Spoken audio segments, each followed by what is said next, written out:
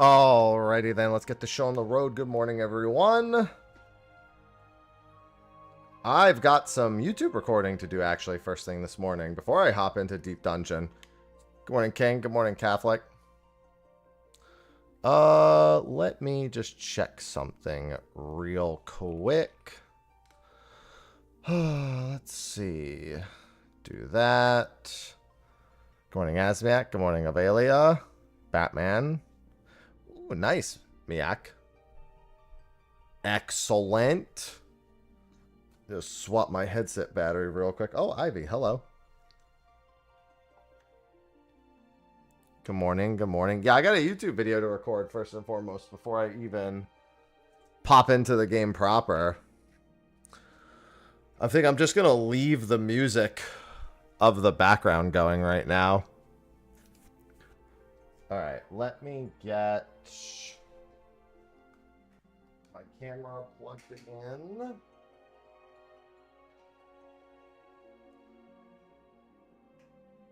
And should be good to go.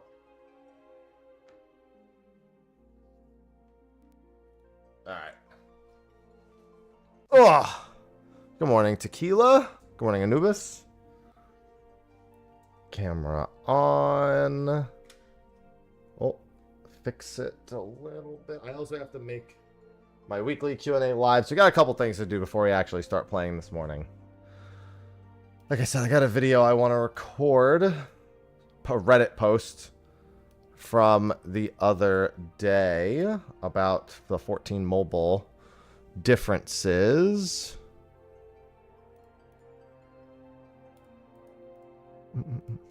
I haven't actually looked over it, so. Good morning, Taladia. Good morning, Hussein.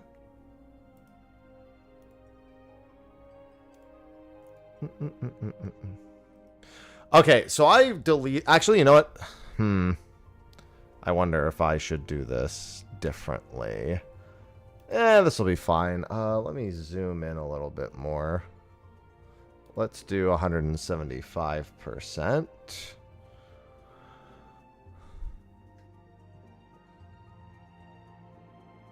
And let's do this.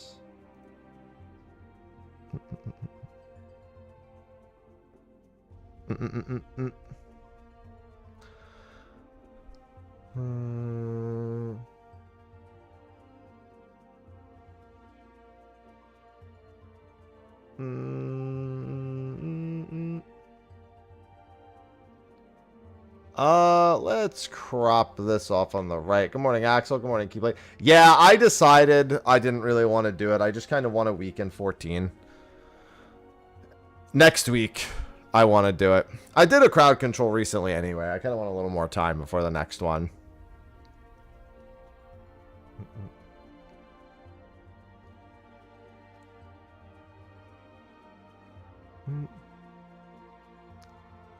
Alright, I'm just doing some positioning real quick. I don't know if my OBS is fixed. I deleted a bunch of stuff, but I forgot to test it.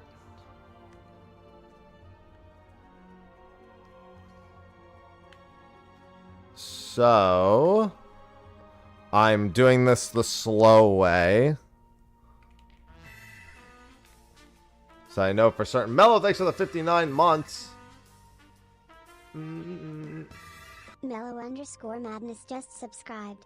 Morning /O. We're doing it live. Yep. We are indeed. I also need to get the weekly Q&A. Like live anyway.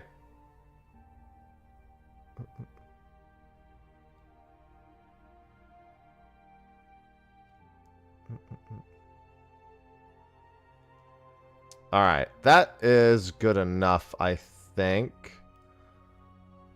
Let's just scroll to the top. Alright, give me a minute to make the weekly Q&A live also. Mellow. Mellow.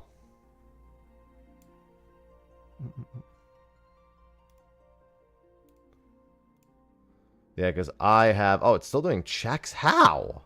I guess it, you know what? I did upload it not that long ago. All right, I guess it needs a little bit more time. Let me try refreshing. Yeah, okay. It looks like it needs a little bit more time. I can set up the description box at the very, very least.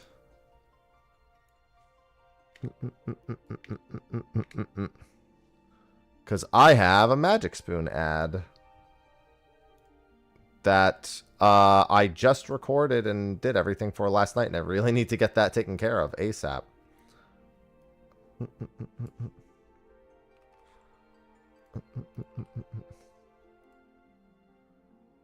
You have done it, Mystic. You have succeeded. Shut up, Happy.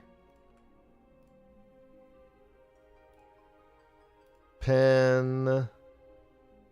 Excellent. All right, it's just running checks. Okay, so I can record this video before the weekly Q&A goes live. Yeah, so there was... Oh, you can see my email, but, you know, that's fine. There's nothing in there that you can't see. Let's see. I'm surprised it did that, because it's not in the same tab. Huh, that's weird. It's not usually how window capture works, but... Oh, is this not a window cap? That's why. That explains a lot. That's no problem. This is my window capture. That explains a lot. Where's my internet capture?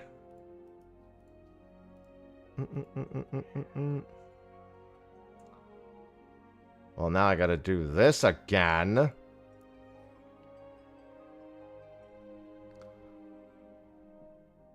Hold on, I'm fixing the capture again. God, I really just wanna use the other thing. Yeah, that happy guy always talks over me. That's why we hate past haps.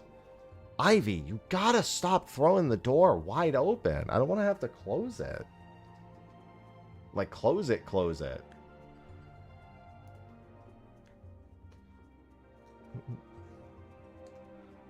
Ivy, you're too hyped up first thing in the morning.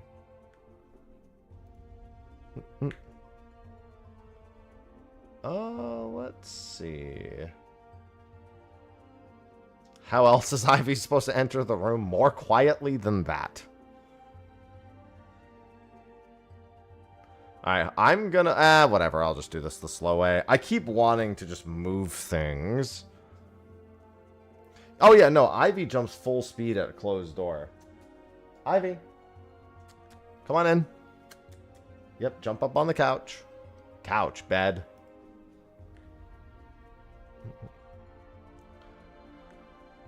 Alright, fingers crossed. Alright. I think we're good.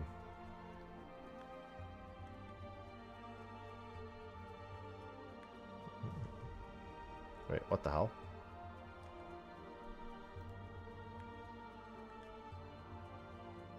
Excellent. Alright. There we go. Alright, so we're going to record this real quick, and then I'm going to get my weekly Q&A live, and then I'm going to pop in. If anyone needs help with Palace of the Dead 1 to 50, I'll be continuing to do that today, and pretty much any day that I'm on 14. I'll just see if anyone in the chat needs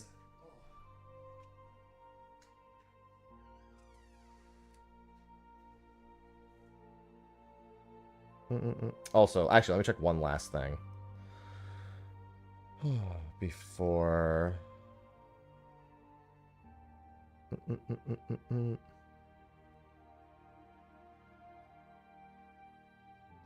Okay. Should be good. Alright. Let's get started.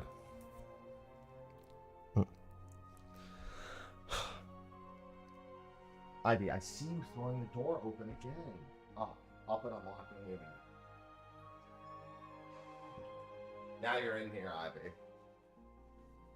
That's it. Now you're in here. Come on. I'll open the door and let Sausage in later. Look at this.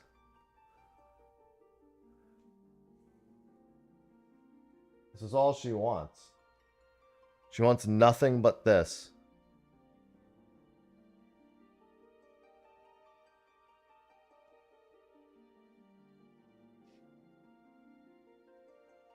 As soon as I stop doing this, chaos continues.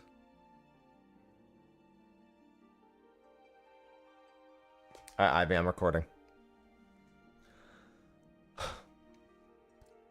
Hey everyone, Mr. Happy here, and in this video, we are finally going to be getting an explanation about the majority of the changes between 14 and 14 mobile. I've kind of been highlighting them as they pop up. There's been some closed beta information, beta 1 information, but the game's been in open beta, which is effectively the soft launch of the game for a few days now at this point.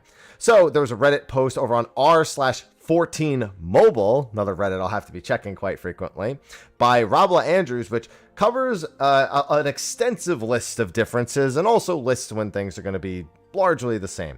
I haven't gone through this list yet, but somebody told me it was there, so I figured let's just go through it together. I also do have someone who is going to be giving me Final Fantasy XIV mobile footage, just because it's actually, I could play it for a little bit, but I don't think I could play it for an extended time, just because I can make a WeChat account, but after a while it asks if you want if you have a Chinese identification number, and if you don't, well, then you can't go. So I figure I might as well just work with someone who does have access to the game, and then I can do that in order to cover it going forward. But let's look, because you know, it's been a pretty hot topic over the last several months. So let's see what we got. So all players start in Ul'dah. You can't start in Limsa and Gridania. I mean, that's kind of whatever to me. I don't care. I started in Ul'dah anyway, so I guess I'm not really. It's not make or break for me. Story's effectively the same, just streamlined a bit, and the level pacing is different. Yeah, we've seen that from some of the closed beta footage and the beta 1 footage. Occasional jigsaw puzzles during some quests where you need to get an item from an NPC to give to others. Example being the early quest from Papashan where you had to hand out pretzels. So you just had to do like a little jigsaw. I mean, I guess that's just because they're like, we're on mobile. We might as well do like these little things with the touchscreen and just add a bit of variety to the quests, I suppose. I'm not crazy about it, but it doesn't hurt. It just reminds me of verification puzzles, which are really easy. Those ones are really easy, but that's what it makes me think of. Occasionally, the quest will place a chocobo for you as the object that will fly you to the next location. You have to requires giving them a Gasol Green and a timing-based minigame. Yeah, more minigames. At least there is that, but, you know, that's not really, again, yes or no thing for me. Similarly, occasionally quest NPCs act as direct teleports. Yeah, we've done a lot more of that in recent 14, so that's not really that much of a surprise either. On occasion, when visiting a new safe location, the quest objectives will actually get you to interact with the Aetheryte before continuing, or to the NPC, whatever else. Just acting as a reminder, you know, the common rule is, if you go to a new location, get the Aetheryte first. Like, that's a player enforced kind of like way of thinking, but they force you to do it. So it's just taking out the guesswork, or the, oh, I forgot to attune before I left, idiot, you know, that situation. Chocobos are now unlocked fairly early at level 7. We saw that during Beta 1. During a quest where you visit the Immortal Flames to pick up a Chocobo permit. In line with this change, there's no Chocobo barding until when you actually join the Grand Company and get the barding as you would normally. Good change to just get that out a little bit sooner. Just getting around is a lot quicker in general as soon as possible. Ether Compass is unlocked around level 9 when you first visit the area outside Copperbell by the miner who sends you up to get some shards due to the change in unlocking Flight in a Realm Reborn. Yeah, we've seen a bunch about this. There's more information. I'm sure it'll be later in this one. But the Ether Currents are available really early on. You can get flying really early on. There's one other thing about Ether Currents, but I'm sure it'll be mentioned here later. Quests with solo instances now have minimum item level requirements. It will not let you enter if you don't meet it. That's fair, probably for the better. A lot of players ignore that, and then they get steamrolled. Not as much nowadays, but it used to happen quite a bit. Still happens sometimes though. Combat leave quests have been removed. Fair. I mean, honestly, they might as well be removed from you know, main 14 as it is. Yeah, it's in line with the future expansion content. And MSQ stops at the end of 2.0 after the ultimate weapon, which was to be expected. World and regions. There's no physical changes. All the maps are the same. Figured as much. Quality of life change in major cities is the ability to click and teleport directly to the Ethernet shards from anywhere. You can use them as your teleport destination when needing to travel back to the city or to visit a certain guild or whatever. Or within the same city, they can be clicked and teleport with no cast time. So yeah, just making it so you don't actually need to interact with Ethernets makes getting around the cities a lot faster. So that's a solid one there. Unlocking Flight has been reworked, as we talked about earlier, to use the Ether Current system for every other expansion, varying from 4 to 8 currents. None are locked behind a quest. That's nice. And every region can be completed on first visit, with the exception of Western Lenosha due to restricting travel to the Isle of Umbra until a certain main scenario quest MSQ quests, like that, like ATM machine.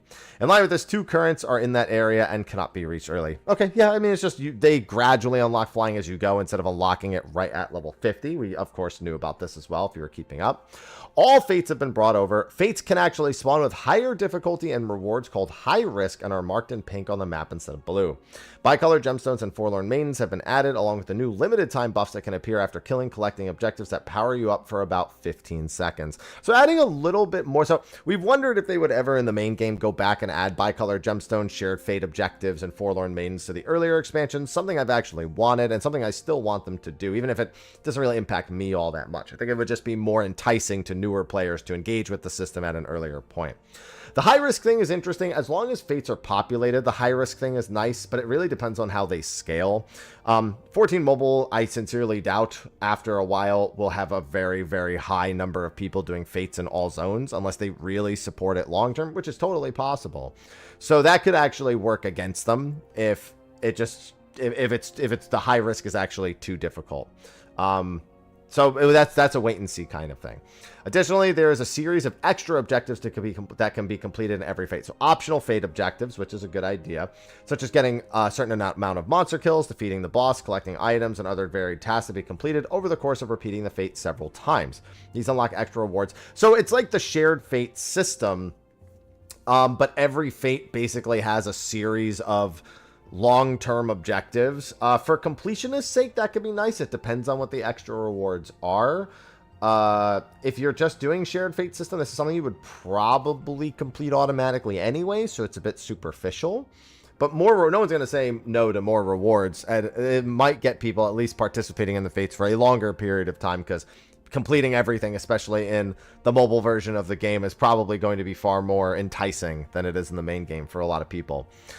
Fate rewards are sent out even in a situation where you can't normally receive it. You will be allotted the EXP and items immediately when the fate ends, and a Moogle mails you the details of your rewards if you are unable to be present for the fate ending notification. This includes leaving the zone, being in menus, and even entering instance content. So that's a huge quality of life. That's a big clap. So a lot of the times when people want to do fates and maybe queue up for a dungeon, there's the concern that, they'll start a fate and then the dungeon pops up. They've got to, they want to go do the dungeon. They're going to miss the fate. There's a whole bunch of like 2-for-1 situations where in terms of optimization, it'd be nice. This kind of allows you to do it all. If you want to do fates while waiting for a queue, you're not going to be penalized in any capacity. And if you suddenly have to leave the zone, or maybe even if you forget to, like you just decide you're going to have to go do something else, or like you forget that the fate hasn't finished yet and you try to leave, it prevents you from losing whatever progress you would have. So that's a really solid one. Definitely a big fan of that. New types of world events have been added. Buried chests can be found around the regions with friendly marmots. So they added bunnies to the open world. That's funny. I thought the buried chest, I guess that's different from the maps, because the maps have something. No, I mean, maps, you just go to the location. Still, it's a matter of, are the rewards worth it? And I don't know what the rewards are. Performing bands can be encountered using emotes in their vicinity. Grants you a buff to EXP gained by color gemstones earned in the area. There's a goblet merchant that can be found around the world, and helping him pick up his stuff and returning it will progress a bond level that adds new items to his store. That's all. Like, all of that is great. It's nice that there's a little bit of extra engagement to the world. It still all comes down to how useful it actually is. Is that EXP buff and bicolor gemstone buff going to be worth it? Is it something that players will just forego interacting with at some point because it slows them down to stop and do it? It's all about efficiency when it comes to these things, but they do make the world feel more alive. It's nice to see those things out in the world, so no one's going to say no to extras coming from items like that. Details from future content have been included on maps where appropriate. For example, the maps for Ishgard and Korthus Western Highlands can be seen on the fully zoomed out Korthus region map. Makes sense. I mean, they have all the map data anyway. Might as well just use it. Content-wise, the game seems to be a weird mix of 2.0 with current day quality of life and features. Revenant Toll is already completed. Beach Tribe camp locations are all present. The Gold Saucer is available. I mean, yeah, we know that. I mean, the Gold Saucer was previewed immediately upon the initial trailer, so we knew it was going to be kind of a hodgepodge of stuff. That's especially evident if you've seen some of the end game changes, especially to the Binding Coil. We saw some footage of the first boss, and Caduceus is literally the core. Yeah, they definitely don't want the feast. Trust me. Let's see. The locations present on the map has its Aetheryte, Delivery Moogle, pins names, etc. Like, yeah, they're going to add it, no doubt. But the feast is not the play, let me tell you.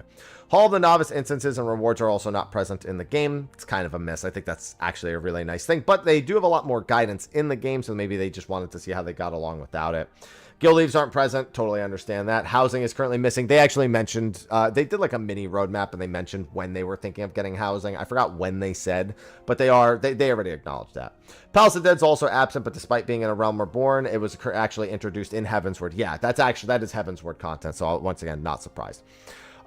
Combat classes and jobs. Class quests have been condensed from levels 1 to 10 and serve as early content and tutorial. Ivy, thrown the door open. How'd you even get... So before we started recording, I closed my door and locked my cat in here. It didn't lock, it just closed it. I noticed now that the door is open and the cat has thrown it wide open, and I have no idea how that happened. Class quests have been condensed from levels 1 to 10 and serve as early... Oh my goodness. Early content tutorials along with the source of gear and experience. Completing the level 10 quest unlocks the associated class ring instead of needing all the hunting logs like it is in the base game. Retail, I should say. And make the job zone available. Guild teleport tickets have been added to let you get back to the class quest NPC immediately upon completing objectives. So it's just kind of speedy, a super simple tutorial session. Okay, makes sense. It's just not like a long drawn out thing, and like I said, it's been condensed, so it's probably like they're probably reduced a little bit in terms of engagement and you know, lore and all that stuff, because they're condensed down into so few quests, and at such a low level. But all the same, although these are just class quests, it's just the first 30 levels, so it's a bit different, or at least I'm assuming it is. Once you get your job zone, you can't take it off. The class is effectively gone. I mean, honestly, might as well be the case in retail, because other than occasionally doing deep dungeon as a class, there's really no reason for them to be there. Job quests remain paced like the original and become available at level 35 and every 5th level, giving you gear and experience. So those are more like the original ones. They even give you the better recolor version of Coffer at level 50 like normal. Mind you, that's normal to us now. That was not normal back in A Realm Reborn. Back in A Realm Reborn, that was something that they added like way later down the line. Job actions have been obviously streamlined and changed while keeping the identity and general playstyle in mind. There are new skills and animations here or there, but otherwise they are built out of familiar elements. Yeah, there are some that are considerably different. Like Warrior still slams over and over again, but they have an entirely new attack with a big ass chainsaw. Bard has like a timing mini game and its job gauge. I've gone over a bunch of the job changes before, but they're all, so you can tell they're derivative, but they are, some of them, very notably different in how they flow. All jobs have access to a standard action button that serves as a basic combo. Yeah, it's like an auto attack, basically. For melee classes, it's your basic 1, 2, 3 with the bonus that at a certain distance also turns into your ranged attack. For warrior, it turns into tomahawk. Nice way to consolidate. Whereas for mages, they served as a reliable instant cast button to use while moving around. Another new button is the evasive action. Yeah, there being a dodge roll is so weird. The one underneath the standard action that serves as a self-explanatory movement skill that gets you across a short distance quickly and activates sprint. Well, I didn't know it activated sprint, so that actually is pretty important. This is available every 15 seconds. Animations vary, such as dashes or rolls. White Mage gets to float around. Kind of cool. Nice that there's an individual job flavor to all of them. The fact that it activates sprint for 4 seconds, I think I remember seeing that. But it's still, it's weird because when I watch the coil content, it looks like you don't need it at all to do like any of the same mechanics that already existed.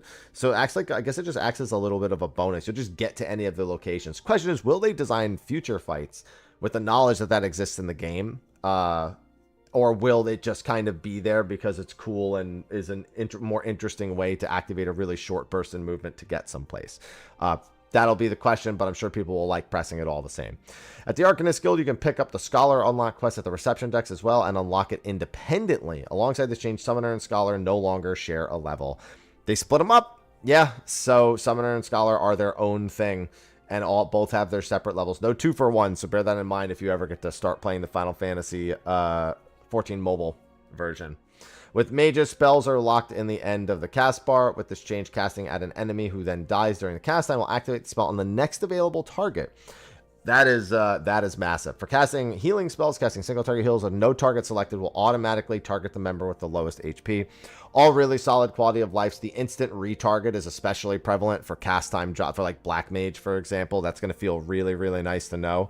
The question is, how good is the auto retarget on it if there are multiple targets available? That'll, I guess in AoE situations it's not super prevalent, but there are situations where you may not even want that. It would almost be better if it didn't, but in like 95% of circumstances that'll probably work out to be beneficial to the player. Very, Very beneficial. Crafting. Crafters now have a job gauge called Tension. I noticed this when I was reviewing them some months ago. Progress skills move the dial left, and quality skills move it right. Hitting small colored zones near the end of the gauge boosts the efficiency of a skill the other direction, and certain skills can manipulate the gauge. This replaces the condition mechanic from the original. Yeah, there's a whole lot more base conditions it looked like when it was explained when we saw it a few months back. Material style items like lumber for carpenter are only made with quick synth, and you can even spend gil to skip instantly to the end of the cast. That's fine. Normal crafts can be made in bulk. Having enough materials allows you to craft multiple of an item at once using the same progress quality craft. Oh, that's good. So if you want to craft 99 of something and you have the materials to do it, you only have to do the actual progress quality crafting one time, and it will make all of them. Completing the item and having a certain stat requirement enables an automatic craft for the item. So when you're geared enough, you don't even have to do the progress quality craft.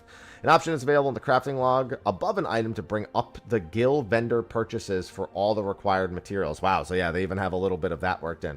Really nice, especially for the more basic of Realm Reborn crafts. I wonder, though, because while they have that job gauge called Tension, it looked like there were like individual crafting mini games when we saw it a few months back. Possible that they removed that for the open beta and launch and simplified it a little bit. But it was good. I was intrigued to see what it looked like when we saw some of the other aspects to it. Although you were playing those minigames largely to manipulate the tension gauge as it was, so maybe they are still there. Gathering class is pretty much the same with less buttons, while on Fisher, a nice little UI appears at the top of the screen showing the slots for the current spot. We saw that as well, so that's not new information, but that is a very, very good thing. Dungeons, for the most part, experience is the same. MSQ dungeons appear to have their mostly reworked designs. I noticed that when we were looking through dungeon footage, whereas optional ones are not. So that lends some weight to the game being based on a late Shadowbringer / early Endwalker build, which makes sense given they've probably been working on it since about that time. Poetics are available immediately and can be earned on non-50 jobs, so funds for level 50 gear can be worked on all the way through your progression. That's very nice. There are two other Tombstone tiers at level 50, Verity, which is used to buy materia and upgrade items, and Genesis, that is not available yet. Maybe when Coil comes out on June 3rd. Yeah, they've been like time gating some things, so Coil's not going to be out for a little bit. And the person who said they would help me with footage, I was like, yo, when you get to Coil, I want to see that footage. Just as an overall change, optional chests are gone. Also, I'll note that I don't 100% remember every single boss mechanic from content that's sold. Might have missed some in-fight details. For the most part, I'm pretty sure I got everything. Sastasha, no changes. Temtar, the very last part at the end where you would walk past the barricade to a room at the end, an unlock is removed. The barricade just opens when you kill the mobs there. Okay, that's fine. Copperbell, explosive powder pickups are removed, thank God. Halatai pre-rework version, no pulling the change in the second section. That's nice. Totorock, no notable changes. Hawk, optional rooms are sealed with no keys. The only room in the basement with anything in it is the last room. Killing the mob there unlocks the boss door as if the key was used. So no interacting with the keys, thank God. The other part of the top floor is barricaded. Yeah, that part, that like long hallway that's there for no reason at the top. Such a bait for new players. Like, ooh, you want to go exploring? Too bad, there's nothing useful here. Brave Blocks, no loot chest after the first boss. That's fine. No reward chest from Gobbies. Aw, that's sad. Oh, time not to rescue them, I guess, then. Karn, pre-rework, all the puzzle stuff appears to have been removed. The Doom mechanic and floor pads from the first boss have been added to the final boss. Oh, that's nice. They actually buffed the final boss. Cutter's Cry, not in game. Okay. Okay, so Stone Vigil, level 40, no changes. Darkhold, not in the game. Okay. Ormvale, no notable changes. You know what's interesting? Cutter's Cry, Darkhold, they were actually raids, kind of, in 1.0. Ormvale was as well. But, I mean, maybe they're going to do something interesting with them. Who knows? Ormvale Castrum, no notable changes. Cutscenes can be skipped after the first time. Praetorium, same deal. Labyrinth of the Ancients, included this here since there's no better section to list it in. And there's definitely some changes. Labyrinth of the Ancient is now 8-player content, which we had seen from the preview a few months back. Changes have been made to bosses to accommodate this while keeping most of the bosses the same. Loot is treated like a normal dungeon, and there's no restriction on rolling for multiple pieces. Okay, so yeah, if you want to spam some Labyrinth of the Ancients, it's effectively a level 50 dungeon now. A spammable level 50 dungeon. It's an interesting change, kind of unfortunate, but maybe they just didn't feel like supporting 24-player content, at least not at launch. Imtapor Keep and Wanderer's Palace are also not there yet. That's also really weird. Maybe that's why they made the change to Labyrinth, because Labyrinth is a patch early, but it's level 50 for 8 players. I mean, level 50, I don't know why I said that. It's for 8 players instead of 24 players, and there's like 4 less dungeons. I don't know. It's a little strange. I don't know why they wouldn't work on the other stuff that is normally in 2.0, and if they wanted to make something. So that means that these are your level 50 dungeons. Labyrinth of the Ancients, Cashmere Praetorium. Yay. Trials. Story Trials now full party content and significantly more involved fights. Yes, we noticed these were a lot more like their hard mode versions when we were watching it in the beta a few months back. The Primal Trio dropped weapon coffers with level appropriate gear, plus some other rare drops like Titan having a minion or special glamour chests that reward a random piece of glam gear. Ifrit, similar to hard mode, features 4 nails and a new mechanic with falling AoE markers and meteor markers that drop AoEs behind a moving player. That sounds like I don't want to watch it, but I don't remember if that's just supposed to be replacing the plumes underneath the players. Well, the plumes aren't the ones that follow the players. It's the other one that follows the players, the cracked ground AoEs. I wonder if it's supposed to be like replacing that. Titan, significantly different. Starts out similar, having only one stage. Heart phase is swapped with an ad phase, so it does the 2 little nugget ads. And the second half of Titan featuring extreme mechanics like the triple landslides and the Ultima's version of Upheaval.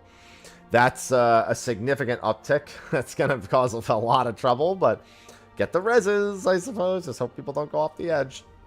Garuda, like Ifrit, mix of later difficulties, summons his sisters for an ad phase where Garuda herself becomes untargetable.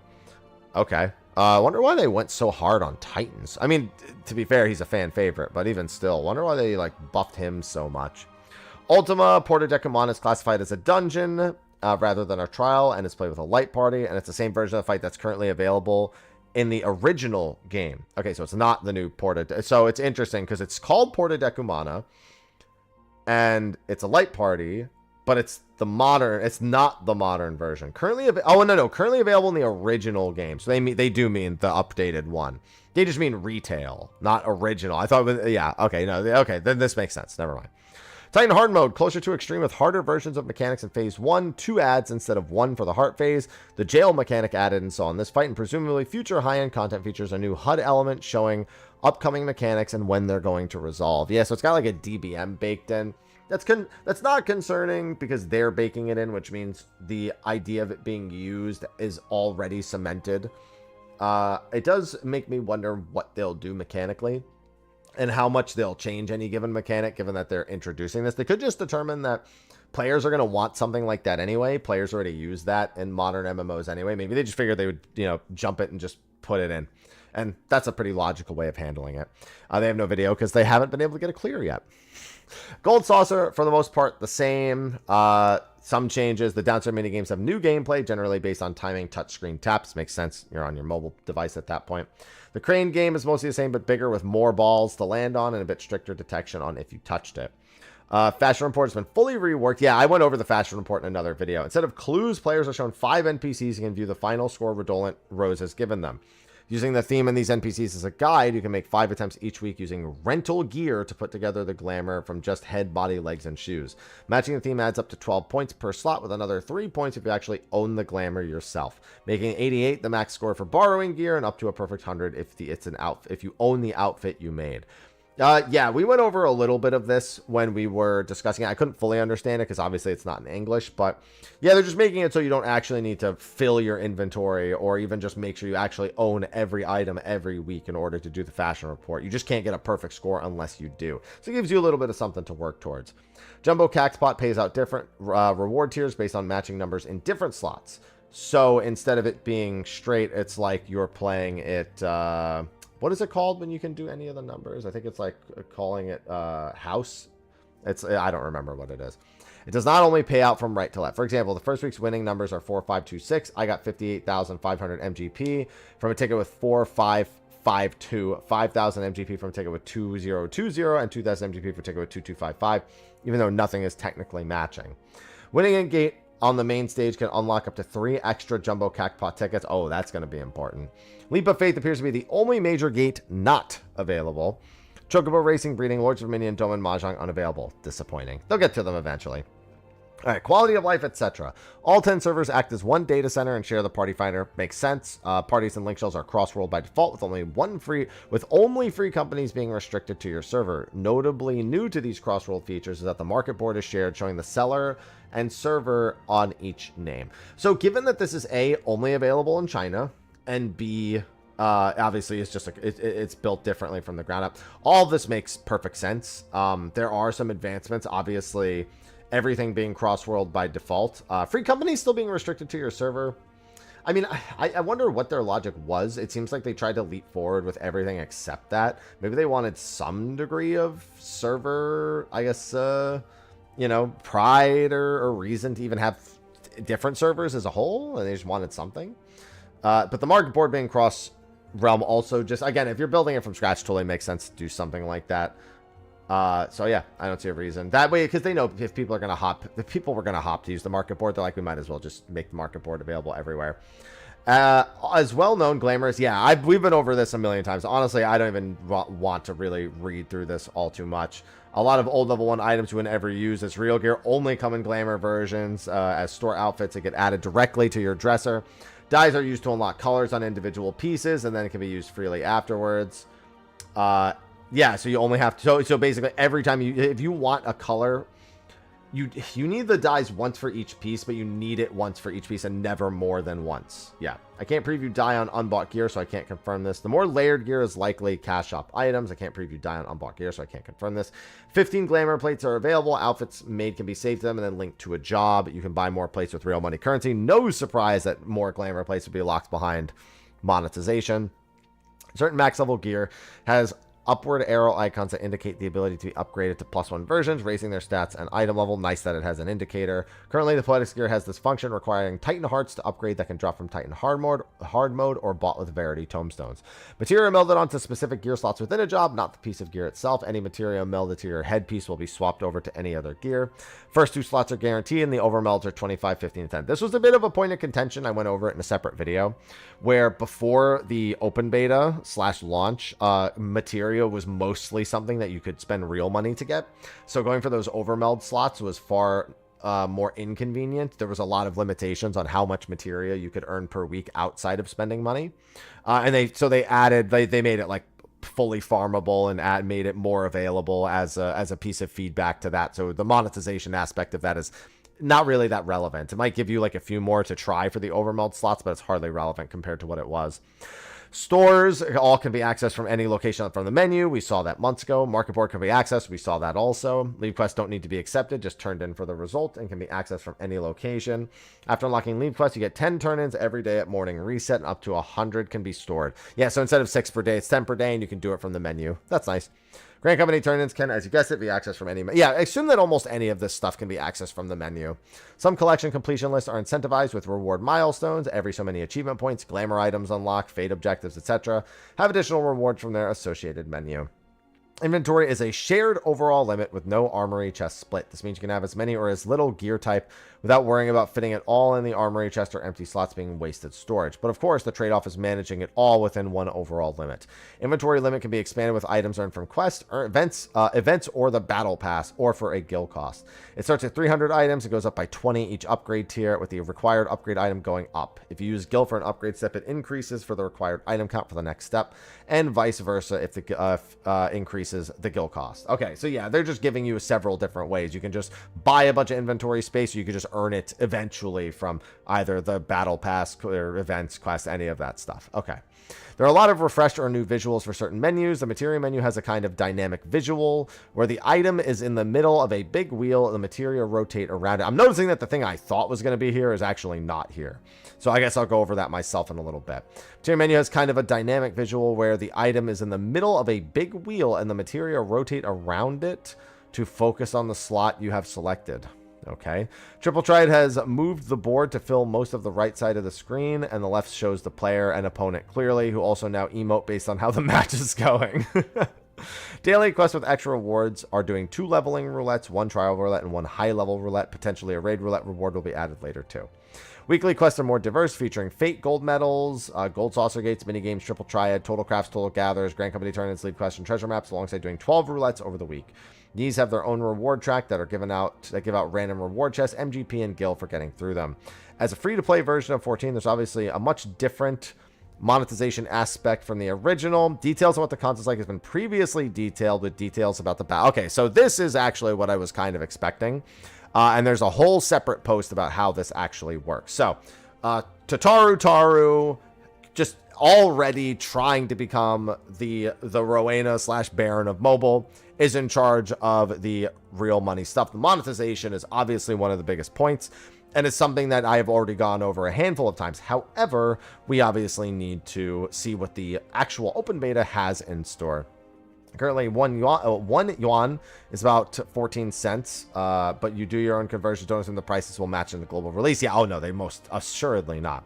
First image is the currency packs ranging from a standard small bundle up to a 64,800-ish gem bundle for about $90-ish.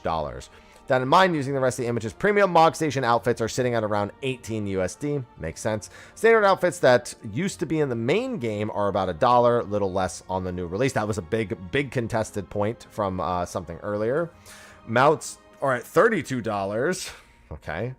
Minions are at about $14 or $7. Items vary a lot. Simple consumables are incredibly cheap, and the highest price items is the character name change at $14. So Fantasia is $9. Outside of Mog Station style store, there are some additional purchases for 14 mobile, specifically to monetize the game, both pretty expected. A monthly premium service, not at all unexpected, 30 yuan, about 4 USD. Gets an instant 3,000 currency and have 4 benefits enabled. More EXP, less market board tax, more market board slots, and faster mounts. Yes, we knew that already. I went over that when we saw the premium service during the first beta.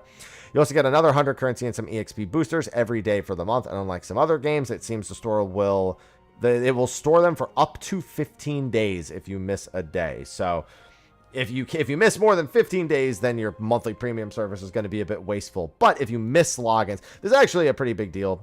This is something that general mobile games, I'm playing Etheria Restart right now, and if Etheria Restart did that, that would be fantastic. Maybe they do, and I just haven't noticed. But that's something that honestly just general mobile games could probably learn to do. There's probably a few that do, but I haven't played them. Lastly is the Battle Pass, which looks to run for about 3 months. Like the premium, you purchase this directly for either about $9-ish or $27 to get a head start in the levels and rewards. Really standard Battle Pass stuff. Some of the tiers in the Battle Pass give a special currency for the Battle Pass specific store, which contains dyes, material, and extra fun items. Since you can't get some of this currency on the free tier, it will vary a lot in how much it takes to earn these items. You can get some of this currency on the free tier. Based on purchase over time, so no estimates for me. That's about it. All right, now let's actually look at the Battle Pass itself in a separate post. Oh, it's the same thing, but it's just the post down here. Additional info specifically about the Battle Pass. Had to go back and check stuff for writing this, and there's no edit option for some reason, so I guess it's going down here. There are 80 levels to the Battle Pass. Only up to 60 have free rewards. Across the pass, you can earn 2,500 BP store currency in the free tier and an additional 40,000 in the paid tier. God. Other rewards across the free tier include inventory expansions, glamour prisms, magic prisms, materials, training manuals, potion items, EXP, timed boosters, cordials, dyes, 1 radiant gem, and 1 chocobo barding. Currently the Warrior of Light themed one. Nice. That's in the free track. In addition, extra rewards in the paid tier include the above miscellaneous items along with 2 fashion coupons used to buy glamour gear, 1 orchestrion roll, 2 minions, 2 ancient elixirs, says it's used for crafting special weapons, 3 pieces of glamour, and a coffer with full glamour outfits. Yeah, so it doesn't, honestly, that's, other than the currency, almost seems like the most important thing. So, I mean, for the most part, a lot of this stuff we've already been over, and reading through it, there's a lot of really nice stuff. For me, honestly, Fates are one of the most, like, the thing that they really need to go back to earlier portions of the game and enhance, because you really want more players engaging with that system as early as possible. A lot of this other stuff will be about feel and preference, like class and job upgrades, you know, how the story actually keeps, how it's written, how it's presented, especially when it gets brought over to other regions. But at the end of the day, I mean, at the very least, it largely just presents as 14 on mobile. Obviously, as an endgame raider, seeing these changes, especially seeing Coil's changes, having seen already 1 fight, is probably the more intriguing thing to me. But if I can get access to the Chinese version for longer than a few hours via the WeChat method, then I would definitely like to do so and get my hands on this and feel it out for myself. But for the most part, I mean, I think it's just, it kind of sounds like as we expected. There's still a handful more quality of life things here, but there's also some things that are not here as well. So there was a bit of give and pull when it came to what they decided to include and what they did. So yeah, I'm curious because there is a 14 mobile US Discord. I wonder if they have anything extensive about the access getting, because I was being instructed by somebody about how to do it via Bilibili. Because you used to be able to like sign up for like a foreign account with Bilibili, but apparently that doesn't really work anymore, and the WeChat one is kind of temporary. But it's a matter of the paywalling for certain things. So there are some things that are not mentioned here that I know are a thing, that it's like a pay for convenience bit. Obviously the inventory being paywalled, glamour plates being paywalled, glam itself, obviously there's a MOG station, no one's surprised there. It makes more sense in the free-to-play version than it does in our retail game at the very least. But there's also, like, you can purchase the ether currents in a zone if you don't want to collect them. Realm Reborn zones are kind of small, so to me that's silly, but, you know, some people are going to do it. I saw someone else equate it to, like, the red orbs in Devil May Cry 5, how you could purchase those. It's like, there's really no reason to do it, but, like, they want to see who is willing to go ahead and do it. Who wants more inventory now versus waiting for battle passes for inventory expansions, or using their guild for inventory expansions. But at the end of the day, most of this stuff also does seem to be obtainable throughout the game itself. And it seems like it's mostly glam and materials that are the question mark about how okay it is. They even covered some of the other things in another monetization post we went over, where there was some confusion about some glam pieces that were available, because apparently certain glam pieces were actually increasing item level, even though it wasn't making the item stronger. So they fixed all that. And this continues to be an ongoing exploration process. Is 14 Mobile going to be something that, outside of its quality of life, that a lot of us in the retail game think would be really cool? Is it going to be something that can actually stand on its own 2 feet and survive throughout the months and years alongside Final Fantasy XIV retail? Or will the magic kind of fade really quick and the game won't be able to keep pace between its monetization as well as the player demand for both content and repeatable, well, it's stuff to engage with within the game? Because when you make a game hyper convenient, you kind of start to run the risk of people not needing to spend a lot of time, and then if they're not spending as much time, they may not spend as much money. So there's a question mark on if they maybe even go a little too far, but a lot of this stuff seems to be pretty well balanced, well intentioned, and just beneficial to the player as a whole, and less of a I don't have to spend as much time playing Final Fantasy XIV, which is the ideal kind of quality of life that I think they want for something like that. But anyway, I'm still seeing it from the outside. I'm not seeing it firsthand, so I'm definitely going to have to get a hold of some peeps that are actively playing, who have access to it. And I will continue to work on that, because I definitely want to bring more 14 Mobile content to you. And I'd like to bring it to you before I actually have to, you know, wait until it comes out here in the West. So that's going to be a wrap covering these posts. Thank you to Robla Andrews. And I'll be actually, you know, making sure I keep a tab open for the 14 Mobile subreddit from now on, because it's probably going to have a lot of videos to make on that. Thank you to them for their post and their very extensive explanation of all of this stuff across. They were also the author of the other posts at the bottom here. And with that, that's going to be a wrap for this video. Be sure to like and subscribe and stay tuned. I'll have more information about 14 Mobile as it becomes available. So with that, I will see all of you in the next one. And until then, take care. All right, free YouTube video completed. We love free YouTube videos.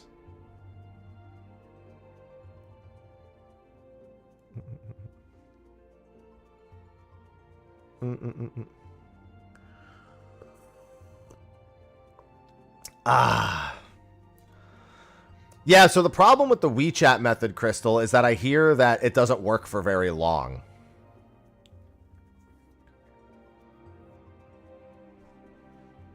There's a bit of a time limit on just going through WeChat from my understanding, because I had somebody who was trying to help me with the Bilibili method, and we found out that it wasn't going to work. And they said that WeChat comes with a time limit, because eventually they will ask you for your Chinese ID number, and if you don't provide it, you can't play anymore. So I don't know that I even want to do that. You know what I mean? I'm going to be on Ether today. Yeah, no, you can play it for a little bit, but apparently it comes with a time limit. I'm just somebody who I know who has been playing Chinese mobile games for years to make content on it. They said that it's not going to last forever if you're playing through the WeChat method. I just don't know how long that time frame is. I could probably find out with a quick Google search. They actually did. I think they said every like 3 to 4 months there's a patch or something. I think I think they said 2.1 would be in like 3 months ish. I'm feeling a lot better. I started hitting the gym again and I'm feeling okay. Going to the gym again. Yeah, it's good. I did chest today. It's like I get like 4,000 or 5,000 steps, like 6 a.m. Get a workout in, get like a 40-minute workout in. And that should be good. I get my coffee in. So yeah. I don't know. I'm gonna make a WeChat and do that method.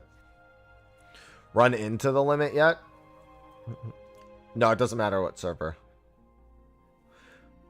Yeah, I'm helping people with 1 to 50 for deep dungeons because there's a lot of people who don't have it done. Because queuing for it sucks. Where's the global beta? I would assume we're not going to have the global beta for quite some time still. But yeah, I will... Oh, hold on.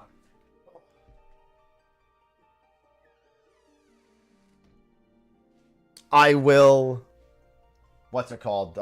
Do the WeChat thing probably like tomorrow or the day after. Mobiles, no, so it's literally an entirely different game that's only out in China at the moment. It's coming to global in a little bit, and like well, we don't know when, but like eventually it's going to come to global purportedly.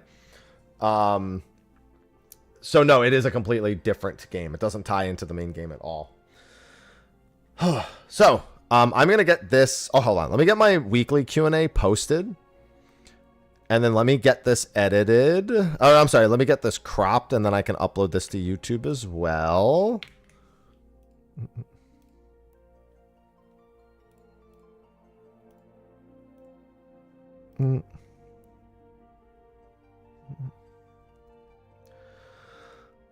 Yeah, I'm not going to be playing this on my phone either. I'm just going to play it on, like, BlueStacks or something. Yeah, I got a busy day today, so I can't really... I don't think I'm really going to have time to do it. I'll have to work on it in the mornings throughout the week. Yeah, no, I knew what you meant, Bunny. But I also have something exciting for all of you to share as well. I'm also not sure, Nio, but you know what? Glam is a hell of a motherfucker. So, many of you are aware we did a campaign for the Aloha plush for the channel. That was my cat that passed last year in October. And I wanted to do a plush while he was alive, but I didn't before he passed. So we ran a pledge campaign like a month and a half ago, and we reached the minimum. So we are having an Aloha plush made, and that campaign's it's gonna be available for purchase in like mid-July-ish. But I did get the model, and so I have. He looks like the fox from the one thing. So you can see we've got little Aloha with his scruff and everything. It's modeled after the Hap Aloha emote, but he reminds me of the fox. More people can have little Aloha. Yeah, and he's got his fluffy tail as well. Fox Aloha. Yeah, it's very uncanny. The Fox Commander. So yeah, this is going to be available for purchase July 9th. Anyone who pledged already, they will probably be charged in mid-July. But anyone who didn't pledge and wants to buy it, it will be available in a couple of weeks. And then once the purchase period is done, then all of them will ship out. So it's not too long into the future. So look, July 9th or 10th, I would keep an eye out. It'll be available for, I think, 2 weeks. Anyway, it's either available for a week or two, something like that. Yeah. Look at him. It's very Aloha. Like, it's literally modeled after the Hap Aloha emote. But you're right in that the Hap Aloha emote does actually also look like the Fox Commander in his I don't give a fuck look. So yeah, that's exciting. This literally got here right before stream today. So this is a sneak preview of The little Aloha that's going to be back there. Ivy did not recognize it, no. Yeah, now I also need a Fox Commander plush to go with it. And it'll be perfect. All right. With that, I'm actually going to pop over to this screen.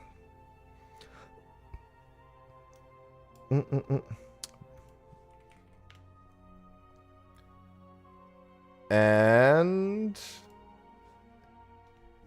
yeah, I'm not going to have time. Oh, and also I have to end stream at 2:30 today. I'm probably going to be bringing my stream times down to about 5 to 6 hours total anyway, for the foreseeable future, just because it gives me more available time to A, do YouTube work, and B, spend time with Sophie. So I will be bringing stream times down, more likely ending at 3 or 4 Eastern, as opposed to 5 Eastern. But also, I have a haircut today. I'm not buzzing it, but I do have a haircut today.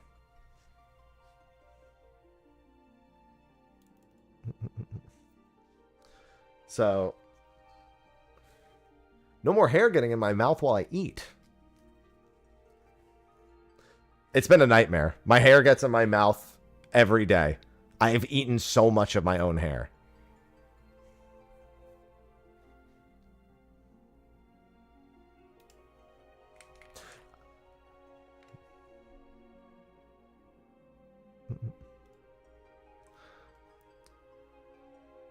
Pie tastes better with Cool Whip. You're eating hair!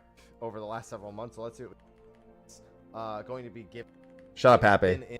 Shut up, Happy. I'm recording. That's just extra fiber. Hey, everyone, Mr. Shut up. Shut up. Shut up. No one likes you. Shut up. Shut up. We hate that guy. Do the WeChat thing. Probably, like, we don't know when, but, like, eventually it's going to come. I think they said... Where's the end of the video? There's a bit of a time limit. Probably gonna have a lot of videos to make on that. Thank you to them for their... Hello, Ryoku. Their very extensive explanation of all of them. So, with that, I will see all of you in the next one. And until then, take care. You take care, asshole.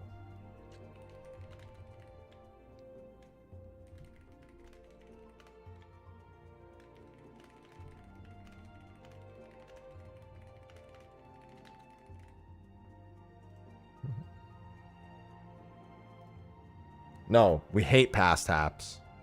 We don't like that guy.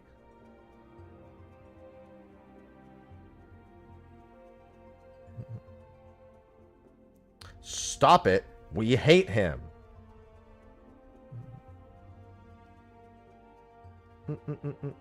But yeah, look at July 9th, probably. Ooh, that's interesting.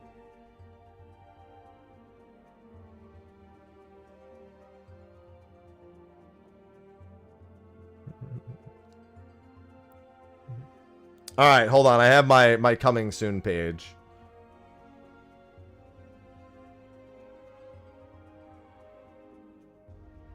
Oh, okay, that's nice.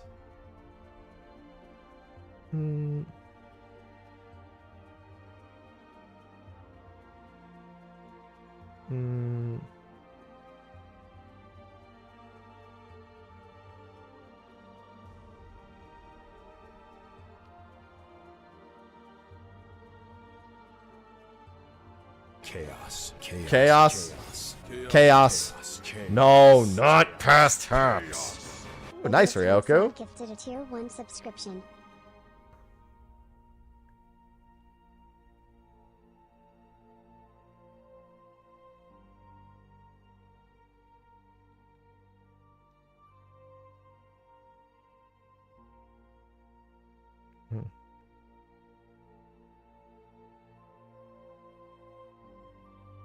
All right, cool. I was just asking them a question about, because I have my coming soon page for the Aloha plush thing. All right, let's export the video and then log in. Yeah, so while that's exporting, probably make that video live in a few hours. I also have a video of me going over one of the posts for the tactics stuff. I have a raid retro that's done. My 10 platinum video is almost done. And I expect to have quite a few videos for 14 mobile over the next several months. I want to do a State of the Realm with people, with some people as well for 14 mobile. Not this week, and probably not next week. Core through OBS? Yeah, largely.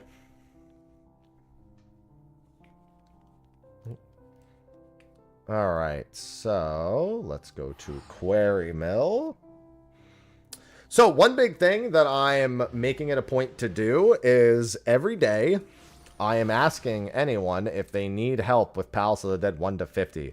I have come to realize over a long period of time that a lot of people struggle to find queues to get floor 50 done because nobody queues for floors 1 to... Like, maybe you get 1 to 10 occasionally and maybe 11 to 20, but getting 21 through 50 is like a nightmare experience for a lot of people unless they go into the PF, which would be my recommendation for it.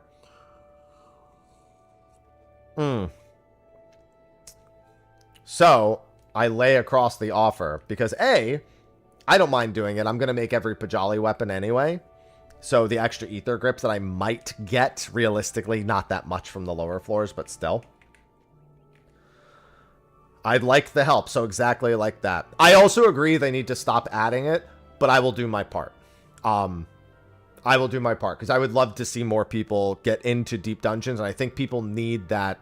Most people don't want a solo 1 to 50. I am going to remake a solo 1 to 50 guide. I'm going to strip myself of all my ether pool, and do it from ether pool 0 at some point.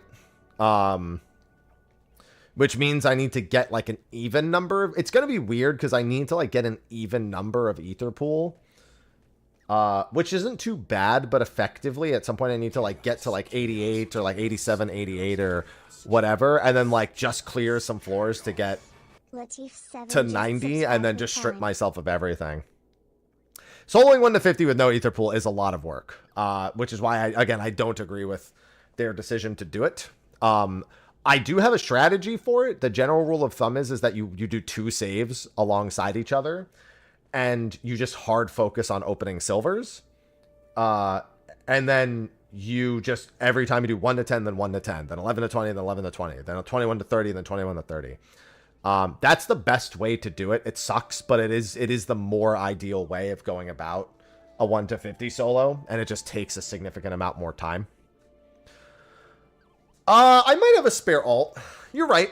I could save time doing it that way. Good point. Yeah, then I don't have to worry about it too much then. All right, so if anyone is on Ether and wants to do a quick 1 to 50 for Palace of the Dead in order to unlock their other deep dungeons, any player who's just put it off, doesn't matter. I'm opening a PF. Just go to the PF, go to the private tab. Remember, because it has a password. A lot of people don't... A lot of people who, if they haven't done Palace of the Dead 1 to 50, they might not know about the private tab. Private tab password's 1227. I see someone standing next to me who want it, but yeah, you just find it in the private tab. Password's 1227. I'm gonna go Machinist. Machinist is great for this. That's what I did my 200 solo on. I also will redo my 1 to 200 solo as well. Quick, Kira, you think there needs to be any changes? I think there's a lot of things they could do to make deep dungeons more engaging. I don't think... I think they run a little bit of a risk in the sense that if you change it too much from what deep dungeon people really like, is it better or worse? But I do think that they can easily add more random aspects to it that would be fine. All right, so before we can queue in, make sure you have 1 open save slot. What job do you think? I think Warrior, Machinist, Viper, and Picto are probably at the top right now. Samurai is pretty insane at the higher levels too, from what I remember, but it's not that because it's only level 60 Samurai, so it's not that big a deal. But I recall Machinist and Warrior for sure are insanely good. Viper and Picto I hear scale really, really. Red Mage, so Red Mage is a lot of people's de facto, but it's actually not an easy job. It's a reliable job, but it comes with, there's a lot more nuance that goes into a Red Mage solo than something like a Machinist solo. Like you have, you know, yeah, you have the ability to Vercure, that's great. But if you have if you have the potions, Reaper, yeah, Reaper is also really, really good. Okay, so someone doesn't meet the requirements. That either means somebody didn't have an open save slot, wasn't in Quarry Mill, or doesn't have it unlocked.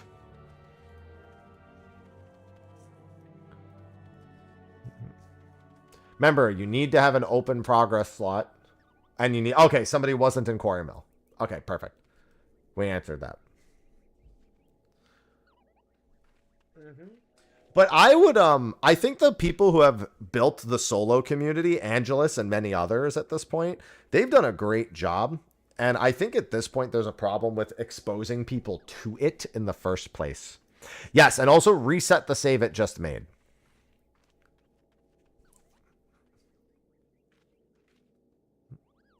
Also, yeah, you're level 32 and not on a job. You should really go do your job quests.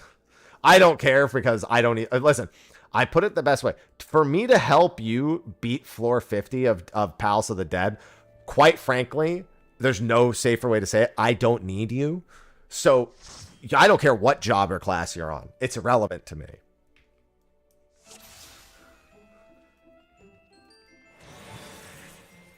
Because we have people who don't have this complete, definitely focus on opening silvers. If you're newer, you generally want to be hugging the walls most of the time. Even on the lower floors, it's not a bad idea.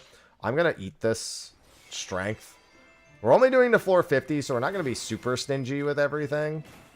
I can pretty much just blast everything. But we are going to be looking through all the rooms and just trying to pick everything out. Silver chests are how you advance the ether pool. So if you're newer for one deep dungeon, you need to be collecting them. It also helps to just kill the mobs just to level.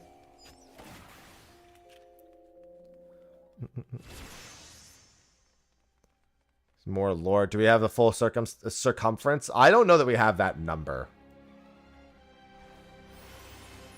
I am unaware of having access to that number. We might. It's just not something I would know offhand. Also, how did I forget to unlock Monk? I have no idea.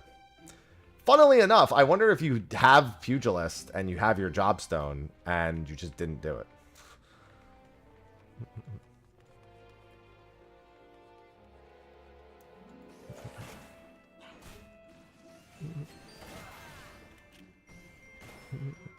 Yeah, this is why, for this help, I just go Machinist. Because, quite frankly, this is what it's going to look like the entire time.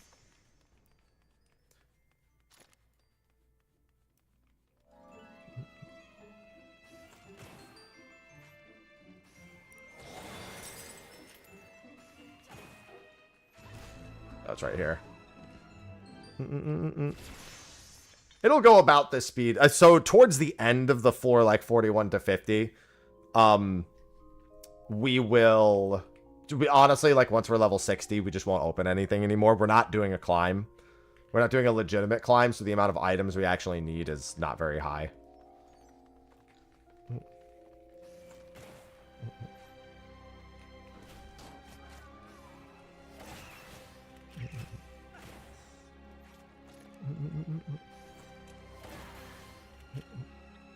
Yeah, this was not how this would look even if you were a Machinist at low ether pool. It would look nothing like this. This is because my ether pool is capped.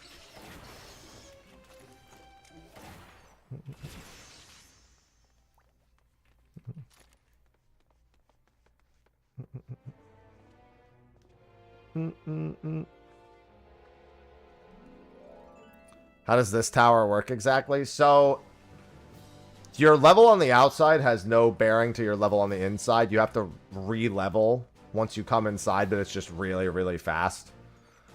All your gear doesn't matter. Your weapon doesn't matter. You have to re-power up by collecting ether pool.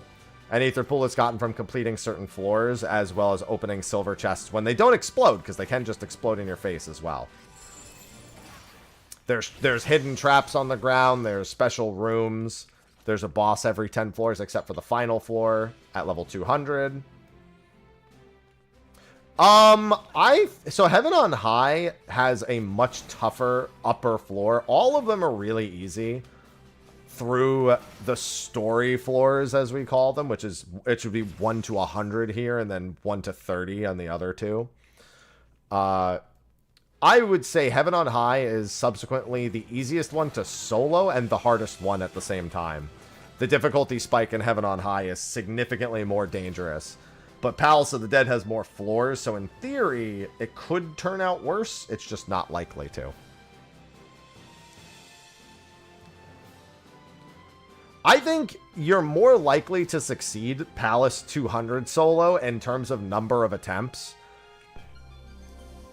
But the number of attempts is circumvented by the fact that every attempt will take twice as long, pretty much.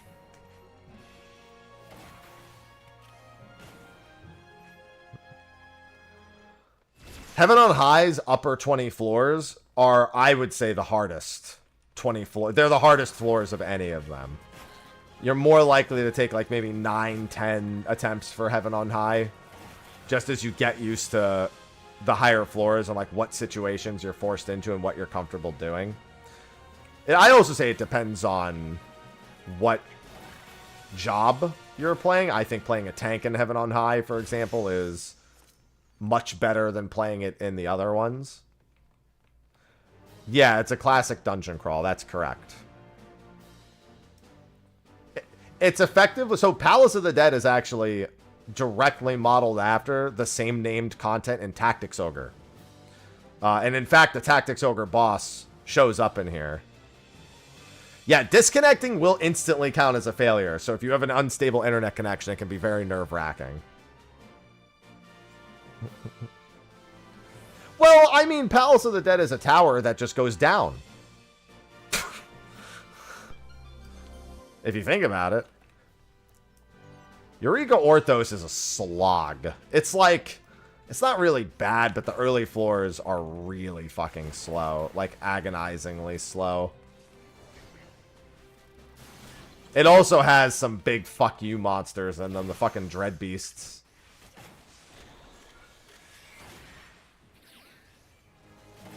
They can be real big problems.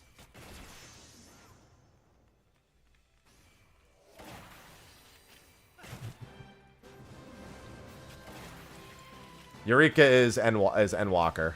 Eureka Orthos, specifically.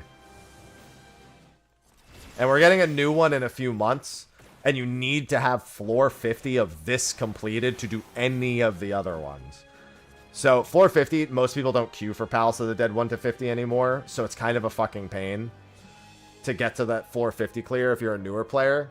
So what I'm doing is on my streams, whenever I have spare time, if anyone in my chat needs help with a floor 50 clear, I can easily do it on my own in like no time at all.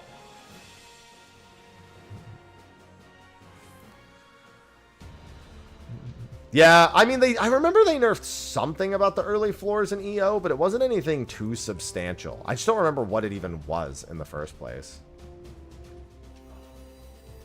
I mean, the high-end rewards aren't really for clean. There are like mounts and stuff from the upper floors, and there are furnishings that you can only get from going all the way to the end.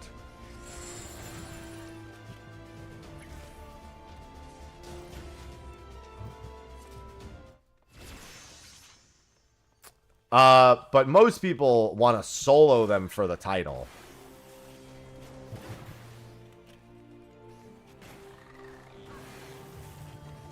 Necromancer is a really sought-after title from Palace of the Dead. It's a major one.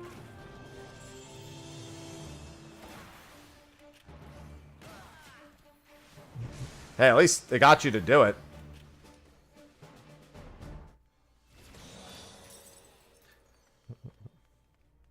Alright, we're good.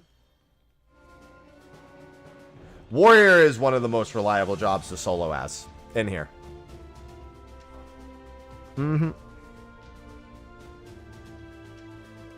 It's incredibly reliable. Warrior. It can be a little slow on the higher floors if you're not willing to take some risks. For experienced players, risk isn't the right word. It's more like faster. It is technically a risk, but for them, they're just so used to doing it that it doesn't even really, you know, pass off as a risk. It's more like a foregone conclusion. Like, of course I'm gonna invuln onto a landmine trap and instantly and bring myself down to no HP, but, you know, basically killing everything that I'm standing next to. Of course I am. There's quite a few jobs that can do it. I mean, there's the Black Mage method that people use where they zip across them. They bring everything down like 10%. And then they like fucking ethereal. And then they just... Well, not... Yeah, I mean, there's like the dashing through. That's the thing I remember.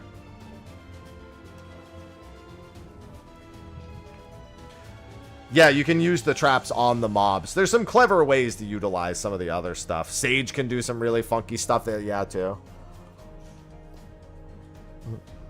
Especially for tanky jobs who can actually survive the landmines. The follow-up damage that comes from the mobs after a landmine. It's really good. By the way, if the entrance has 2 different ways, I guess it really depends. I guess everyone should just kind of follow me. I'm a big fan of splitting up, but you really need people with decent ether pool to split up effectively.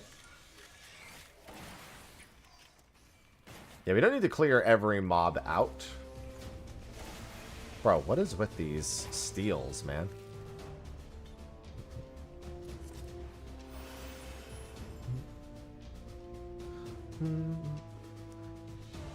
But yeah, I just want to get a little bit of...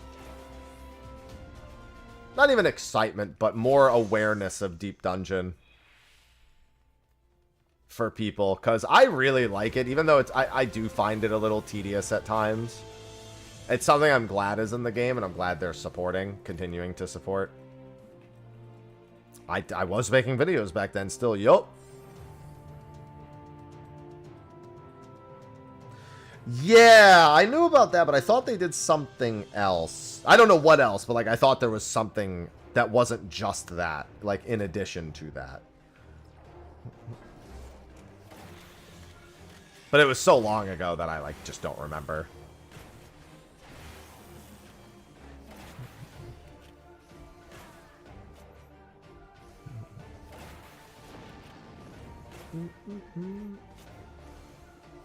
Not to mention, sometimes just rolling through deep dungeons with your pals to get the clears is quite nice. I really enjoyed running through EO several times with a static. Still have sausage? Sausage isn't in here right now.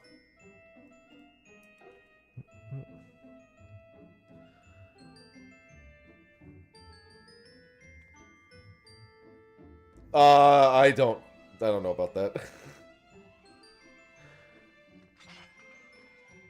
You don't have to clear it. You get a save point every 10 floors.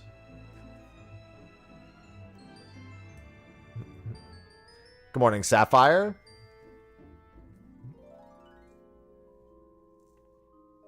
But if you at any point die, you do have to start all over. You can't solo all the way up to the top floor unless you are unkilled. Well, not unkilled, but if you ever game over inside of the tower. Oh, I didn't know. Okay, thanks for the heads up. Yeah, I guess it is because you're in a different world. I didn't know that was a thing. I thought this would still count as a duty instance.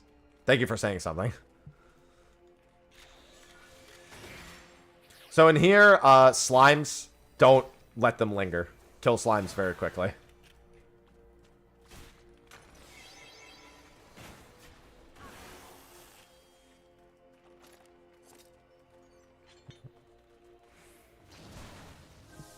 Well, no problem.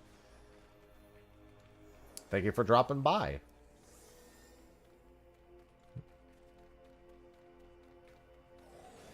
Remember, if you're missing health, don't open silver chests. Oh, hey, we found this guy. He hits like a truck, so I'm going to back off. All of the adventurers hit like fucking trucks. All of the rare mobs, yeah, they hit pretty fucking hard. I'm glad you guys keep finding that. While I'm not standing on top of it.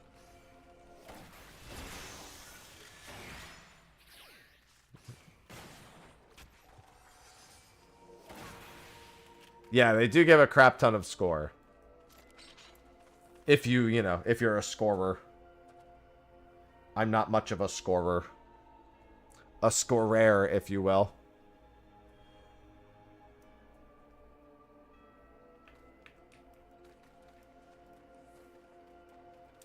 Fortune.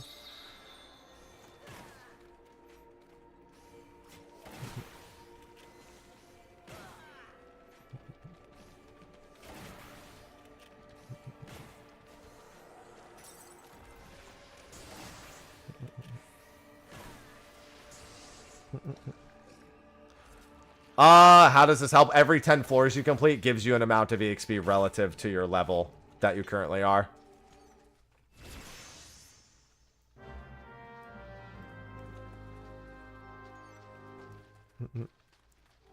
No problem. And that will be true of the new one as well. When the new one comes out, every 10 floors you complete. What most people end up doing is they spam the same 10 floors. Usually, like in the later ones, it's 21 to 30. And they'll just spam that over and over again for levels. You can also just, you know, do a solo grind or something if you want.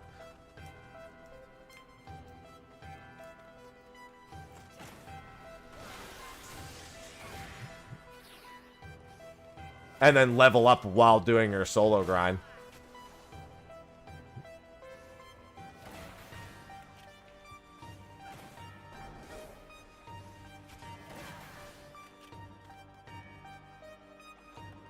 Just in case there's any pot shards.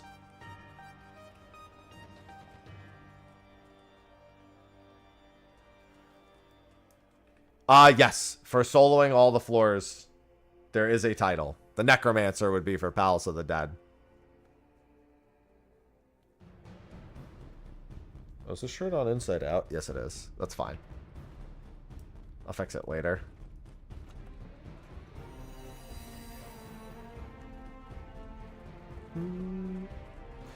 Slimes. Remember, slimes are top priority. Whenever we're fighting.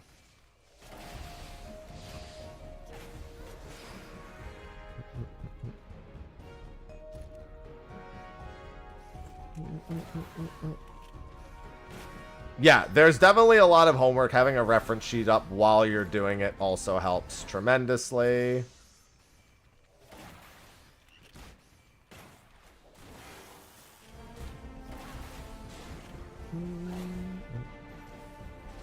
We're still going to check the next room just because there could be silvers. So anyone in here who's still getting their ether pool would definitely want those. There's not a silver, but...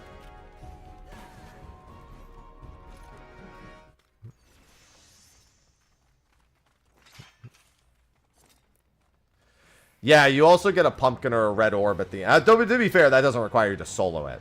That just requires you to get there.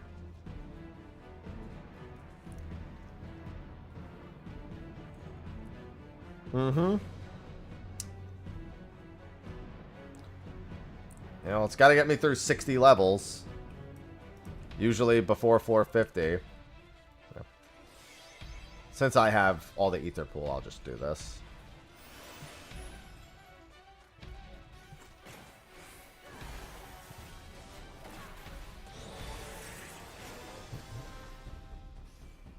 Orb?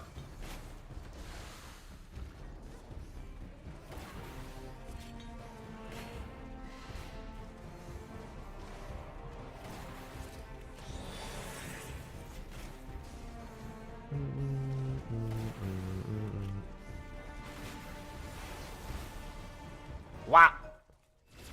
We love frontline music.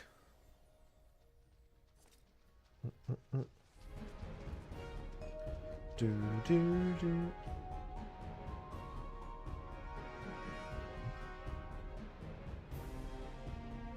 We love it.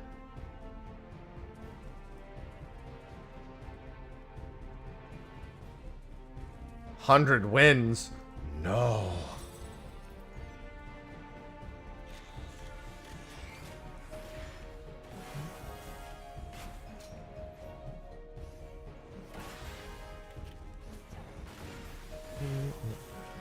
So many wins.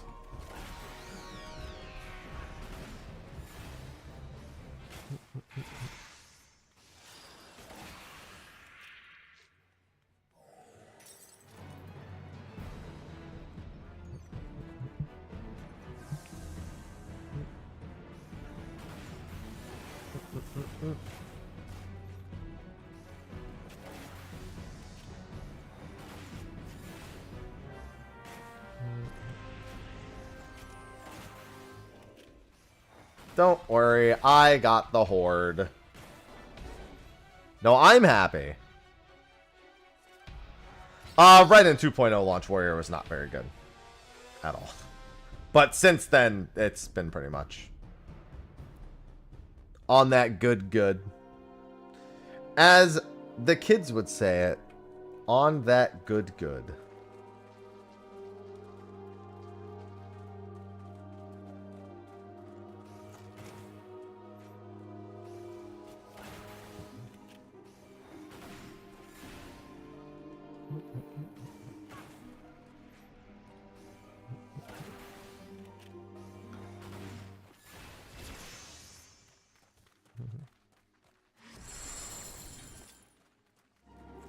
Don't worry, you can just auto these things to death.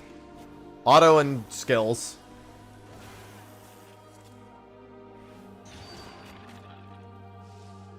I love auto attacking.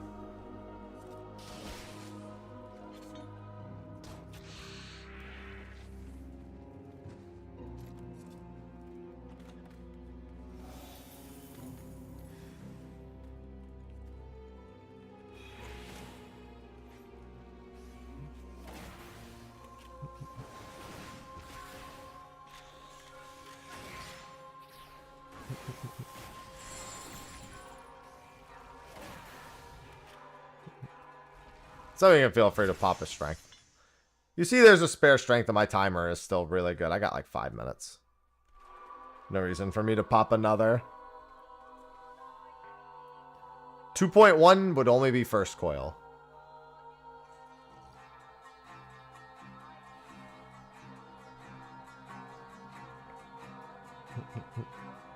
True story. Even back in A Realm Reborn, Warrior was always the better... Actually, no, they were the better main tank. Yeah, no. The statement I was about to make was correct. Paladin had higher DPS as an off-tank than... The contribution to the party was always better with Paladin as an off-tank back in those days. People just thought, I have shield, I'm main tank, and that was pretty much it.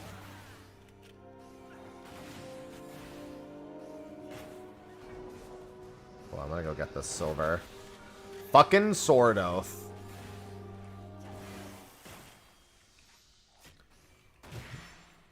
Yeah, I want to grab this silver. 1227 experience. That's the number. See, we killed the mob.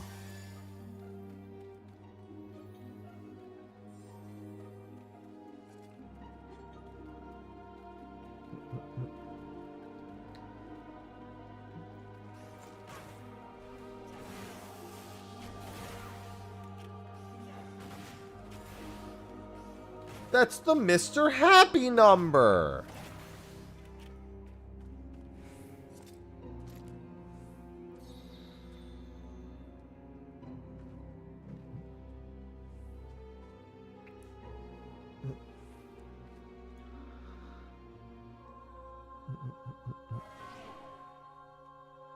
Oh no. What is oh no?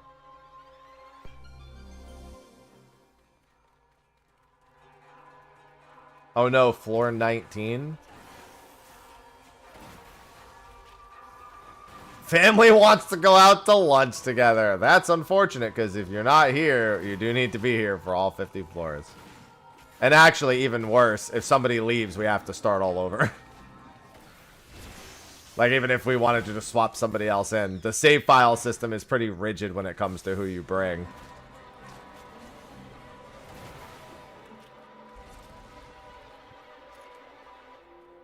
So, best to be sure.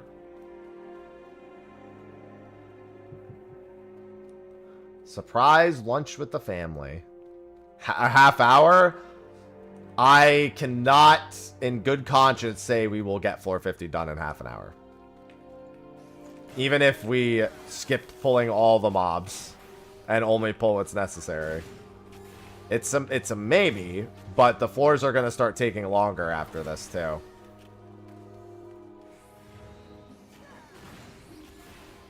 And also it requires everyone to not step on traps.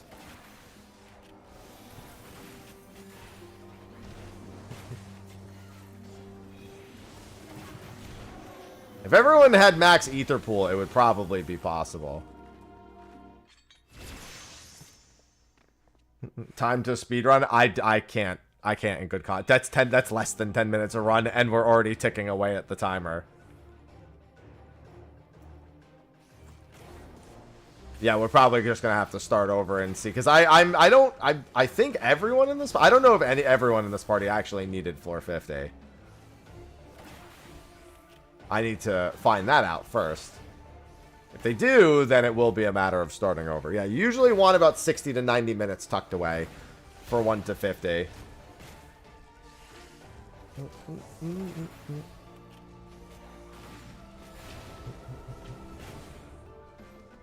It does depend on the speed. But yeah, I can't say in good conscience that we would possibly be done in half an hour.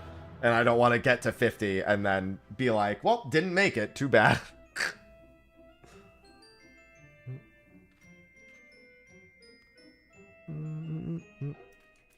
So if all you have is a half hour, then this will have to be a different day. I do need... I mean, no, it's fine. I mean, we'll just do it different. I'm just saying we're going to have to start over. We'll have to go back to 1. Everyone will have to clear their save.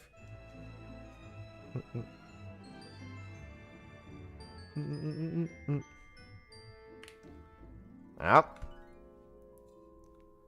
Yeah, I'm also fine with it. I'm just saying that's what we're going to have to do.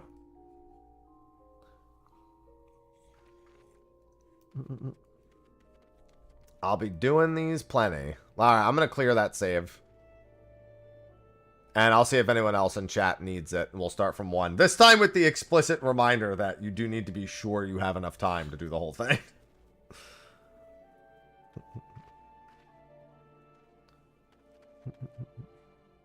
Be right back real quick. No problem. Alright, so we had to have somebody leave, which downside of the save file system with fixed party means we have to start from floor 1. So I'm going to open another slot. If anyone needs floor... if anyone needs Palace of the Dead, floor 50 clear. Now will be the time to do that. Passwords 1227. Takes 60 to 90 minutes.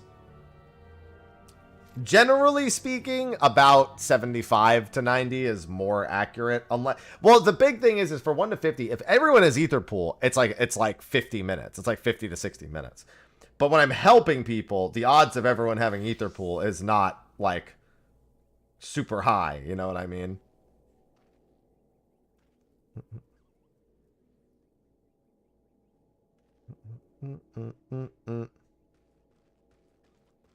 Odds are there's going to be people that don't have ether pool.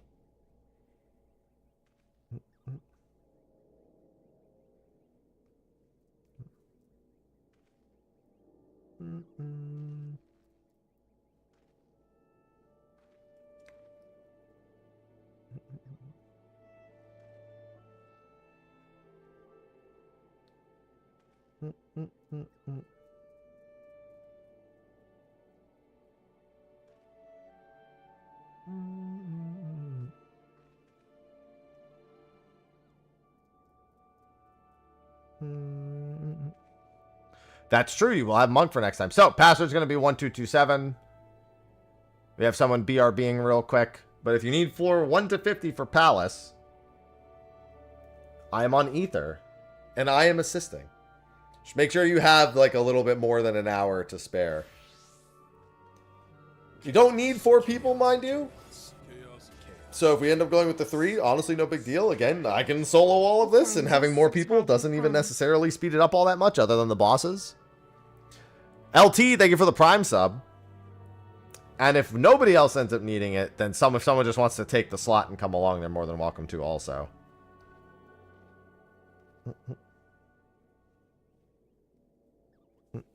I will wait. Please wait until I call for that, though. Well, burning yourself out. You could unburn yourself out eventually, but you just don't rush it.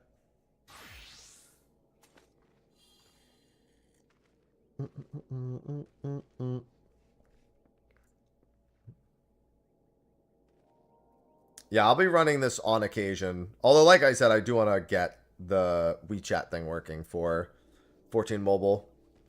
And then do some streams. Game ain't going anywhere.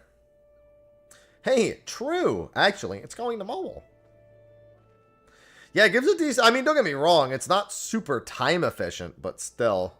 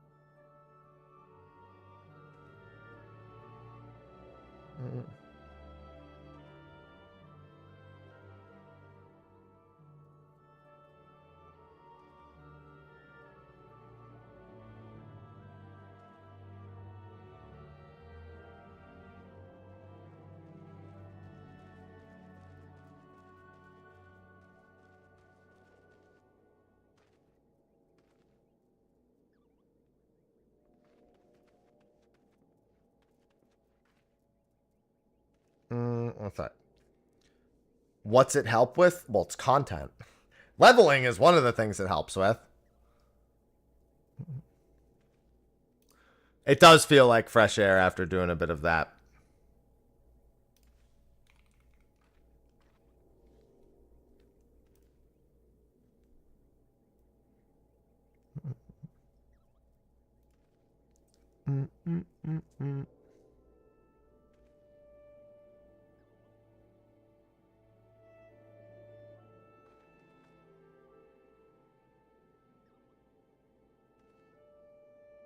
Wait, what?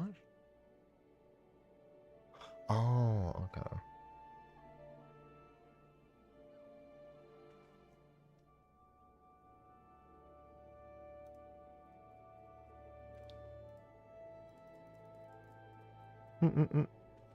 Yes, you need the first 50 floors of Palace of the Dead. For any of the other deep dungeons, you need the first 50 floor.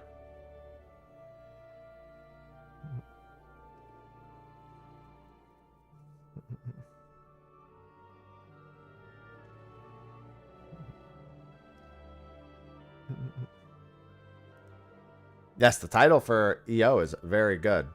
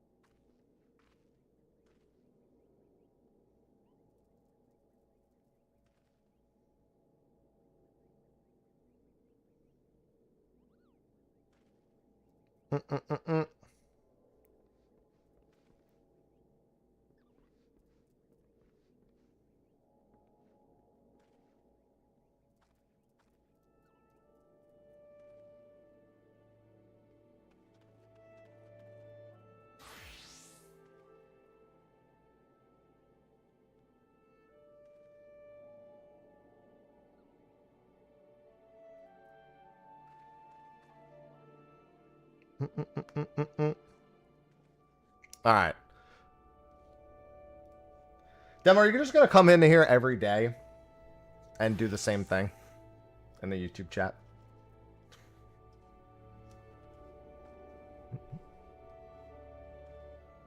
It's like a broken record.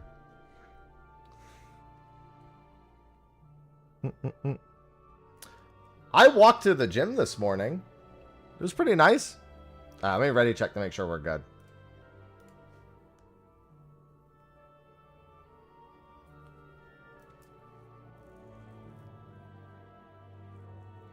I don't think so, Curse Explosion. No? I was just waiting on Nikolai. I hadn't seen them say back, so I didn't assume they were back yet.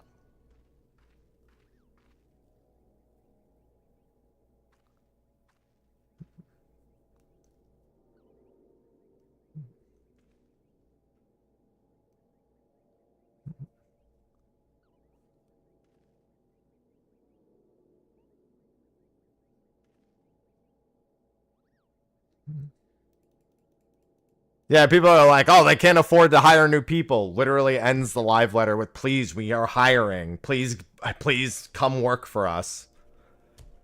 Fucking idiots.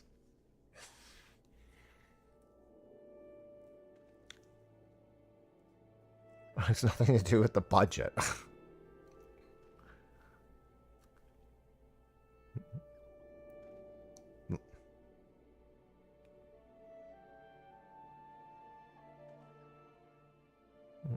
Alright, we're good. Make sure you have an open slot. Make sure you're in Quarry Mill. And no, don't be sorry. It was only a couple minutes.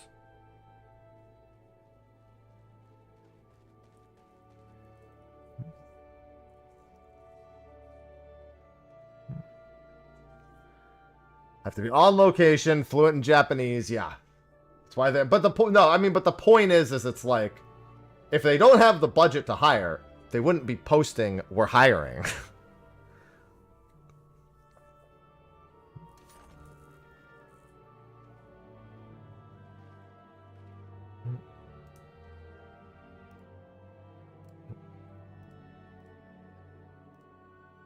All right, we're good. Let's blast.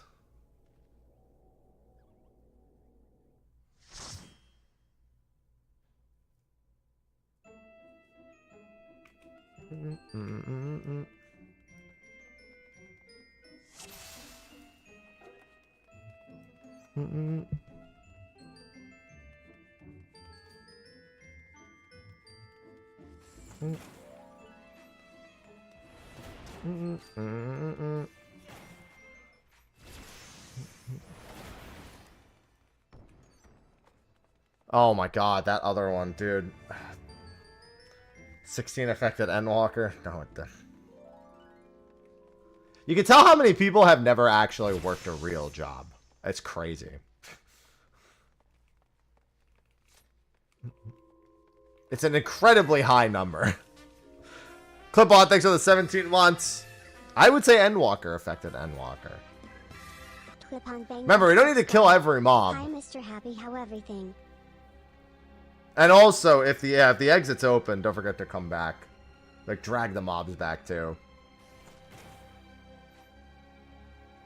The hell was that?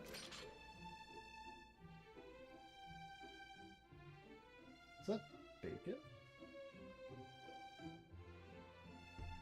Hold on. This is... Oh, caught in that.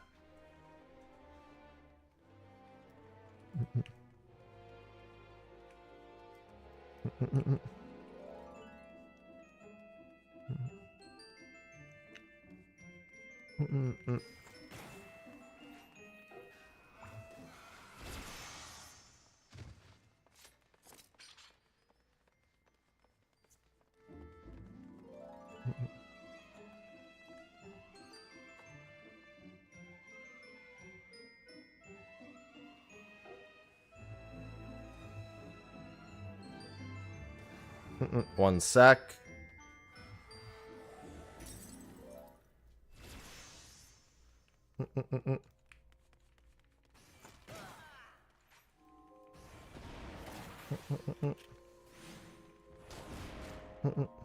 They are. That's why I'm doing this one. Because there are people who don't have their floor 50 clears.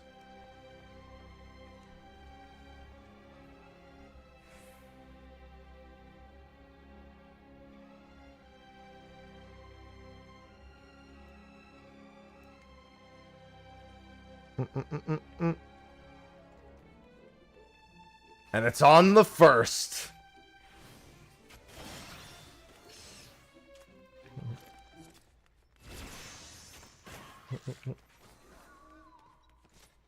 Oh, hi, Sausage. I was wondering when you were going to come in here.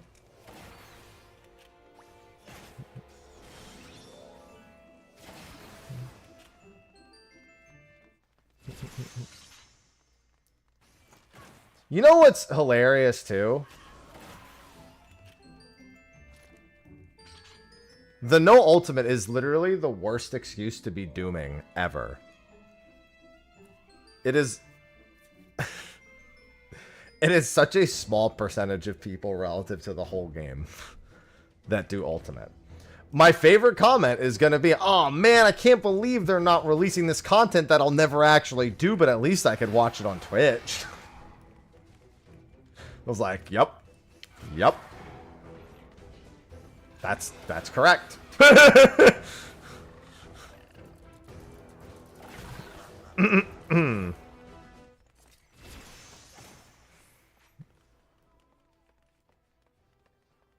Hi, Sausage. She's trying to bite my ankles. She's a little nibbly lover.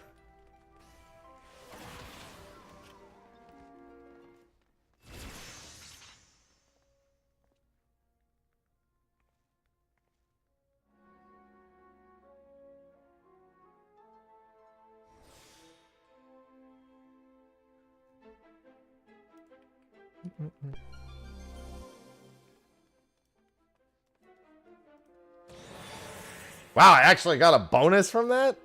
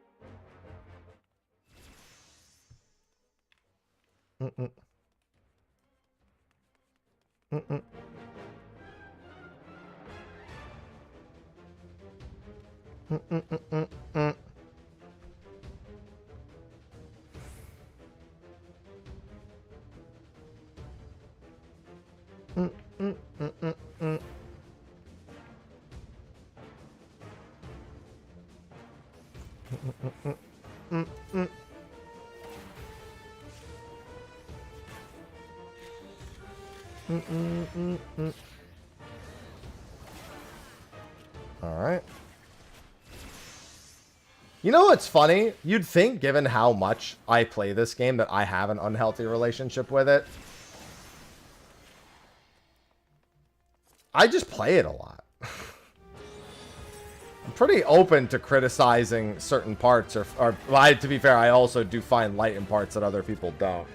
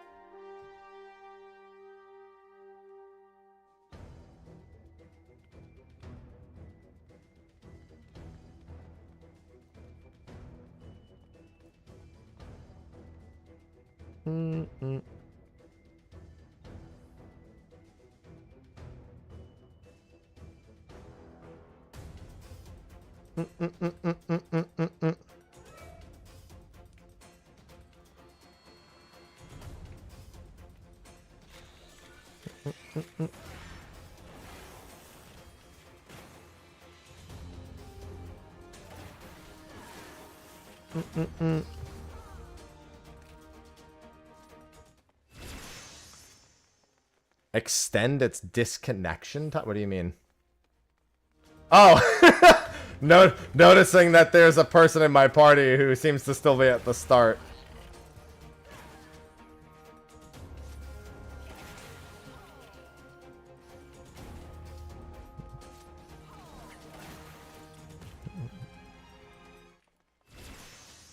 Let me just check for a silver, because I'd assume anyone in this part, there's got to be, I mean, one person needs it for their alt.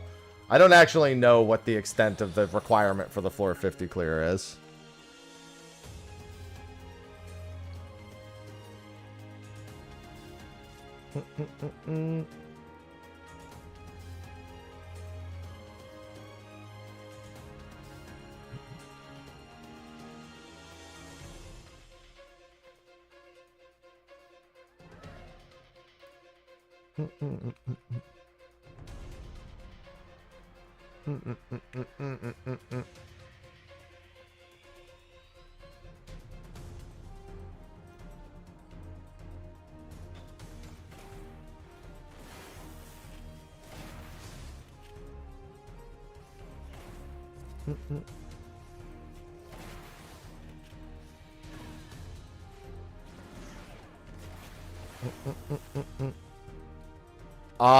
Yeah. Depends on the scale.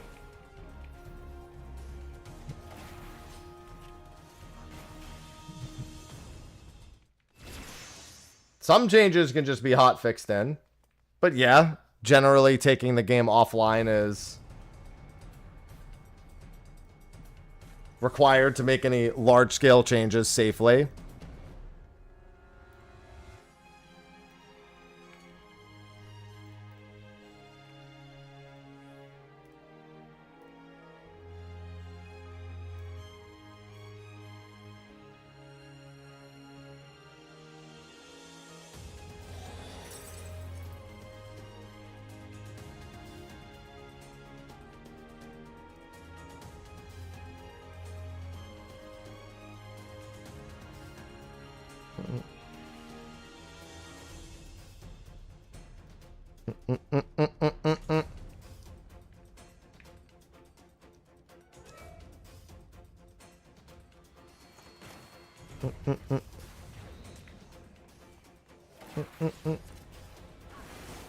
This is an old as fuck game.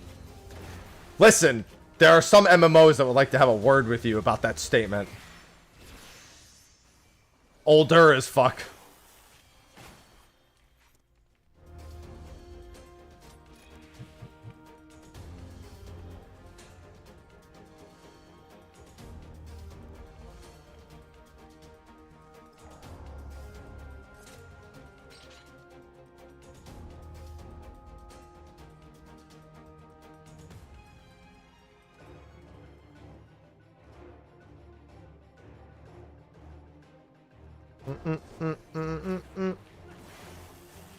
Hi, Sausage. Just jump up onto the bed. Sausage. Jump up onto the bed. There you go. Yeah, that's Aloha. That's the 6th cat.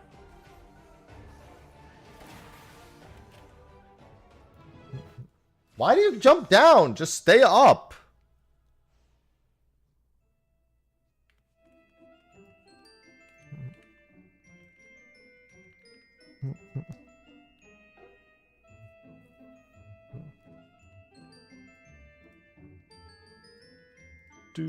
Do.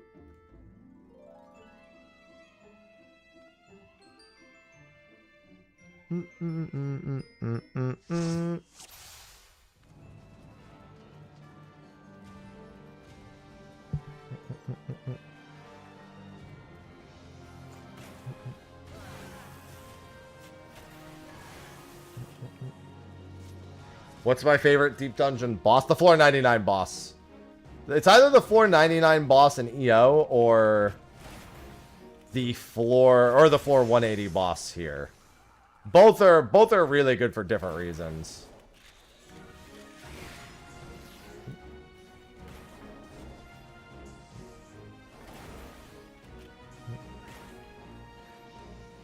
But yeah, going back to the whole ultimate thing, where I said anyone complaining about that literally doesn't even understand what the game actually needs, and it's more like a selfish want.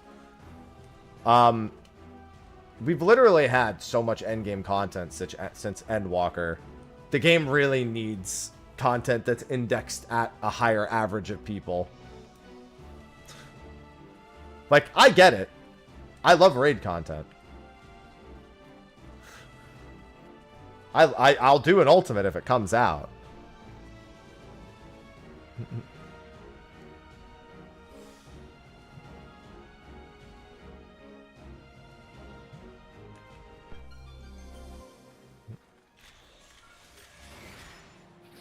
Honestly, I kind of wish they had just committed to one ultimate per expansion. And then just given us a bunch of other end games. Because, like, I'm going to make a static for... Or, I guess a group more so. Static would imply, like, a meeting weekly, which I don't think will be required. I'm going to make a group for doing a floor 100 clear and the floor 99 boss... And the Savage version of the floor 99 boss on content.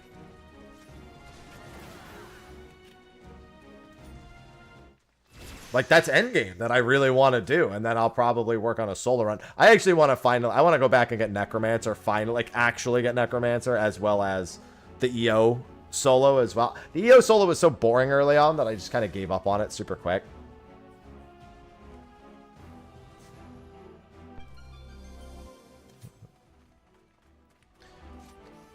Like, bro, I'm someone who can just stay home and, like, raid. Like, if I'm just, like, you know, I just tell Sophie, like, hey, you know, there's big content coming out, so, like, I'm going to be locked up doing that for however many days or so.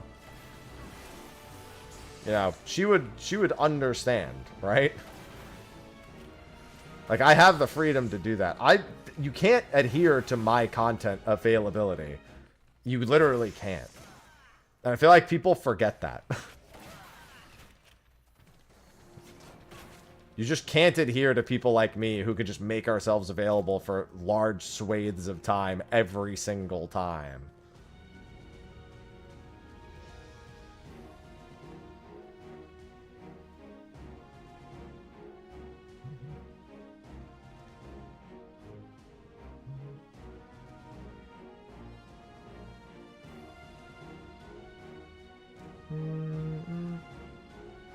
Hi, Sausage. Patting me on the shoulder to get my attention. Where are you? Are you off having an adventure in the other path?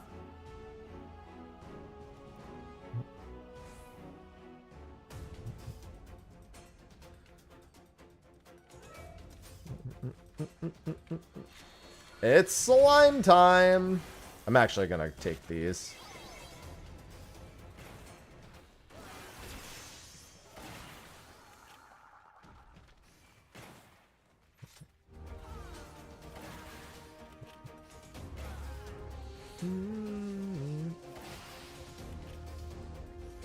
Well, the exit's the other way, so I'm coming back.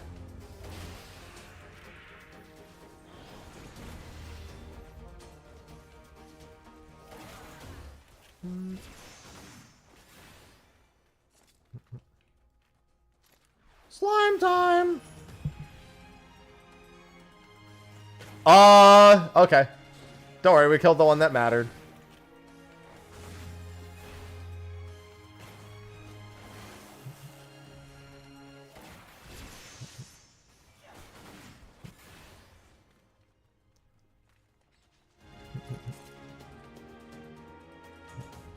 If you had to pick which deep dungeon you think would be the most challenging, Heaven on High is both the easiest to solo and the hardest to solo. Well, no, it's not actually the easiest. It's most likely to be people's first 100 solo.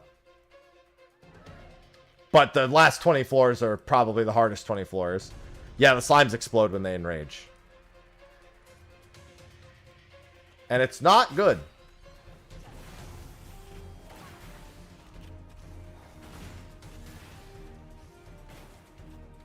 Like I said, I could argue that Heaven on High is the easiest solo. It's definitely... the big thing that makes Heaven on High the more likely to solo one is you're not going to be bored out of your fucking mind like you will be doing, what's it called? EO. Otherwise, I'd say EO would probably be the earliest. But man, the time investment comparatively to do 100 floors of EO versus 100 floors of Heaven on High is a lot different.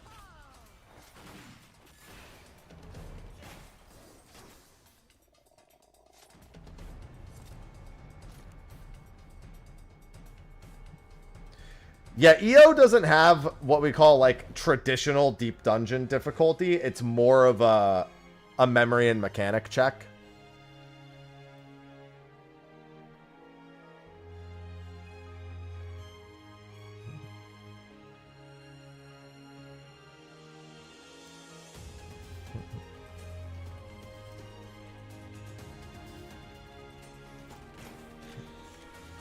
No, Palace of the Dead is probably the easiest of the climbs. Well, no, I think EO has probably the most consistent difficulty across the entire bit, since it is mostly about avoiding AoEs and not about, like, anything else. Hi, Sausage. Realistically, once you get past 180, you should fundamentally understand Palace of the Dead to the point where the remaining 20 floors are just a matter of keeping a cool head. Palace of the Dead is also, yeah, really sleeper until the very end. Heaven on High is pretty, you know, you gotta keep your mind open a little bit. Your eyes open. But the time sink is rough, yeah.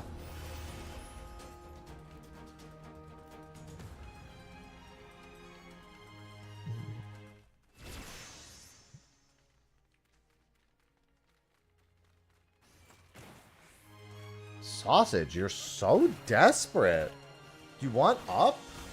You want uppies? Sausage, you want uppies? Cat. Cat.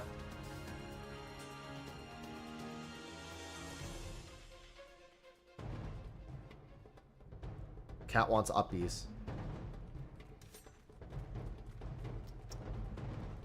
Cat wants Downies. Robert Downies. No, no desk. No desk, Sausage. No desk. Desk is off limits, Sausage. Lap is fine. Desk is off limits. They didn't. They're just only doing... They're doing one... Honestly, I think they just want to do other things. I think it was a matter of if we're going to do everything we're doing, we probably do less criterions. And I honestly agree with less variants anyway as a whole, because if variants are going to be their own separate thing, and they're never going to have any sort of long-term support, they probably just shouldn't be used very much. Alright, let us...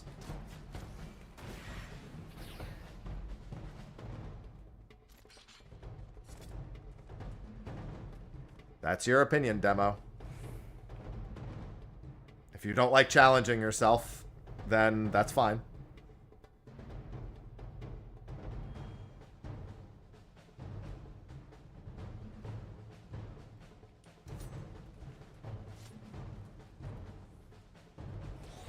Well, it's not even that it has little rewards. It actually has plenty of good rewards, variant dungeon. The problem is that the only you basically have to openly... Oh, hey, a rare enemy.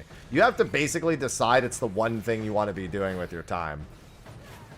If you're going to be like this every single time you come in here, Demo, I'm just not going to let you come in here. It's just annoying, dude. It really does need a roulette.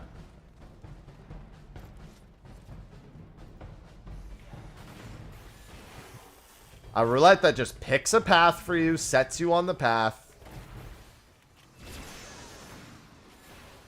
I just don't like seeing that much resource being used for something that that they don't encourage you to go do.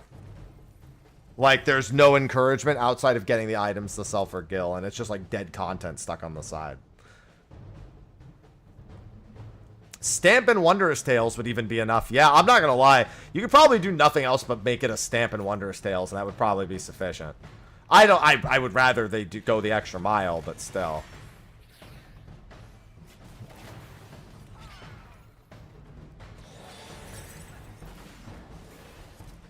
You're just honest.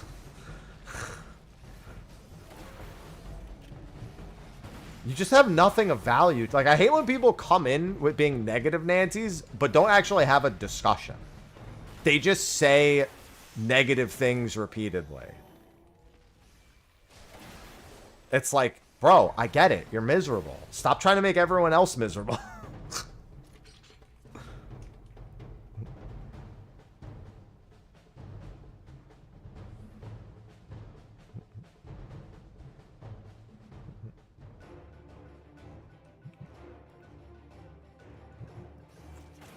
Yeah, it just sounds like a copy-paste of a Reddit post. Without any, like, actual thinking being put behind it.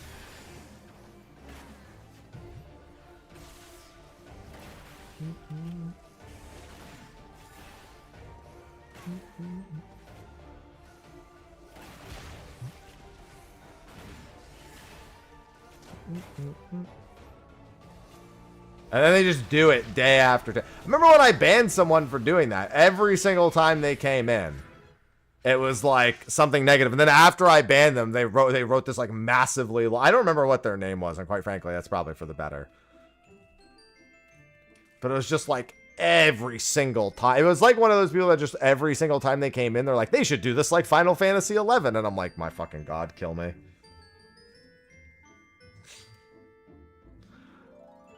And then they wrote me like a fucking essay when I finally just banned them for being annoying.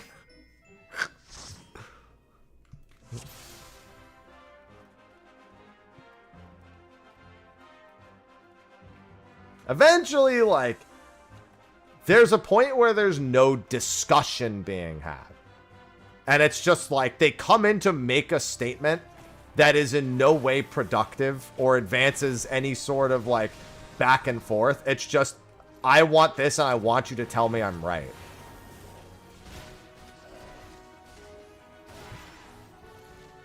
And anything you say to the contrary is like in one ear, out to the other, out the other. There's no like, you cannot present a logic. You cannot, like, there's just no, it's like, oh, well, you know, maybe someone says something that's like, you know, that actually kind of makes sense. Like, oh, they should, like, when somebody says some shit like, oh, they should just add merits like in Final Fantasy XI so you can keep grinding at max level. It's like, well, hey, here's why that's probably not going to be something in the game, nor is it probably a good idea in the context of the way 14 is made. Here's reason A, B, C, and D. And they just like, and then they just move on. They just like disappear from chat and they come back and say some shit like the same shit like 2 days later. Terrible idea, actually. But, you know.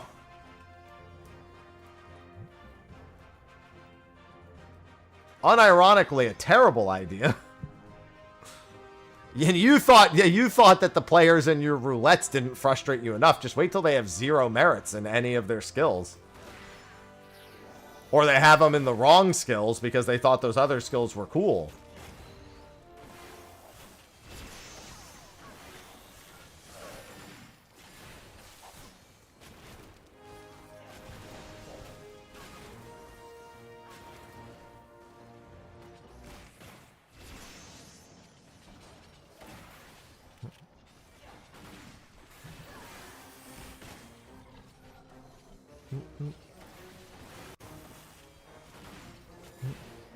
Yeah, fundamentally, the thing that's most important to nail home to people is that there's not going to be an alternative leveling system at max level.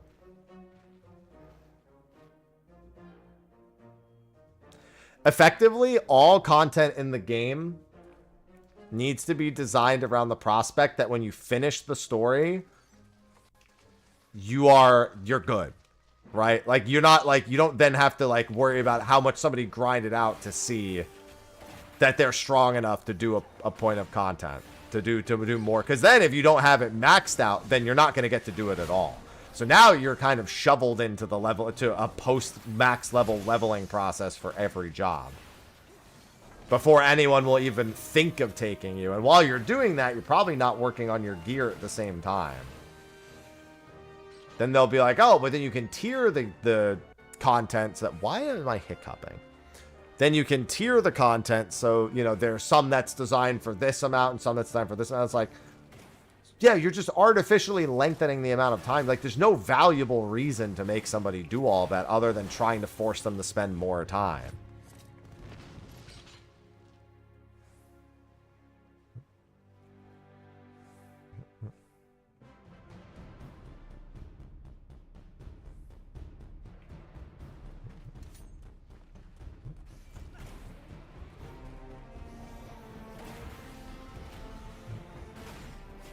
There was someone who was in like a comment section that I had a few weeks back on Mondays with Mr. Happy who took a lot of issue with the providing a choice doesn't really work most of the time because players will always make the best choice, or like it's either you make the best choice or nobody will play with you. Like you become a nuisance. It basically just gives you room to be wrong. And it doesn't actually give you room to be right most of the time.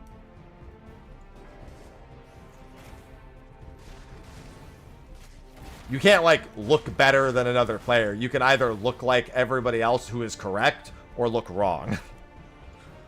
And then they were like, that's not a good mantra. At first, it started off with making sense, right? It's like, oh, that's not a good mantra because, you know, then you can start to begin to argue, you know, straw man situations a lot more. Where it's like, if all the choices don't matter, why ever have any choice? And they were like, you already have. But then I was like, okay, that's a perfectly valid point of discussion that I think you could go back and forth on, is the matter of when allowing choice actually is engaging to the game without being detrimental versus finding opportunities to allow choice that it doesn't make or break the game. And then they were like, you already make plenty of choices as a player, what your race is, what class you start out. So I was like, you did not just fucking compare my statement to picking your starting class in the fucking game. You can't have a logical entry point and then point as to your fucking example as to the fucking player choice. You didn't, yeah, certainly those are choices. You're not wrong. Because then the discussion starts to be, well, why don't they just assign you a class and take away the choice entirely? It's like, you are so fucking stupid. I can't even believe it. You have the choice to log in and log out.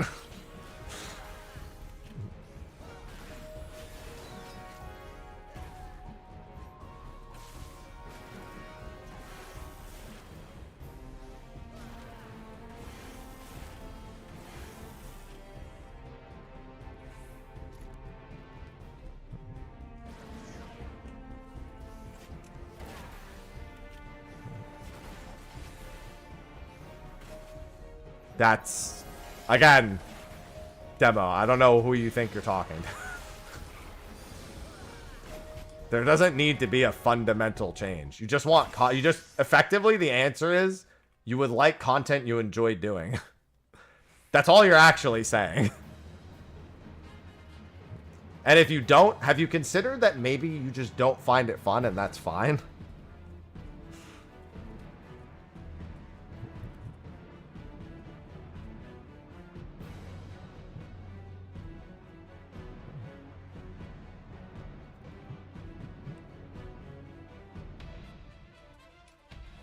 Bold move, Cotton. See how it pans out.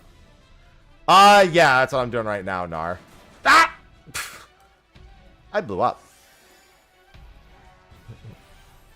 So here's the thing. When I answered the question, Owlbear, it came into regard with people presenting that having individual, like, job builds, like having specs and a talent trait. It effectively came into those decisions, right?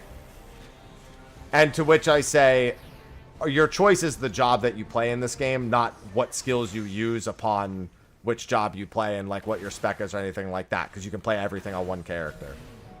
And that adding that would only add player opportunity to be incorrect with a choice, which just effectively, it doesn't introduce an opportunity for you to explore new options. It only introduces an opportunity for you to make the wrong choice, which is going to exclude you from content more than it engages you with content. Effectively. That was what my initial answer was back when I received whatever question I answered. The follow-up, whoever said something in the comment section after, then went like, That was where that person's opinion came into play.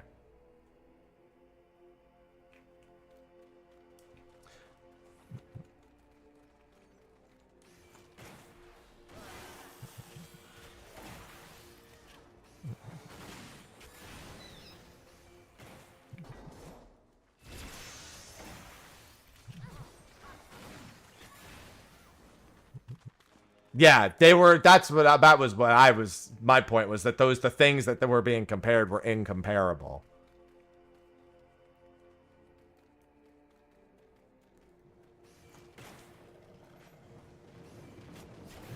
Yeah, that's the problem. If the choice is substantial and you're wrong, then you're fucked. If the choice is inconsequential, making it isn't that impact, then why even bother with the opportunity to be wrong? Because here's the thing, also, no matter what the scope of your correctness or incorrectness is, being wrong still draws in...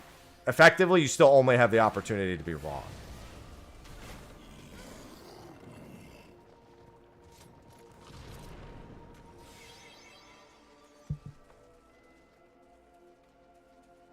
Yeah, just wait till you get to the tombstone.gg portion where it checks to see if you're actually using the correct skills.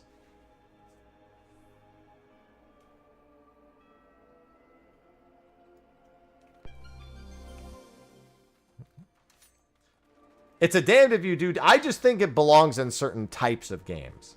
There are types of games where making a choice that is not as good or incorrect are actually part of the game's process, right? They're effectively they're another method of teaching people how the game works is through failure. Final Fantasy XIV teaches through failure in a very different way. I also should have said you should definitely stun that, but you know, always stun chirp if you can.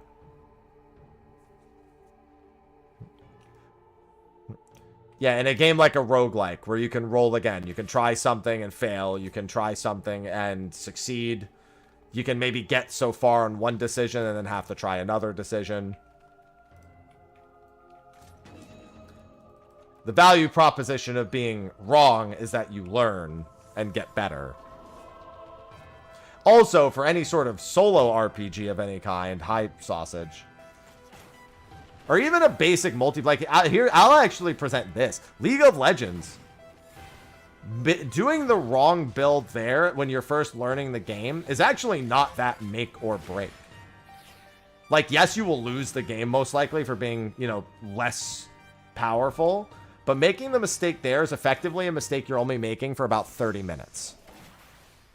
So it almost acts as a roguelike in the sense that you will have another chance to learn and improve and be right.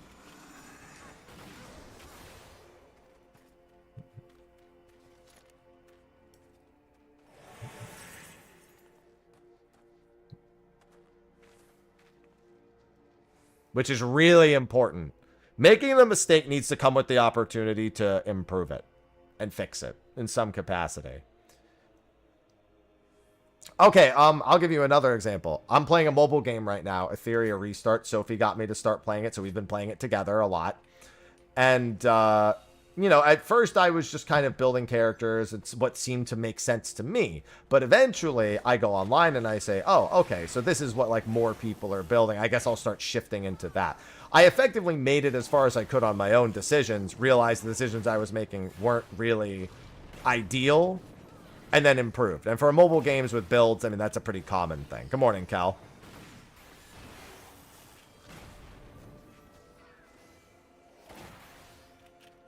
Yeah, afternoon now. True. And yeah, that's actually why I value field op content and deep dungeon content play. It's a place for the game to have its rules and break them at the same time. If you didn't fully understand everything, it means that you're effectively playing the game at its most basic level. But the skill set that comes with learning Palace of the Dead and its various unique elements, or I guess a deep dungeon as a whole, or a field op in the same regard, basically gives you a place to actually fundamentally flex your ability to interpret and understand new things. Ethereum? No. Etheria Restart. Apparently, it gained a lot of popularity because it has no 50/50s on its gotchas. So, like, if the banner says you will pull this guy and you hit pity, you will pull that guy. So that instantly, obviously, that's always a quick way to draw in a few eyes.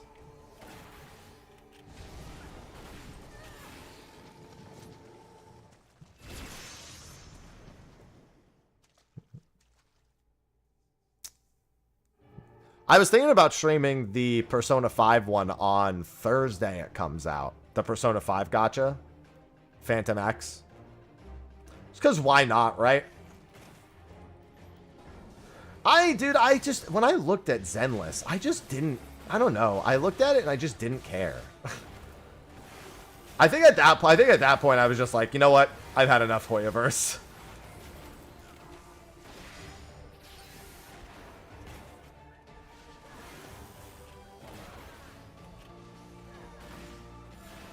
It apparently appeals a lot more to FFXIV people last. That's the main reason why Sophie got into it.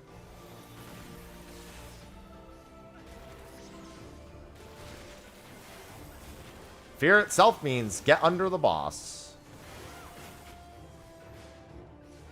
If you don't remember A Realm Reborn's Hydra, you might not know that. Good afternoon, Alice.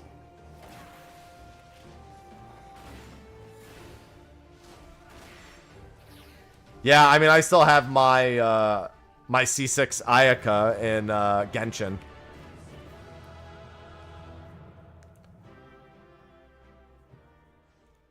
No, people aren't doing Hydra. But that's what I'm saying. You either know Fear itself from that, or you don't know it.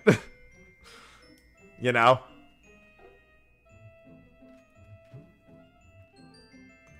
But it's just, I don't know. The point is that I have a megaphone, right? When I have an opinion on something, I have a megaphone. I can make money off having that opinion. I just don't value having an aggressive opinion about most things until people annoy me, and then that's when my opinion becomes aggressive to the point where I'm not even stating my opinion anymore. I just want to upset that group of people as much as possible because they're not going to listen anyway.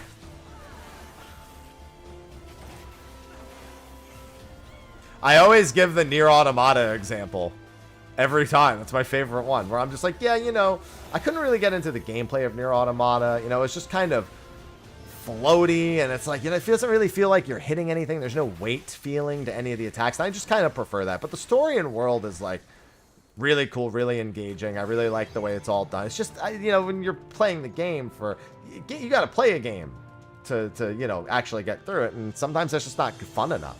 And then people be like, wow, shit take, terrible taste. I'll be like, you know what? Fuck you. The story's shit, Yoko Taro's a sham, and y'all are fucking stupid. I just go off on them immediately.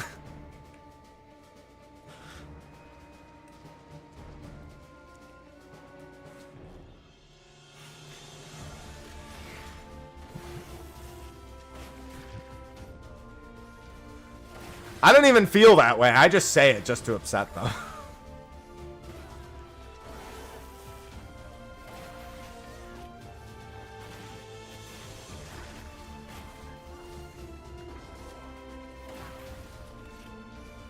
Yeah, I heard that DS2 is actually a much better than DS1. Even from, like, longtime people, they, like, pointed to a lot of the issues with DS1. I'm glad, listen, I don't want Kojima games to not be good. They just don't appeal to me. I look at them and I go, I don't want to play that. Oh, you know how I feel about Xenoblade. Don't even get me started.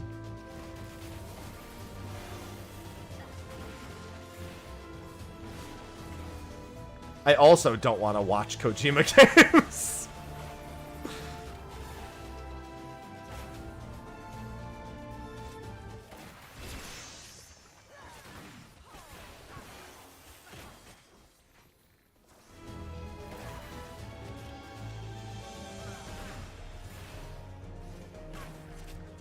Yeah, that's why I said, can Kojima just go to making movies? Because that's the type of game he makes anyway. Which is why the team up that he was doing for that show, I was like, oh yeah, I wholeheartedly approve of this.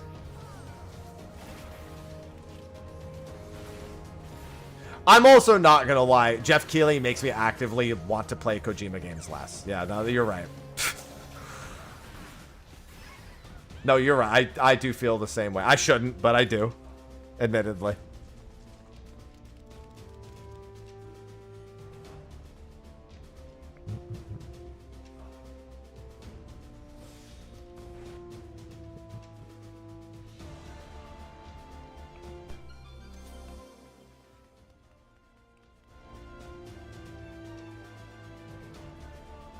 Has anyone ever seen the Bill Burr skit or Bill Burr bit where he talks about Bill Gates? Not Bill Gates.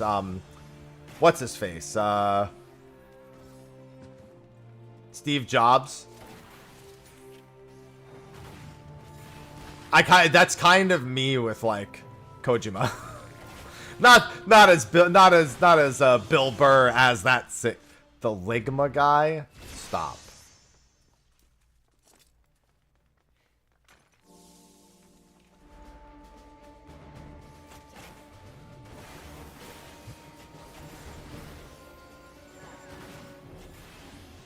But yes.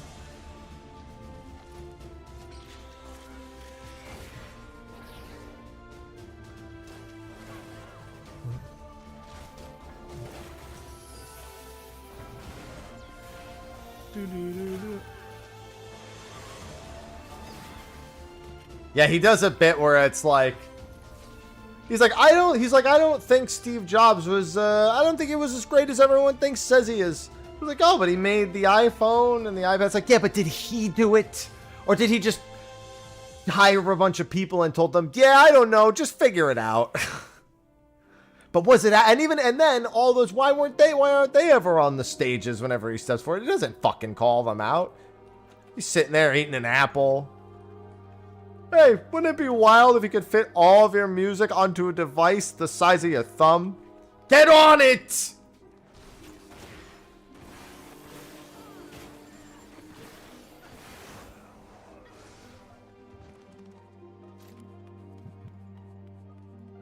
She's like, I just think he kind of told people what to do and then took all the credit.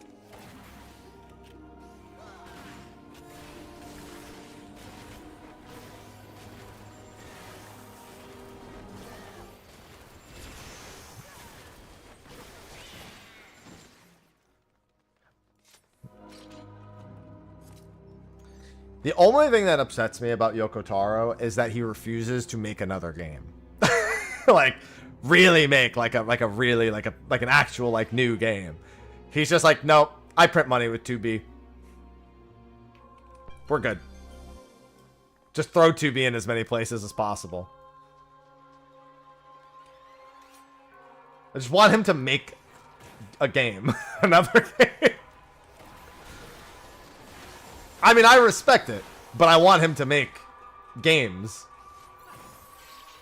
Listen, think of it this way. If he can print that much money with one ass, how much money could he print with two? And don't be like, well, he has A2 also, because you're right, but still. That's not the same. That's not what I meant, and you know it.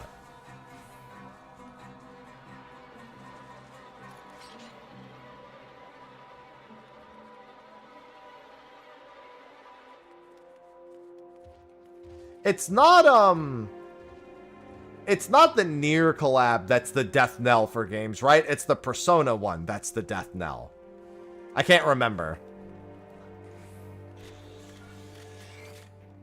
Yeah, it's the Persona collab, which is why P5 having its own mobile game is wild prospect. Because is that its own death knell?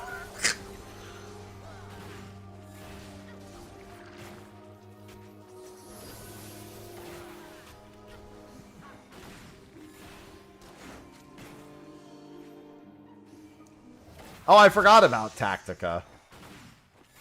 Man, you want to know a collaboration that's happening? So Sophie, Olivia, and I were playing Pal World on just like we were just playing our own private world the other night.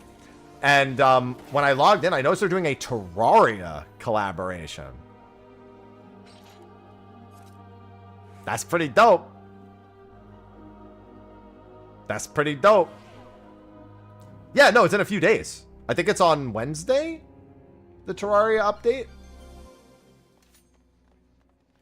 Oh, you mean like update to main Terraria? No. The collab is on like Wednesday or something. Yeah, and adding a bunch of languages. Yeah, it looks really good.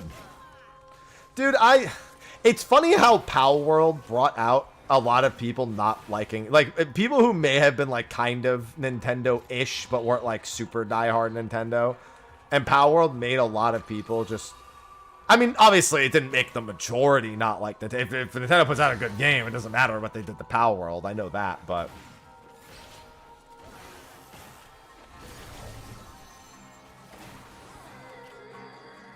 it just brought a lot more of the criticism of Nintendo on certain things to the surface.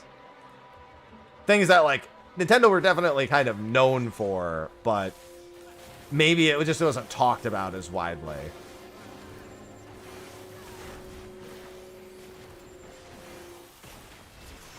You know what I mean? Cairo, thanks for the 28 months. Like, playing Power World again, I'm like, yep, still love it. And it's better now than it was back then. Subscribed. Hey, Haps. Hello, Cairo.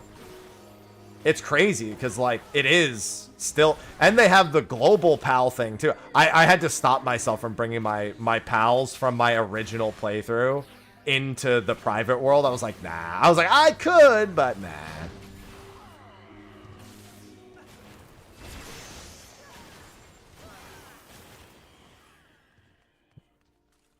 I mean, hey, that's what you sign up for. That's great. If I sign up for hell, give me hell.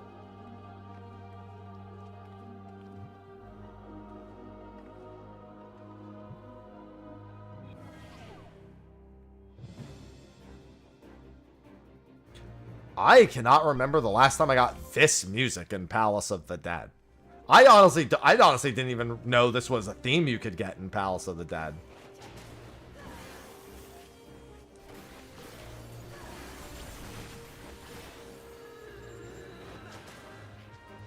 Just the fucking generic dungeon boss music.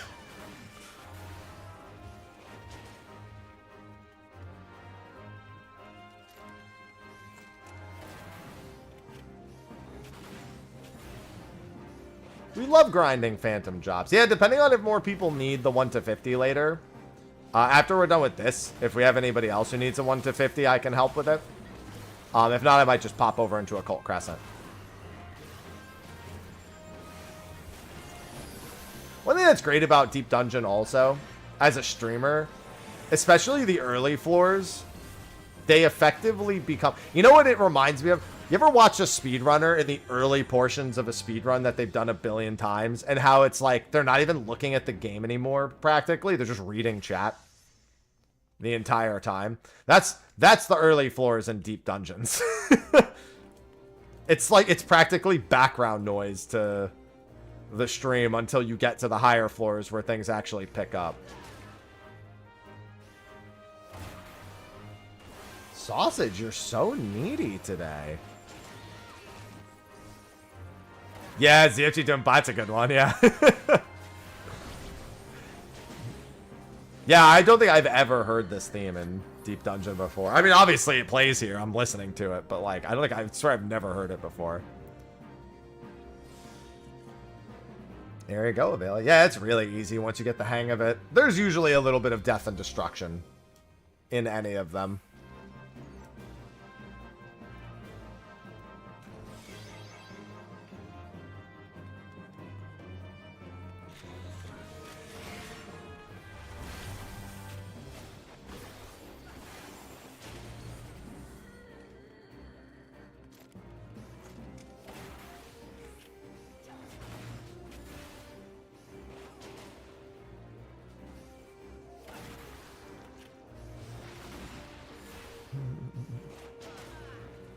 Just on Thief the whole time. Yeah, unfortunately, evening times on weekends are not good. I'm actually, don't forget, I'm going on a vacation this weekend. Sophie, myself, and a couple other people were going, we're getting a little beach house. And going on a little getaway. Not like going super, not like going super far or anything, but just gonna go take a little start of the summer vacay.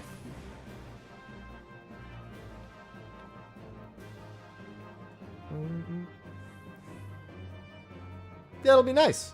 I might come back a shade or two more, but Saturday, Sunday, Monday, and Tuesday, I will not be streaming. I see you brought a few friends.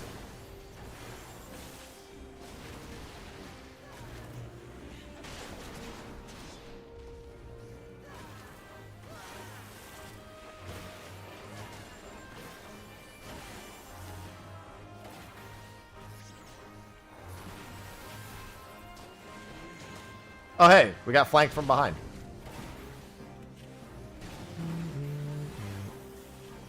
Why would Slido's in a different state? Why'd Sly be going? I don't live anywhere near Sly.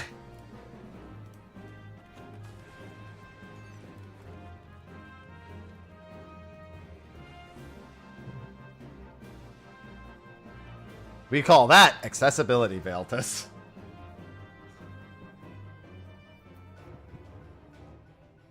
I tan pretty well. I'm not gonna lie, it just feels good to finally be getting back into the gym also. After being out of the gym for so long.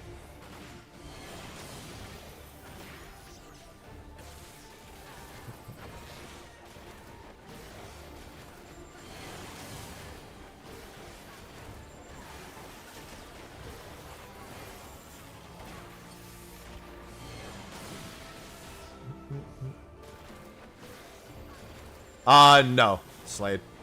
It's a completely different game. It has nothing to do with the PC version. I'm gonna see about getting into Deep 4. Oh wow, everyone in this party doesn't have 450. Nice. I feel that's good. That's to me that's ideal. I want as many people that don't. I know for one of you it's an alt, but still. Yeah, I'm actually putting out a vid on it in a little bit. Maybe after we're done with this 450, I'll go and finish the upload. But I've got a bunch of videos on it, and I'm probably going to be playing it in the near future.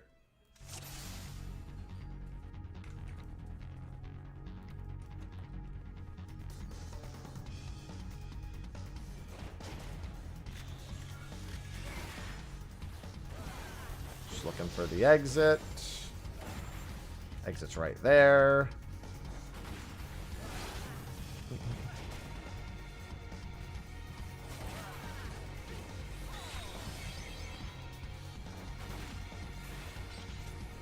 Might need to reach into another room and kill something.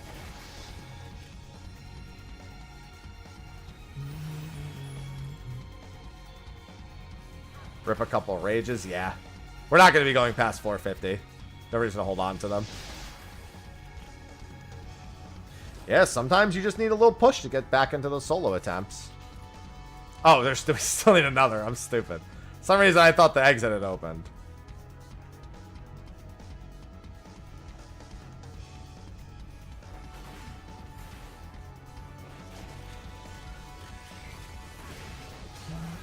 God damn it, exit.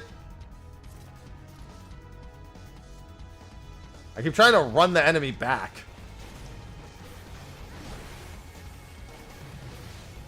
There we go. Yeah, once we hit level 60, we can just... honestly, yeah, once we hit 60, we're just blasting through floors anyway. We don't even care about killing the mobs. Yeah, I'm going to get back to my solo attempts before the next one. I'll get all 3 titles. Because like I said, I never finished my EO one either, because it's just so fucking slow.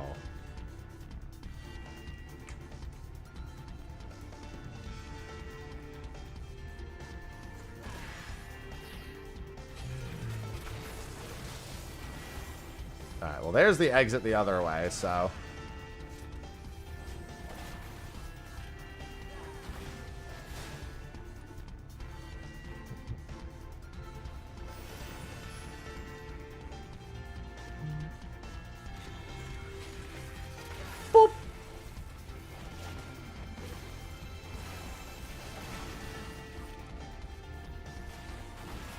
Didn't mean to step on that landmine, but it kind of worked out.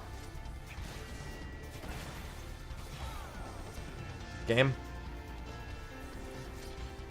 Sausage, you're so desperate. Sausage is more desperate than Ivy ever was. I don't know where Ivy's been hanging out during the day. I think she's under the bed. I kind of want to check.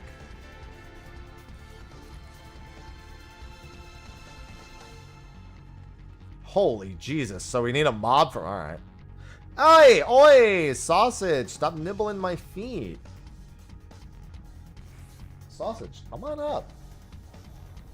Alright, you guys open the exit. I'm gonna give Sausage pets. Hi!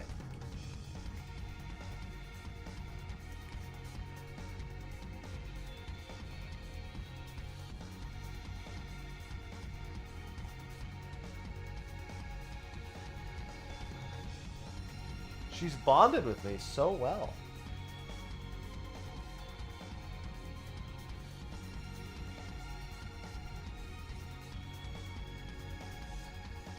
Yeah, she's so fluffy.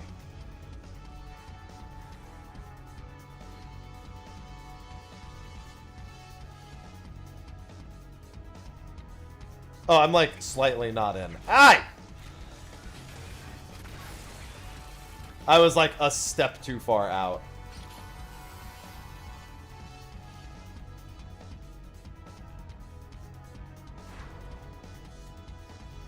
Oh yeah, Sausage Big Fluff.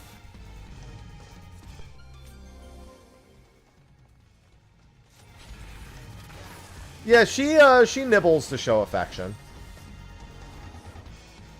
When she's feeling sassy. Alright, let's go ahead.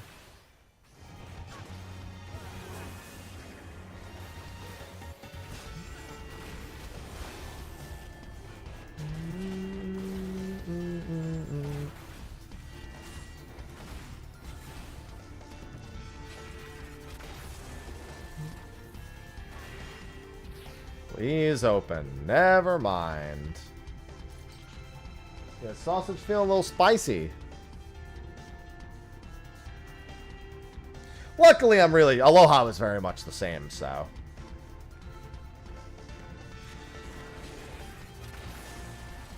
Damn! That thing dead.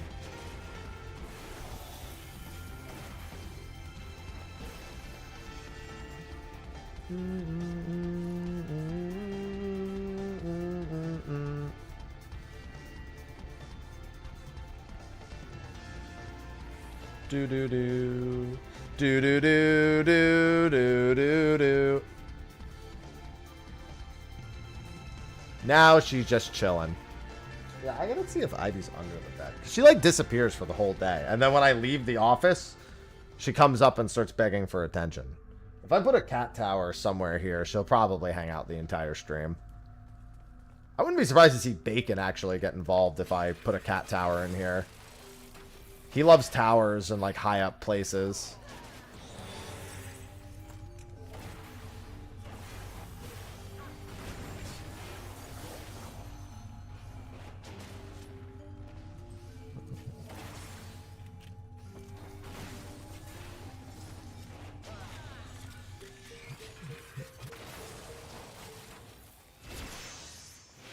And there's level 60.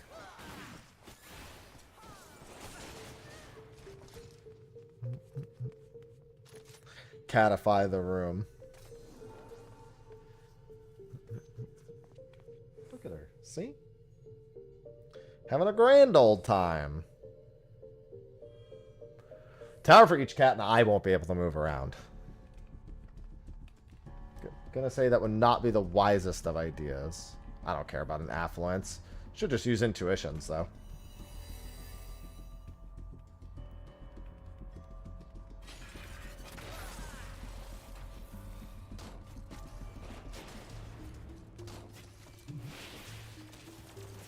She sure is. She's having a grand old time. Yeah, the last, like, week or so, she's really been feeling herself.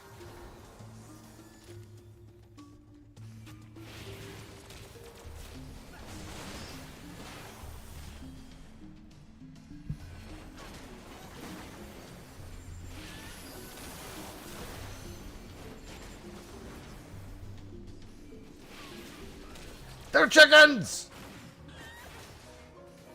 That's not a boot, it's a chicken!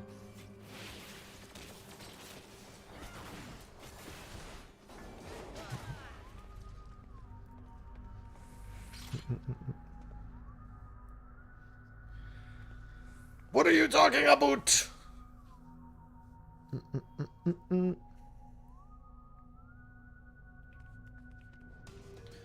Man, since getting back into the gym, my body just already feels so much better.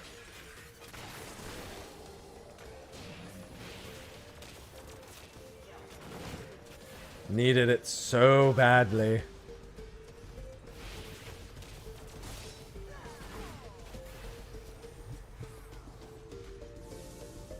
I see somebody slapping.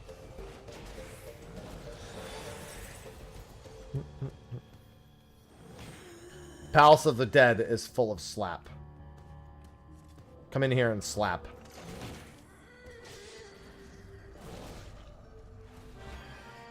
I keep eating jelly donuts by accident.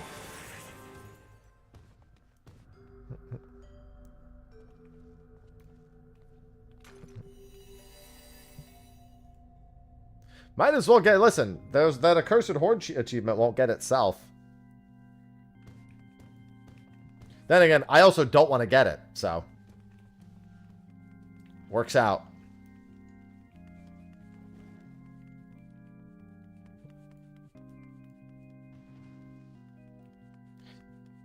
Yeah, Brock's Jelly Donuts.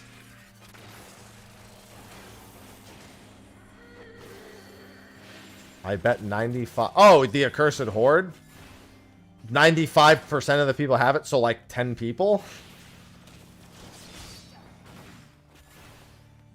I don't even think... Is there an actual title for the, like, final Accursed Horde achievement? Or doesn't it come from the one before it?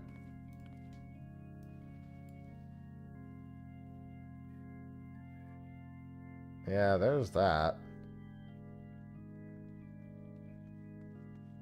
This is only 100, so this one you can't buy. This one I'm actually halfway done with. Oh, there is, yeah, the Accursed. I knew there. So yeah, I knew there was one for 10,000. I don't know if there's one for 20,000. Listen, it's honestly not that bad. You do 200 to 300 an hour, and just do it for 50 hours.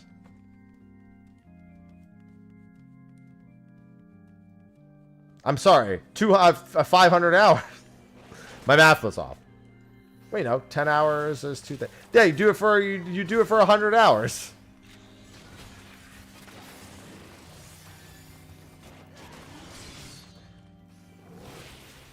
I mean, the way to optimize it sucks, but I mean, it optimizes it.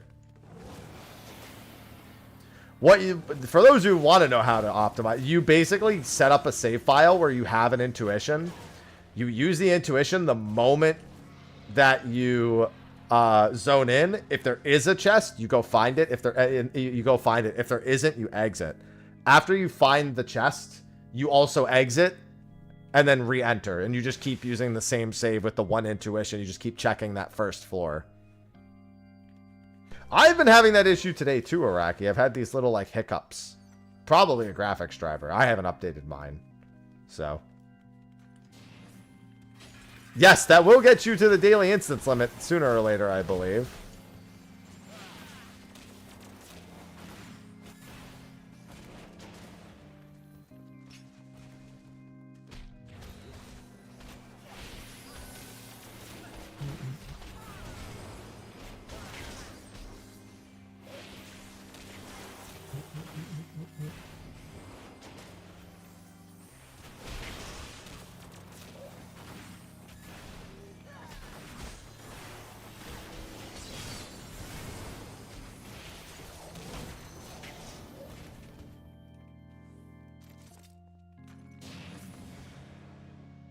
No, that's not even that long of a grind. For that achievement, that's not even that much of a grind for that achievement. 100 hours? Yeah, that sucks, but like, meh.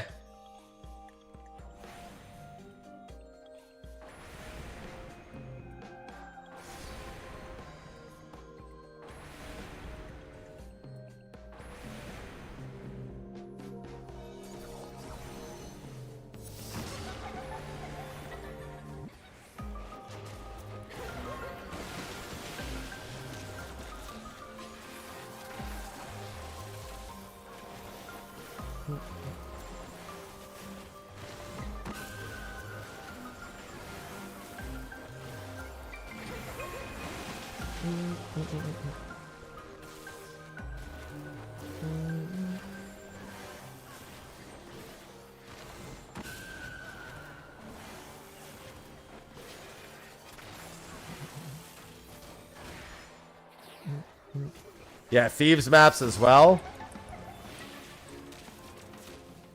Into Deep 5 for all 3 people. Excellent. That's what I like to see.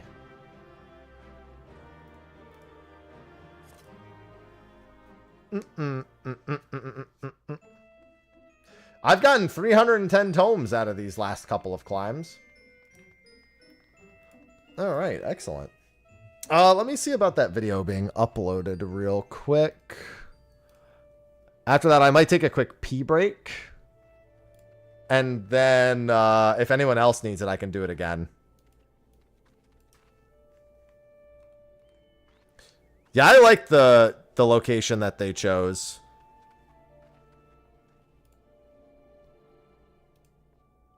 Where you get the shiny weapon from? It's E Una Couture. Forge an ether grip and then request to keep your ether pool gear. Stretch. Good. I can stretch and pee at the same time. All right. I'm going to take a quick break. And when I come back, if anyone else needs 450, we can do another one. If not, I'm going to hop into Occult Crescent for like an hour and a half or so. Be right back.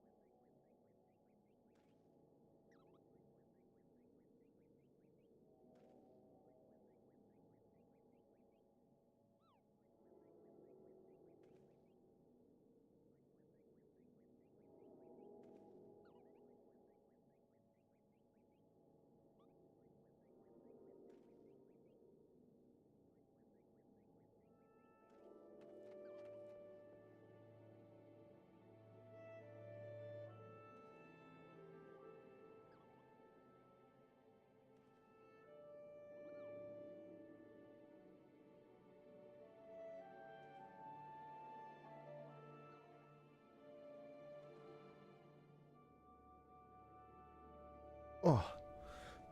Alrighty then.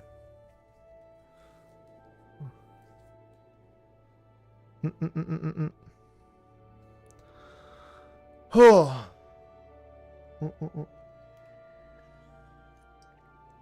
also Instacarted over a belt because I haven't been able to find any of my belts. I should have fixed my shirt when I did that. Shirt's still inside out. But yeah, I Instacarted over a belt because I was like, oh, I'm going to wear jeans today. And then I was like, I don't have a belt.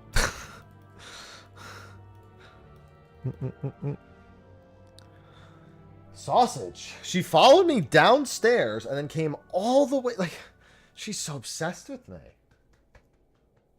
Come on. Yeah.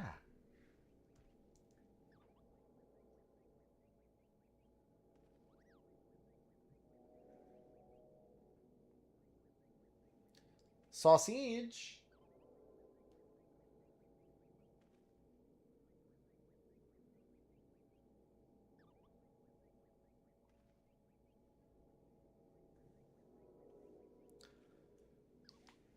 Belts are nice. Yeah, although I guess if I'm playing Final Fantasy XIV, I shouldn't be allowed to have a belt on anymore. Yeah, what can I say, dude? Cats just like me. Did anyone else need help with a 1 to 50 clear today?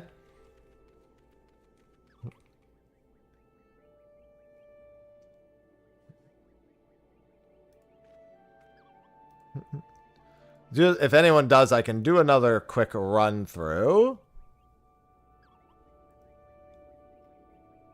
If not, I'm going to hop into Occult Crescent for a little bit.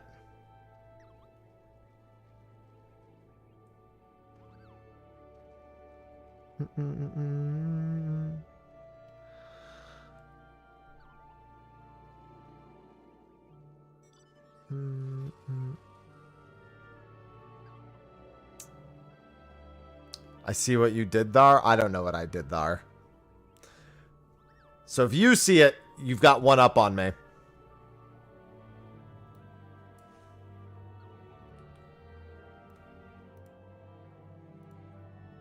This is just my belt comment? That's all?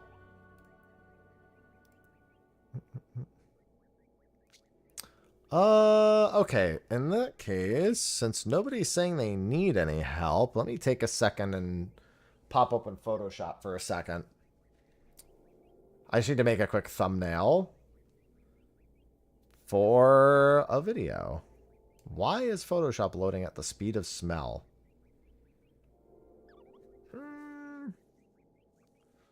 Let's see.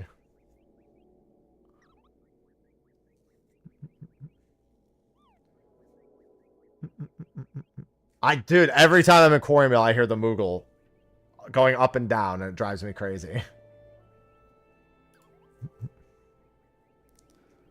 It's not something I've ever paid attention to before.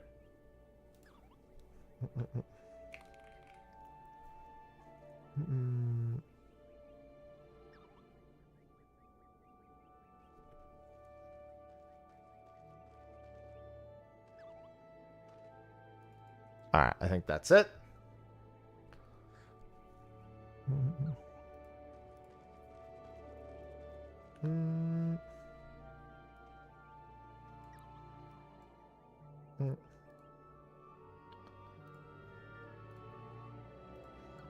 Replace.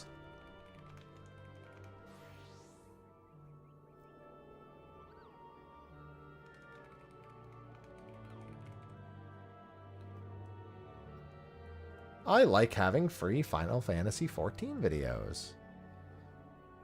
Where is the font that I prefer using? There it is.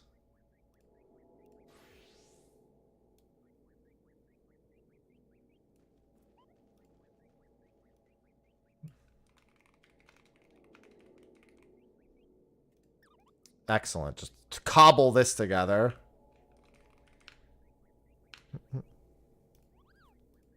I'll be able to experience them for myself in the next couple days. Should get a move on that. Today's not a good day for it, but tomorrow maybe. Because tomorrow I'm not going to the gym first thing in the morning. So I can... Well, maybe I can get it done early. Although, actually, I think I have plans tomorrow. Let me double check.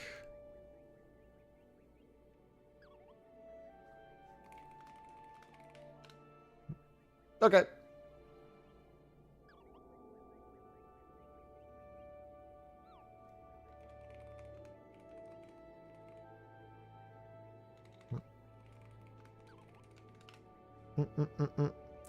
Corn on the cobble? Well, that's a waste. If it's on the cobble, then no one's eating it.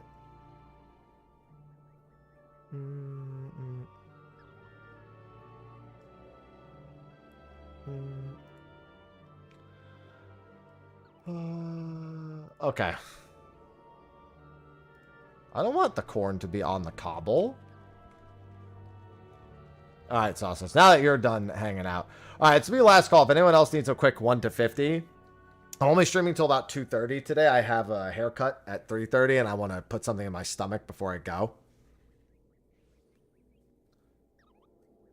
Also, let me see how long it's going to take to get there. Shouldn't be that long. And fix my shirt. Yeah, I gotta remember to do that.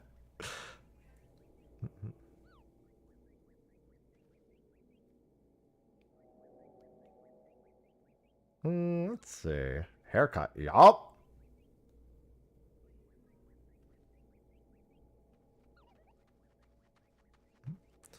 It'll take like 20 minutes. Okay. It's been 84. You know, yeah, the last time I cut my hair, I cut my hair. I haven't had anyone else cut my hair since 2020. Which means that it's probably a little fucked up. And in need of fixing, in all honesty.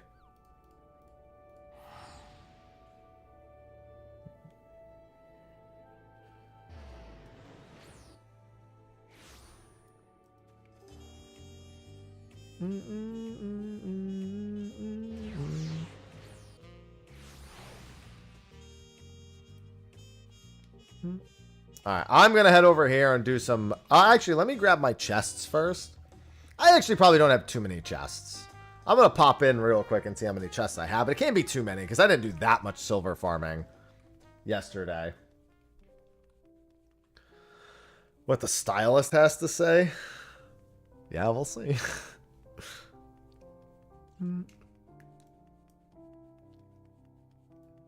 Yeah, my hair, like, everyone's like, oh, your hair looks great. And I'm like, I don't know, dude. I'm the last one who cut it. It's got to be fucked up somewhere.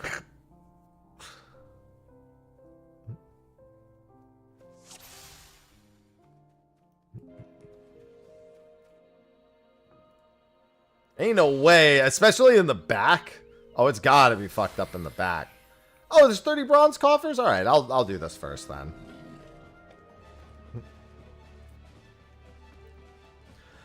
I mean, it's not as good as group farming, but I don't mind solo gold farming. It's still a pretty decent amount per hour.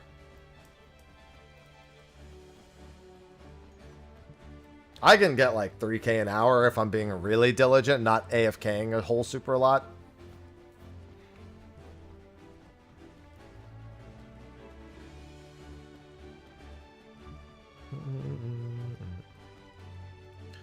I'll take it.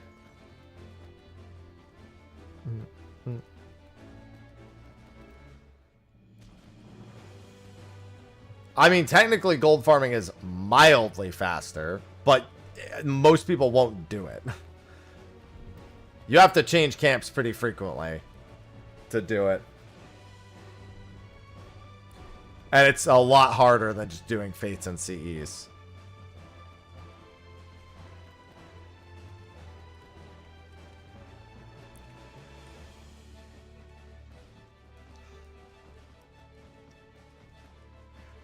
Yeah, my favorite spot is right here on the Foppers.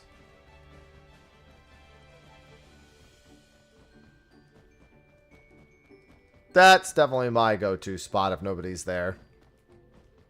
Sometimes I see some people kind of catch by. If you just enter a fresh instance, you've usually got a pretty good chance of just being able to claim a spot.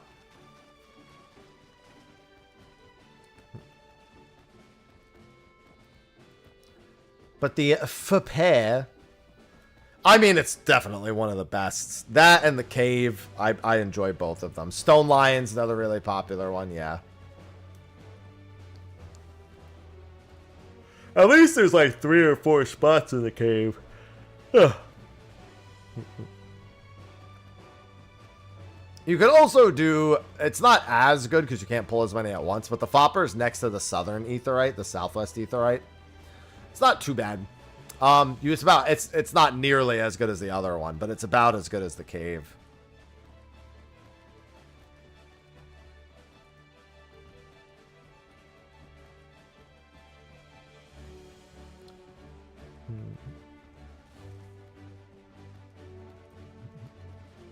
The slope of staring.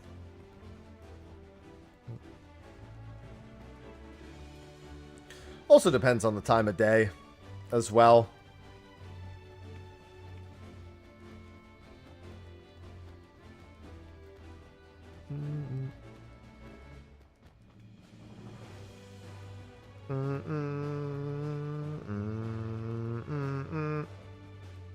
Whoa! Oh, ow! Sausage, your paws.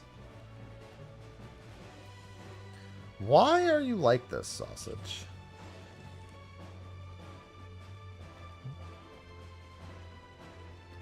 So aggressive. She's aggressively loving me.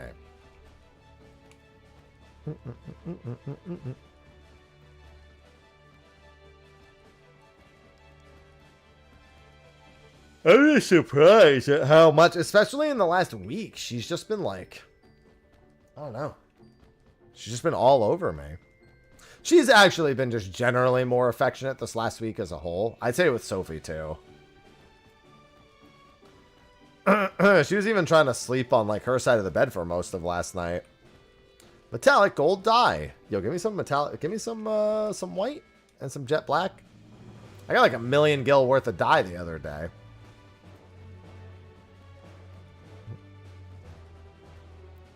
It's crazy how no matter how many places they add pure white dye to, the shit's still super expensive.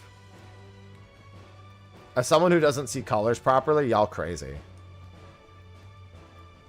Y'all lost your fucking minds.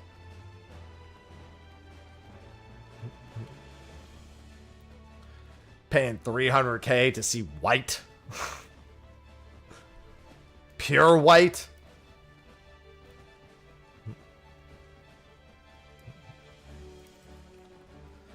I haven't gotten a care in a while either.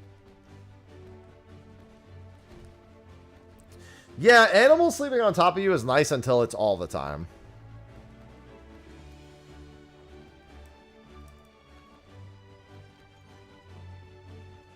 I don't care how good it looks. It's too expensive to see a different color. I mean, keep paying it because I'm going to make the money, but like, y'all wild. Hello, Vivi.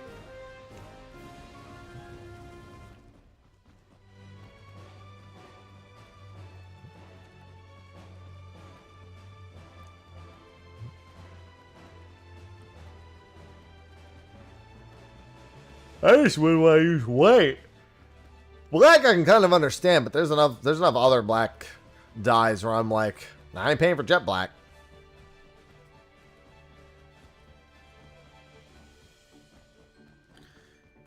Yeah, y'all chromatically gifted individuals.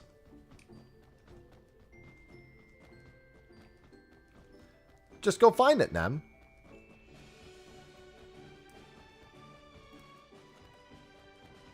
Hi, Ella. Stop following me. I'm being followed.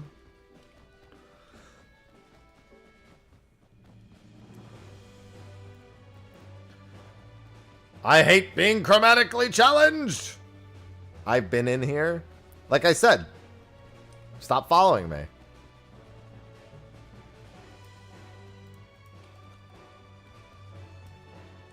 It's funny because you hadn't said anything, I wouldn't have even noticed. Because I have nameplates turned off.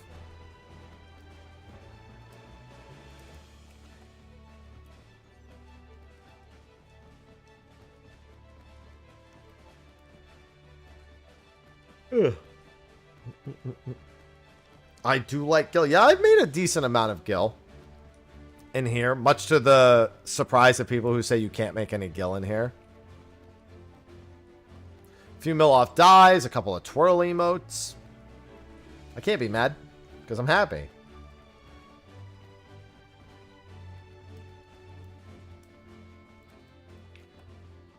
I get a lot of pastel pink. It's one of the most common dyes I seem to get in here.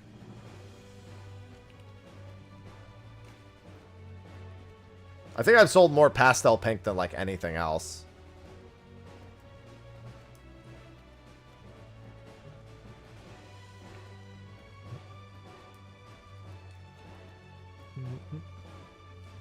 Yeah, little by little, I just pop in here for a little bit, open some chests, do some stuff.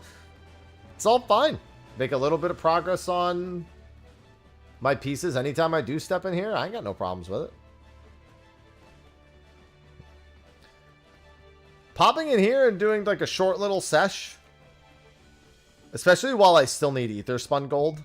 I don't know how many ether spun gold I need at this point because I've spent a decent amount, but I know I'm probably like a third done. That is correct, a mega.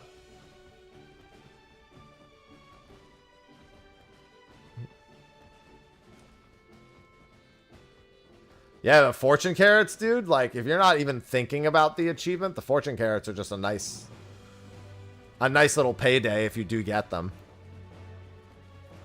It's funny because while we talked about them overstuffing a lot of these chests, it's actually kind of worked out in such a way that there's enough value being held that opening the chests is still like a really good thing to do. Like, even the Gabriel Mark III, I still sold for like 600k a pop. I don't know why the fuck that's still worth 600k. But it is, apparently. Like, just yesterday, they were worth 688k or something. Where I was selling them.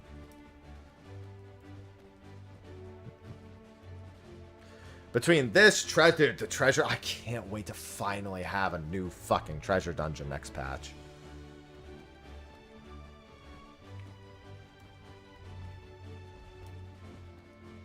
Yeah, I've seen a lot of the shark. Short.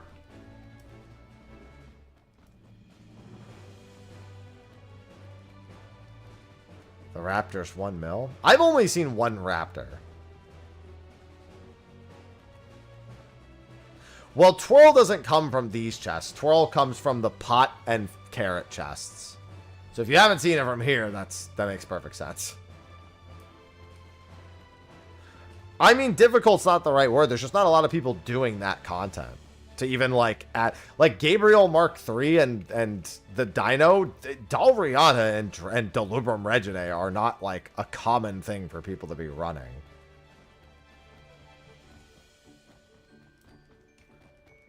So even with the number of them people are getting doing this, it doesn't really change the fact that they're not getting it doing the normal content most of the time. Even in those like farm parties that maybe pop up on the weekend, the odds of them walking away with more than maybe 1 or 2 is not very likely. The shark drop, I don't know. The 99 sanguinite thing cracks me up though. Your luck would have to be so monstrously bad. And you would have to like be so poor, poor beyond, you'd have to be destitute.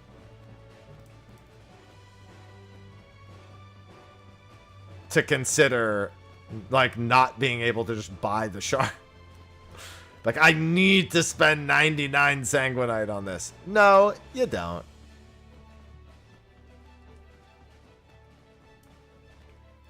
I mean, Buzzy is great for leveling still. Just at that 20 level range where it's good.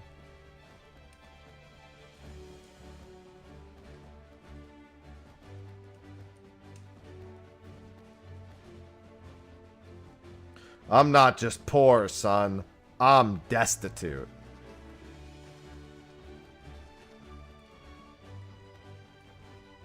That is not a winkable thing to say.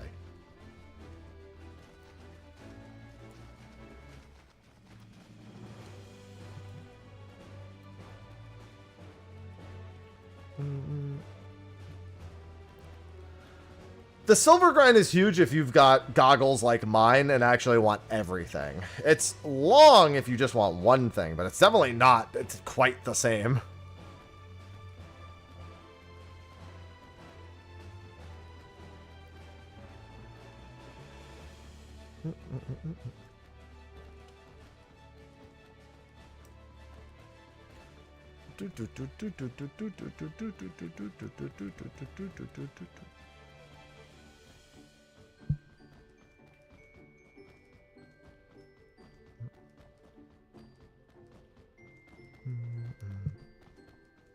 There's only one other silver somewhere on the map that I don't have opened.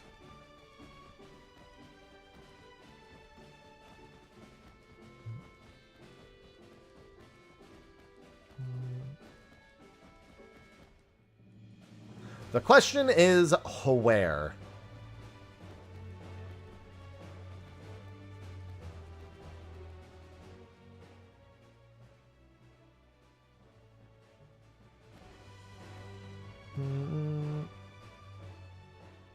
Do.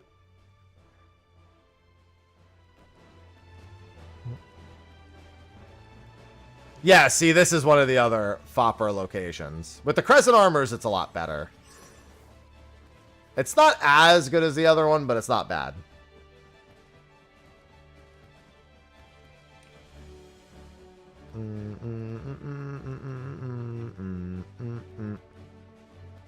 Yep. I just saw that tweet, like, not too long ago. Sophie and I are planning on going. I don't think she's noticed yet. I think she's busy. But she'll probably notice before I'm done with stream.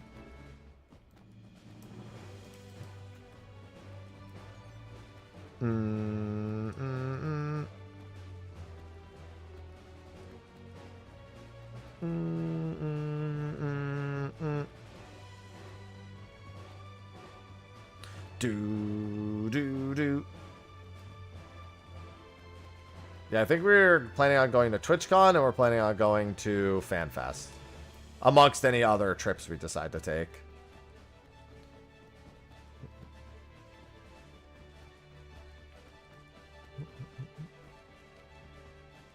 Don't mind me, just squeezing through. I think there's another chest over here, or potential chest. Had 30 bronzes up, so...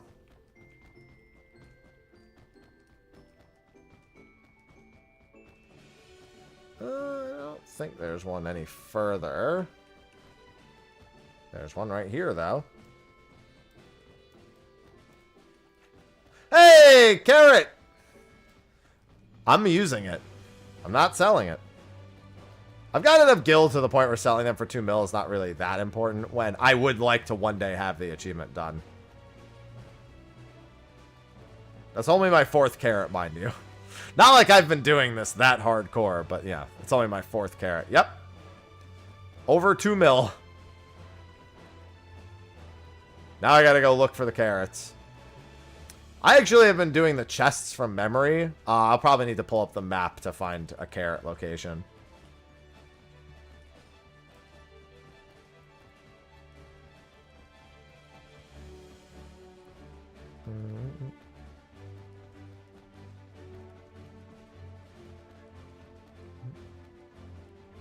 Yeah, I'd like to one day have that achievement done.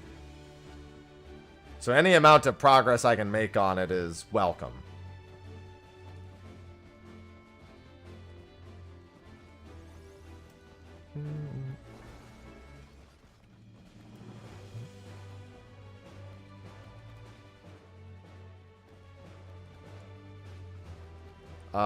Let me do this. Sophie needs me in the other room for a brief moment. I just need to check something.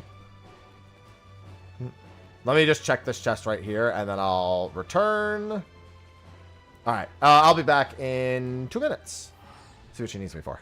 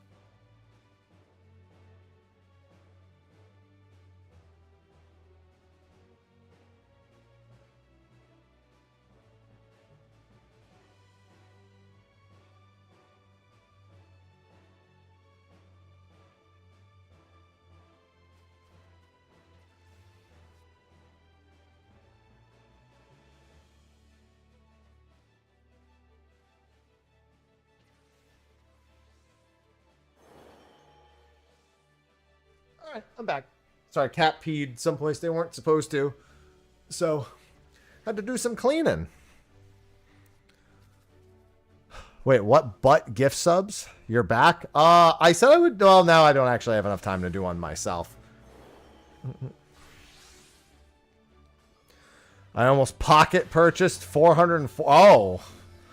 That's much different than butt dialing. That wouldn't have been good. To be fair, you can get those refunded.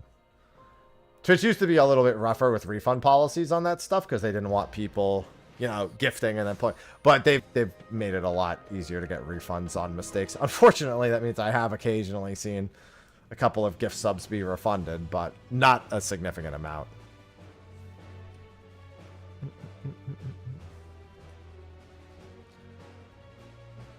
But I feel bad. Don't feel bad. You feel worse having fucking $500 less. I always say, if you can't worry about the streamer before yourself.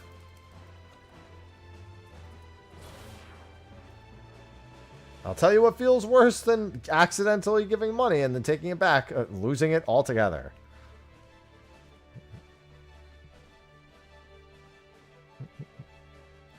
Nobody about to be here like, no, you gave it to me, it's mine. Your money's my money now. Give me more subs. Wah.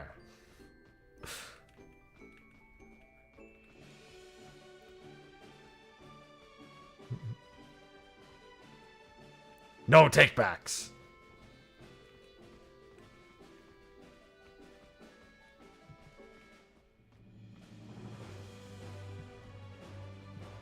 It's our money, friend. It's mine.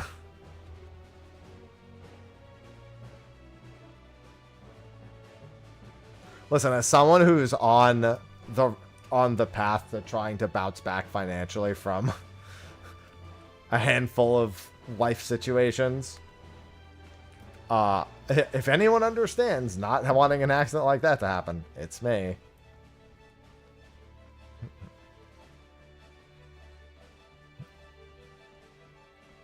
Trust me, I get it.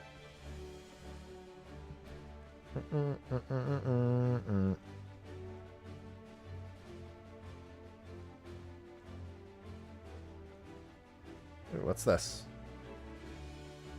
Sophie sent me something. Oh, yeah, she just sent me the tickets. Yeah, so she noticed.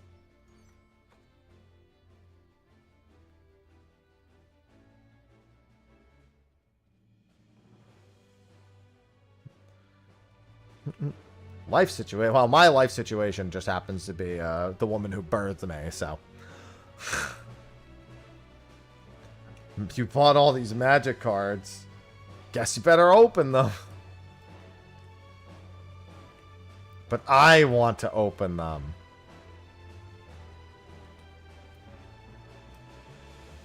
I want to open them. Should I spend $100 to get 9 packs or 200? Oh, well, the answer is always to get more packs. For me. It's the throne. No, I'm not. They're not on. Listen, with throne, you can gift things directly. I don't have them. Like, you can just go to the gift section and just be like, here you go. If anyone wanted to send them to me through throne, they could do it. But I'm not updating the throne to put them on there. Oh, the address. No, the address isn't. Good call. Yeah, somebody asked me about that also. So with the gifted thing also, it actually, I have it set where it would have to be approved by me anyway, so I would know. I would know to like fix it in that particular case.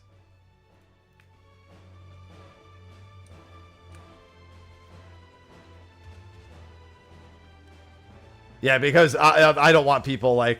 obviously, the fear is I put it onto gift, and then if I don't set it to approval, I'm just going to get dildos nonstop.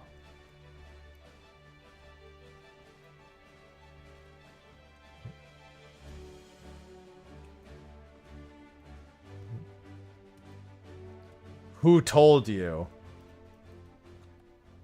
I know how people think. I'm actually going to update the address right now. Just because we're talking about it and it's on my mind. It's just the smarter thing to do.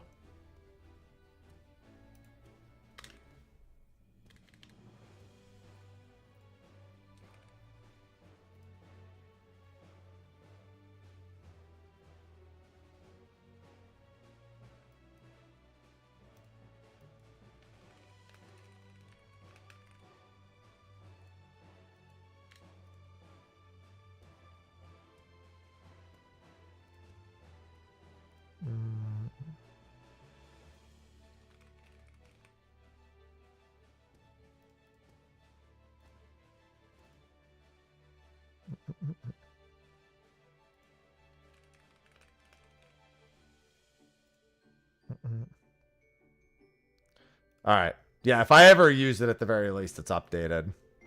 Time to gift cat toys. They're called bedroom helpers. What do you mean? That's my name. What's the max level? 100.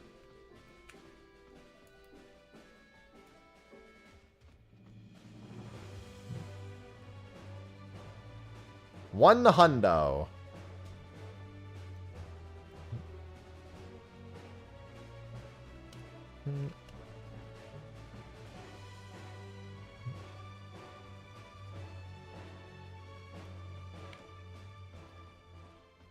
All right, hold on. Me and my big cat. I like the way he looks when he's on walk.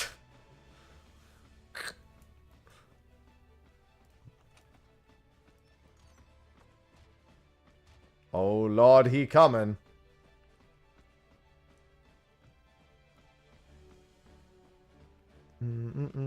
Yeah, now the throne address is updated.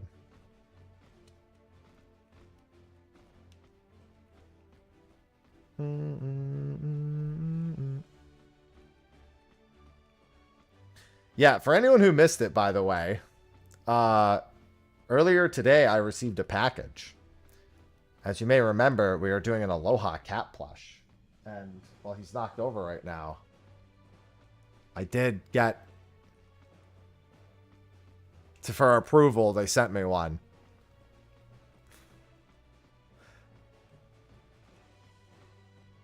We like that he looks like the Fox Hollows fox. Because that is Aloha's ideal expression.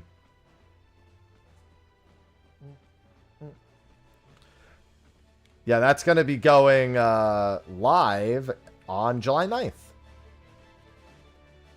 So for anyone who pledged, you know, it'll start charging and everything in the next couple of weeks. Anyone who didn't, there'll be an opportunity to buy it. Big Fox Hollow vibes. I mean, that's Aloha's expression. The fuck you now pet me look, as I like to call it. Alright, I missed 3. I always miss a few bronze. I think they're just in the middle of the map somewhere. Alright, so I need to pull up the map. Occult Crescent map. Final Fantasy 14. Southhorn interactive map. Where is the... Where are the carrots? Half-eaten carrots. Here we go.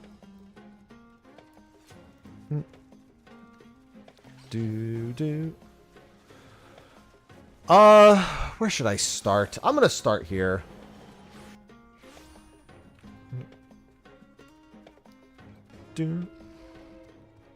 There's a few spots I already ran past, but I did get a carrot. Yep, that accurately describes my cat. Everything you just said. That was Aloha.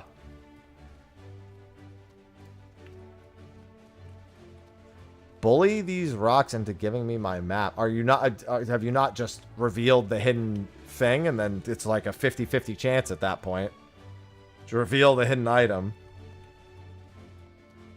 Usually, that is sufficient.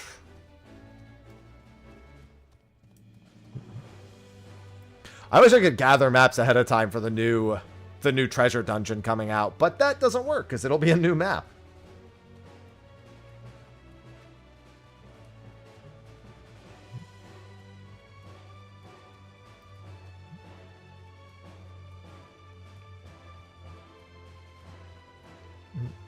No, I'm stupid. Does this count as me? So now I'm giving you the ability to bully your own rocks. The card shop. Exclamation mark card shop. That's it. And my discount code's going to work for a few months. I'm even going to be doing another campaign with them in a few months for Riftbound. So, you know, whatever discount code I had, I'll probably end up being refreshed at that point.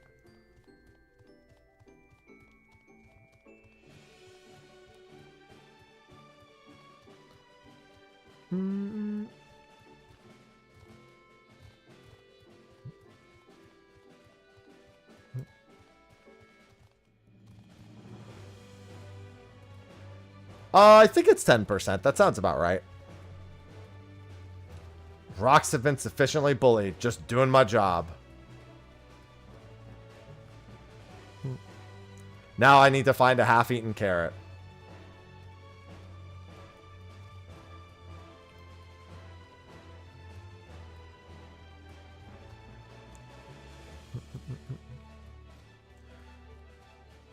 I want packs.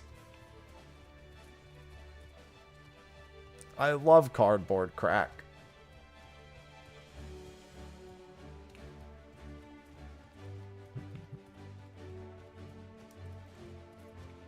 All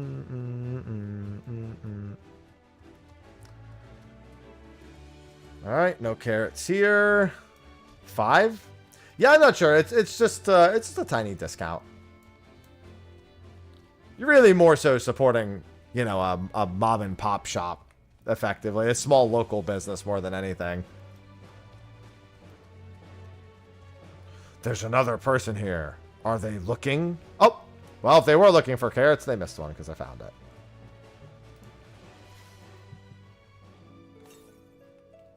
In return for your fortune carrot, he came out of the wall. All right, I did not get a twirl emote, unfortunately.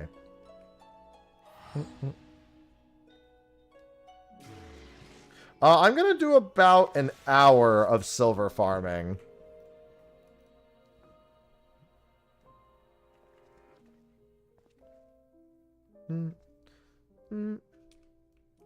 That's your home state. Excellent. How do you get carrots? Bronze chests. Bronze chests in the Occult Crescent. Primetime party. Oh, yeah, primetime is another... look at that. See? You got 6 parties up here, all for that. Just, hey, guys, you'll have your own queue soon. The password is actually an entrance fee. 1 pun. I will kick you if you don't give me a pun. I'm serious. Okay. I'm just going to do about an hour of silver farming. If anyone wants to come join, password's 1227. I'm not going to wait very long to get in there. I will kick you if you do not give me a pun. I am serious. And I'm happy. Crazy.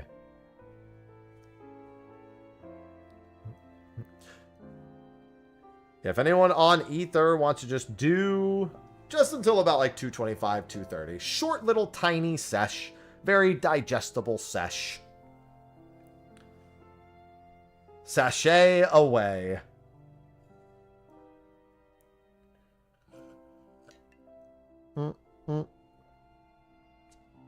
Come and join. I'm just going to wait a couple of minutes.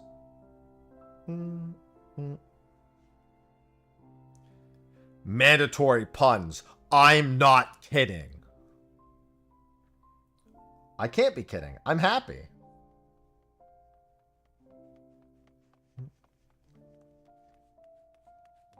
Nine to 12 on Black Mage, ready to blast. Excellent.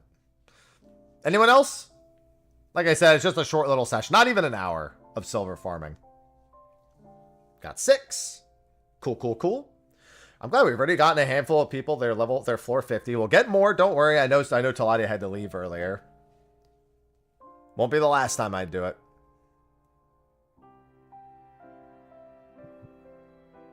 A morsel of a session. Yeah, I gotta go get my hair cut. Then we're going to dinner afterwards.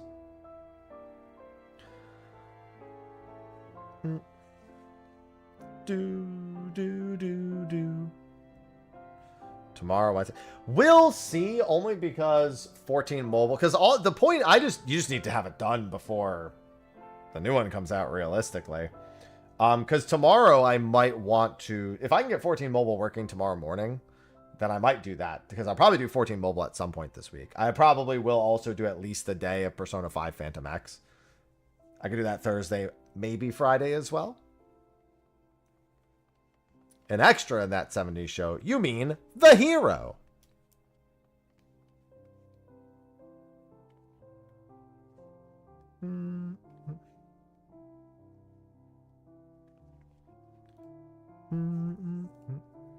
Don't worry, I'm not cutting it all the way down.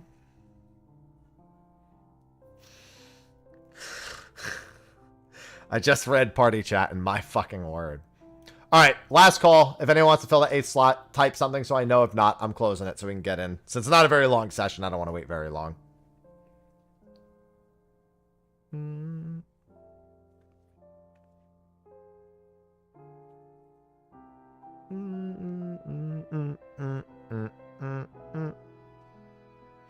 Do.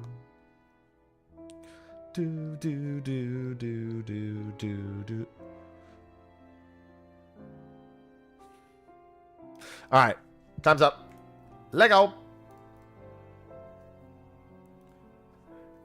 I'm sorry. I don't want to play a theme that's a countdown. Can I instead just play the Sonic Drowning theme whenever I want to count down something? Yes? Okay.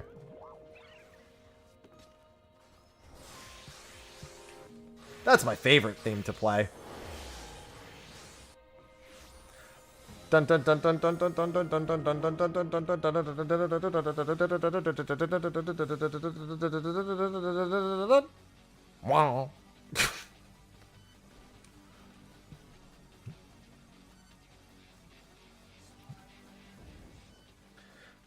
That theme will never not be a giant piece of PTSD. Nope, not never. Jeopardy theme's a good one, yeah.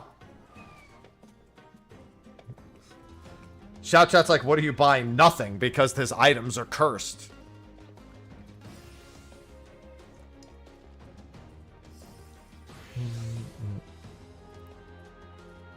Oh my god, Squaresoft is in shout chat. Big fan. But now imagine if while Sonic was drowning, the Jeopardy theme was playing instead.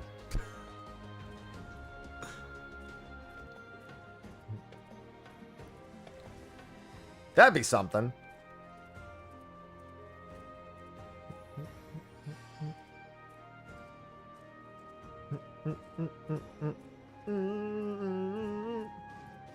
What is air bubbles? What is you're dead?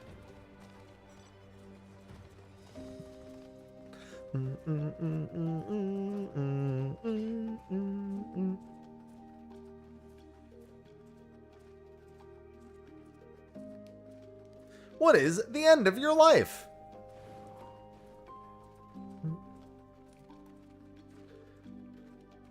God, the few changes we're going to get to Occult Crescent next patch are going to be quite nice. It's good to know that there's just straight up going to be like 2 different difficulties for the next Fork Tower also. Just to have that knowledge in advance. It's a long way away, but still.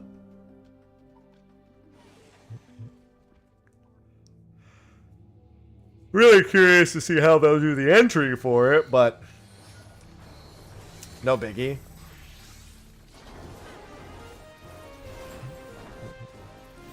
Wow, somebody with the instant... I saw the instant old man debuff. I mean, good. It means mine's going to be buffed.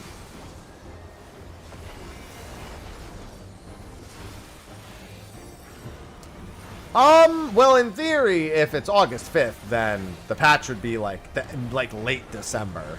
I don't know. It really comes down to how much they care about the holidays this time. They have a propensity of not giving a fuck about the holidays. But, you know. It's going to come down to how much they decide they do or don't care.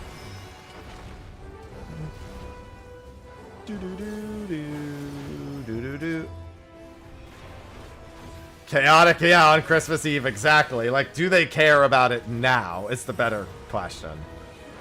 Will it matter this time?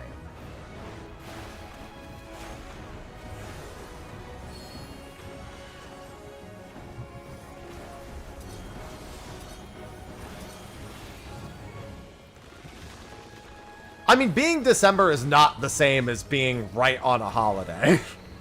You know what I mean? Those aren't inherently the same thing. Oh, god damn it.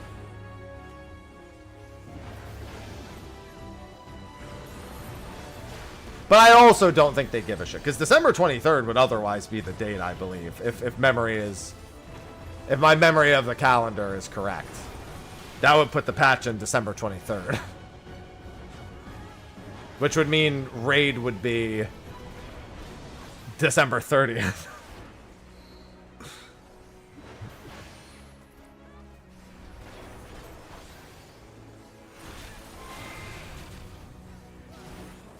Holy shit, this turtle is fucking dying.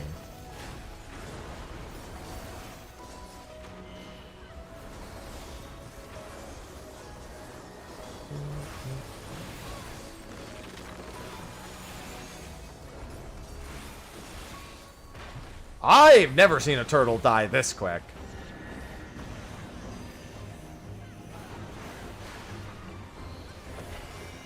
Yeah, happy holidays, bitches. No, don't say raiders. Call us bitches.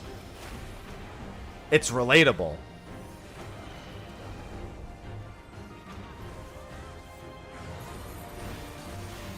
That was a 3-minute turtle kill. God, I can't wait to see what we do to this thing after we get the rest of our masteries and all the plus. Yeah, that's gonna be wild.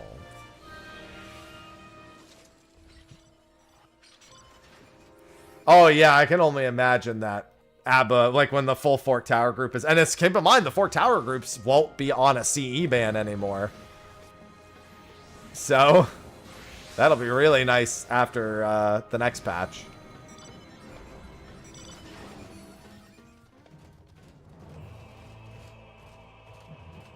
Hi, Sausage. You know what's great about Sophie's cats? They're very much permission askers slash attention grab. So Ivy just kind of throws herself at me when she wants attention. Cinnamon and Sausage literally pat me on the arm and the shoulder. Like a small child. Like Sausage, when he's hungry, he literally does this.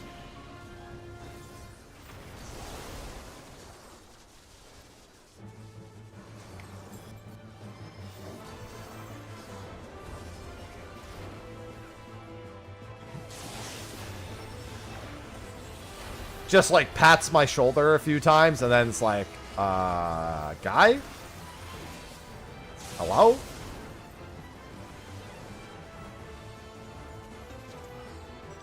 Excuse me, Cat here. Got a question. When's dinner?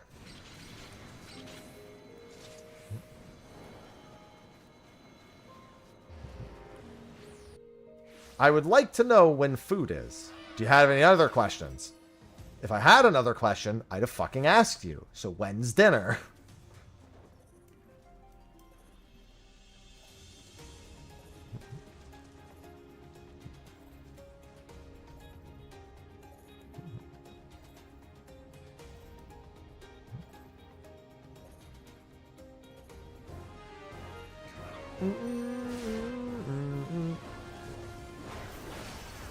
Cinnamon, with Sausage though, she just wants attention. Cinnamon wants food. When Cinnamon wants attention, he just kind of walks on top of you. When he wants food, he pats you and then starts attacking the other cats. It's one of the two. He's either patting you on the shoulder or actively giving you a no method with which to ignore his presence.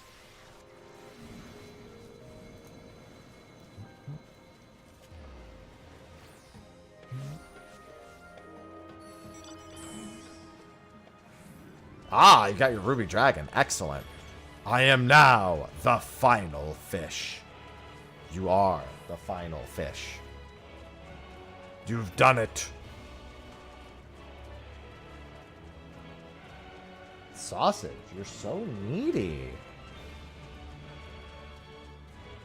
She's been needy all morning. Surprised she doesn't just want to take a nap.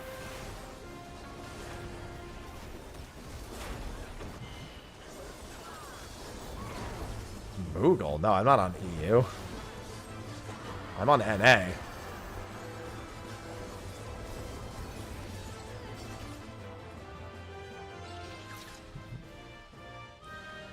My character's on Crystal, but I most of the time play on Ether. I just kind of leave myself parked on Ether like 90% of the time.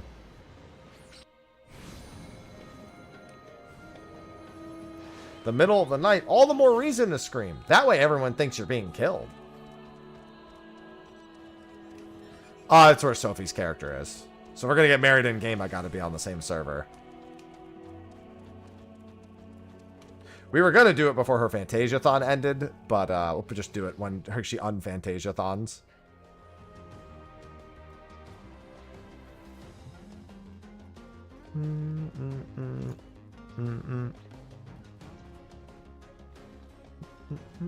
Hello, first. Hello, pot friend.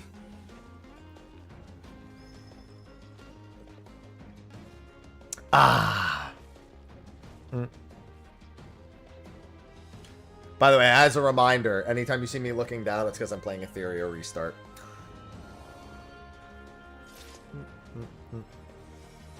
Don't mind me, just mobile game distraction.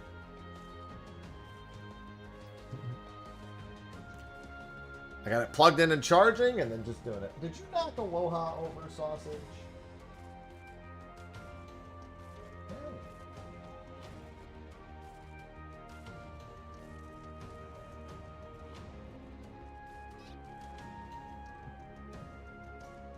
Very second. Yeah, there is. I was going to just pull it up. I do actually have the PC client. Are you biting my foot, Sausage? I mean, I know the answer is yes. It was rhetorical.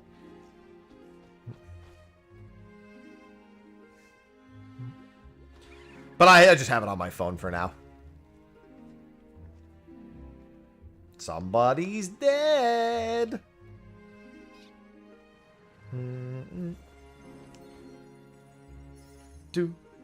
Are you on the tower? You're on the tower.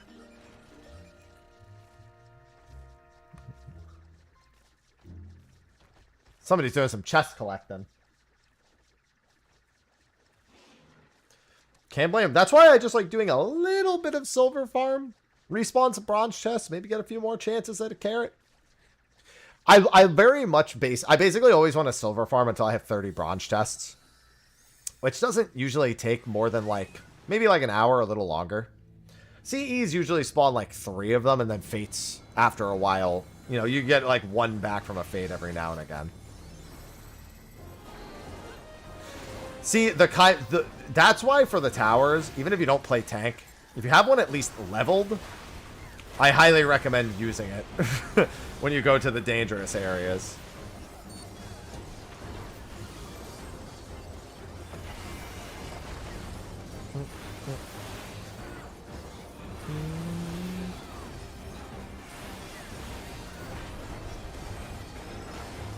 Just because that way you can at least take an auto.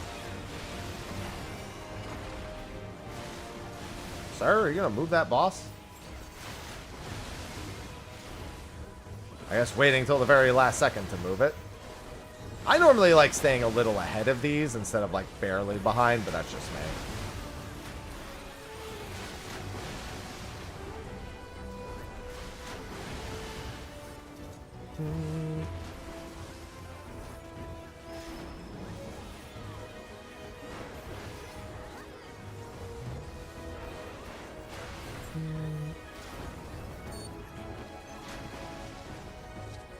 Yeah, sneaking through the cave on ninja is another good option.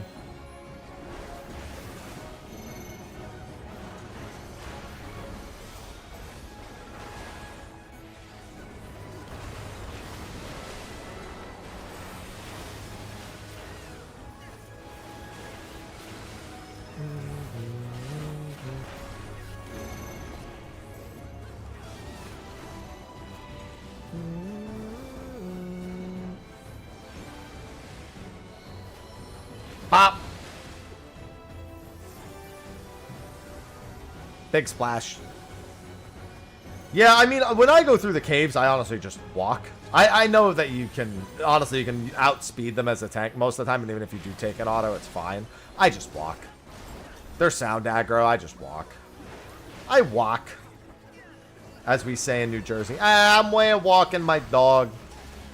Having a cup of coffee, you know, you know.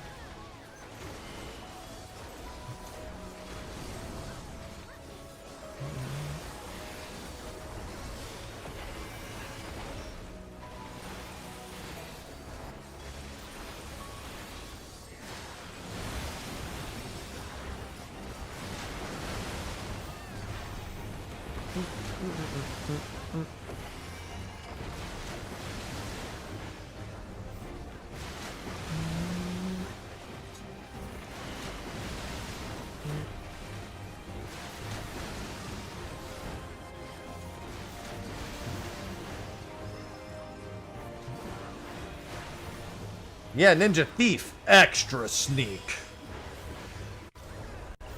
Oh. Yeah, I gotta do my graphics card update. I'm getting a few small hiccups in 14. Which with this PC is... no.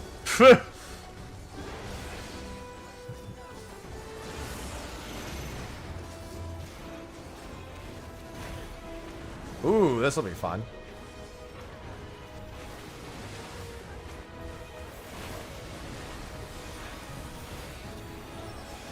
Yeah, it just usually means the GPU needs an update.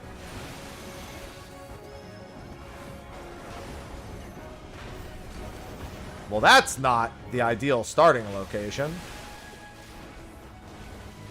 It's the ideal starting location if you're a tank, I suppose. What's it got right now? What do you mean, what's in the PC? A 5070 Ti.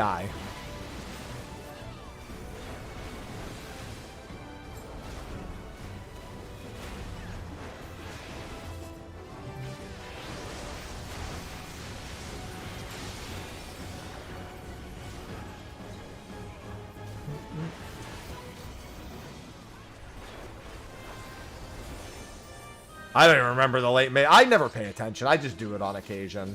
Let me check. I don't know. I don't think there is one for me right now. Will I even make it to this in time? Probably not.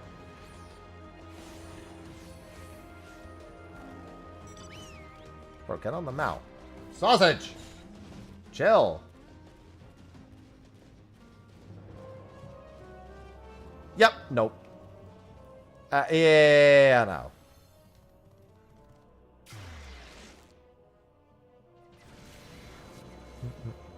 I guess this driver just sucks.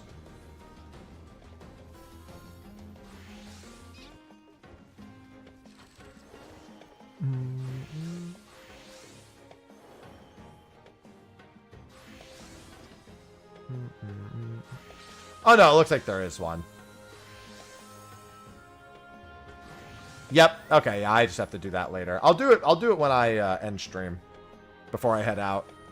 What was the mobile news? Yeah, it was basically it was going over all of the confirmed changes that now that it's an open beta and it's pretty much a reflection of its launch. So we were going over the monetization bits. We were going over the actual quality of life and functional changes to the game, things that aren't there, things that are there. Yeah, we did that earlier.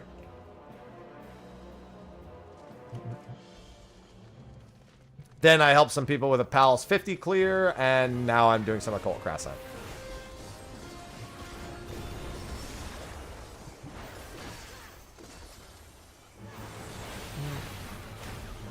Busy day, busy day.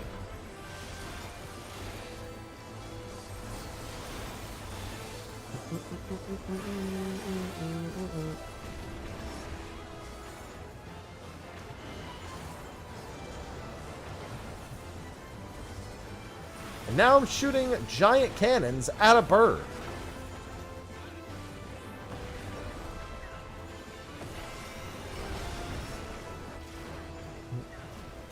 Yeah, I mean, I'll probably just post I'll be posting pictures when I go to the beach this weekend too. Little vacay.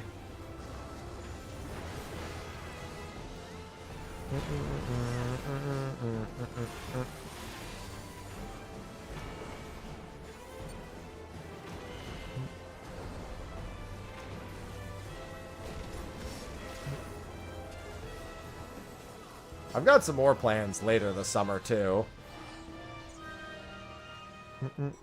But I will hold off on detailing those plans for the time being.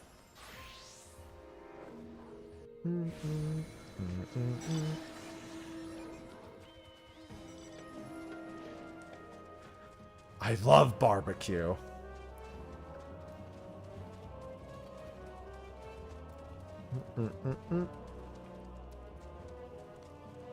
Barbecue good.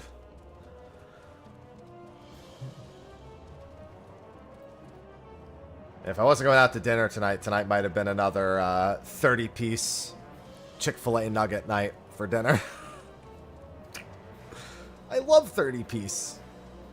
I love the 30-piece grilled nugget. I need that protein. It's 90 grams of protein.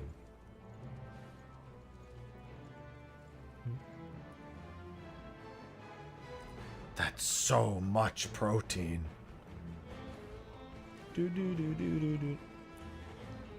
No, not Wendy's. Nuts.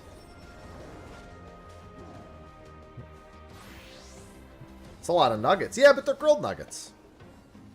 Which is effectively just a chicken breast chopped up. If you've ever actually seen it, then you know. Well, no, I mean, I was out of the gym for almost 2 months. So I'm just trying to get back into the rhythm of things. I go to the gym at 6 a.m. like a couple days a week, and then I go with my buddy Jeremy like another 1 or 2 nights. I was a little worried because I was getting really lightheaded from the medication for everything, but most days I've been okay now.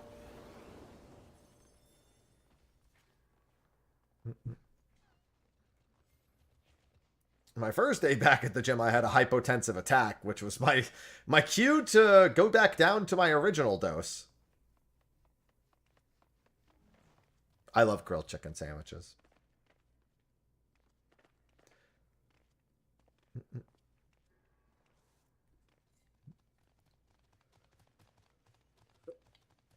Fortunately, your body's really good at remembering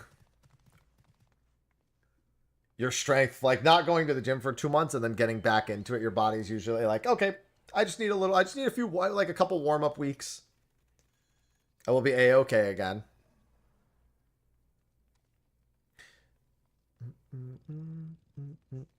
It's nice, too, because it gets me, like, half of my steps for the day. And these little jump start. Well, the big thing is that I have, like, I forget the name of the nerve, like the I don't know. There's like a nerve in your glute that's been pinched for me for a few weeks now. And the easiest way to help remedy that is to do glute workouts. So it's like, I really needed to get back in and make sure that I was getting my leg days in frequently. Unfortunately, it's one of two things where rest is actually terrible for it. Sitting and sleeping in the bed are like not good for it at all.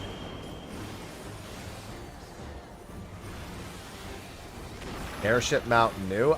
Yeah, you get it from silver coins here. What is it, like 5,000 silver coins? 3,000? I don't remember. I think it's 5,000 silver.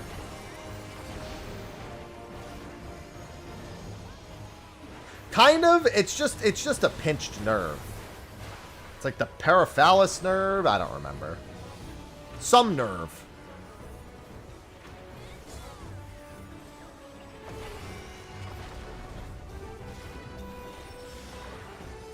Just makes standing up a little bit awkward. But whenever I do leg day at the gym, my legs feel sore, but that stops bothering me, so it's quite nice.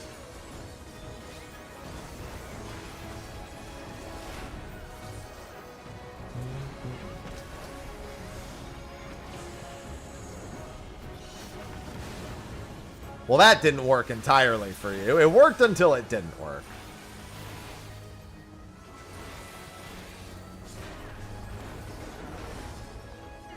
But ass feels nice is a hell of a sentence out of context.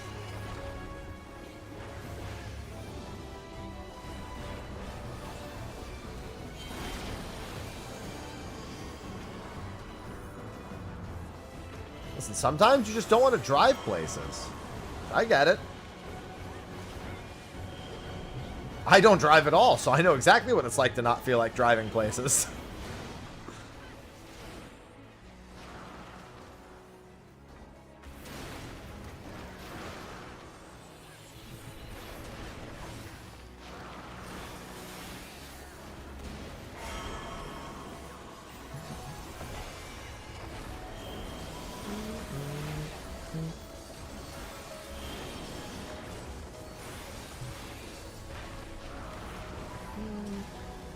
Ass feels nice, Kupo.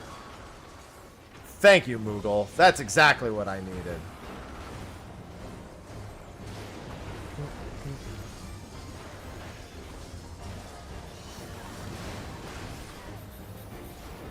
Yeah, just sitting around, it's just a it's just the worst because sitting around just makes it worse. I can't be like, oh, let me not go to the gym to make sure that heals first. No, that makes it worse. It's true with a lot of like almost anything like physically debilitating that's not like a full-on handicap. A lot of the times doing nothing makes it a lot worse.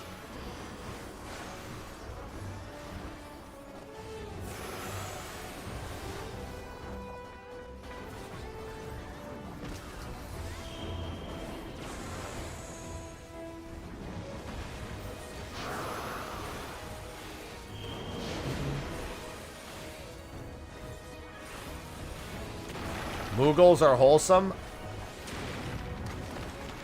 I want them all dead. The only holes they're gonna have are the holes I leave in them.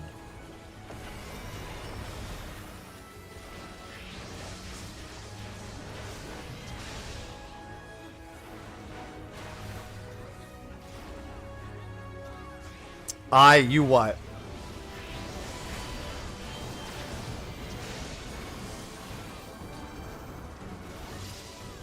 I'm sharpening my knife, Kupo. Me too.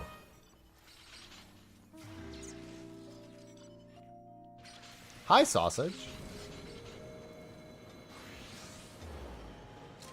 It's so the Rebirth Moogle is so funny because it's effectively like they saw the original live action Sonic and said, you know what, that was great.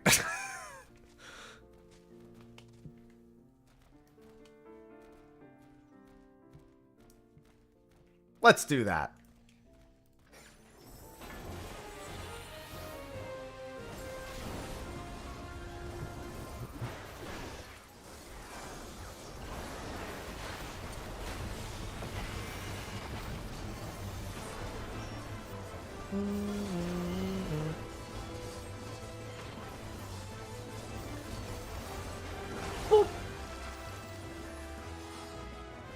Do do do do do do do do do do do do do do do do.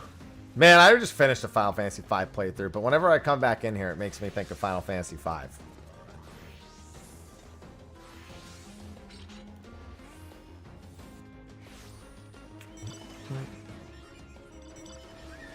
Every time I hear the music, it just does the job.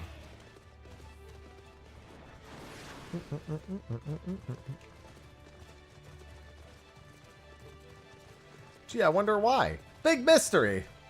Can't figure it out.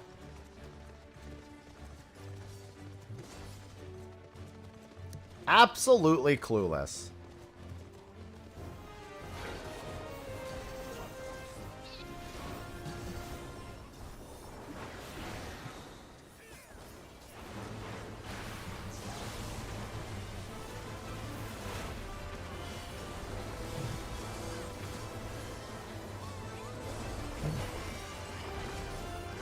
Listen, they already used Kryl for one field op. She can't just be the field op NPC. I mean, she could be, but like... I don't think they want to relegate her to being the field op NPC.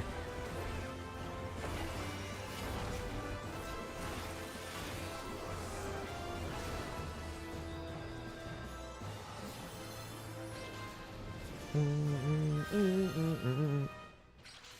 don't think it's underappreciated. It's just, it's a banger, but it's not like a franchise-defining banger.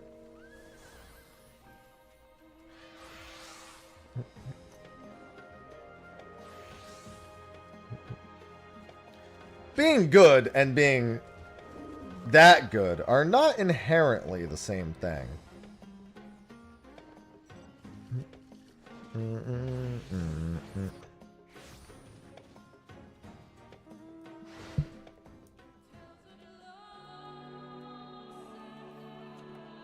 I fucking love Pogo circlets. The spokesperson. It's one way of looking at it, I guess.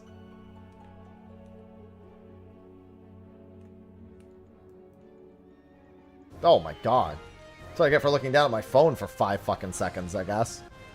Oh, might as well just turn around and go the other way.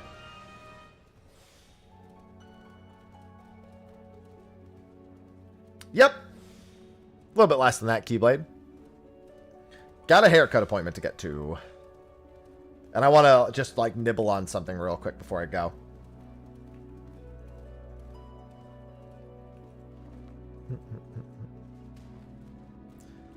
Get a little something in my belly. Sausage, why can't you just sit still? Why'd you just roll over on your side to just... She, like, plopped over and then just started grooming her paw. Not a bad idea, Valtis. Need to walk. Yeah, like I said, it's a nice short session. That way people can just pop in, get a few silvers. Fun to cipher, respawn some chests.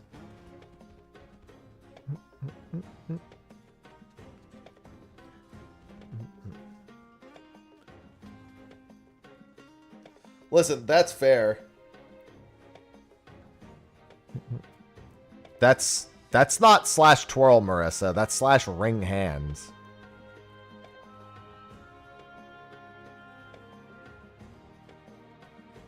You can tell because when you read it, it says slash ring hands. Plus 400 gil.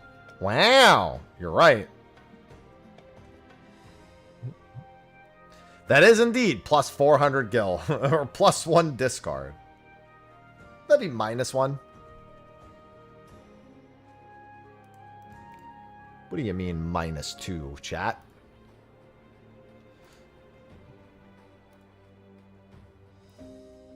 Oh yeah, I wanted to get this video uploaded too. I mean, it's already uploaded, but I need to get the thumbnail.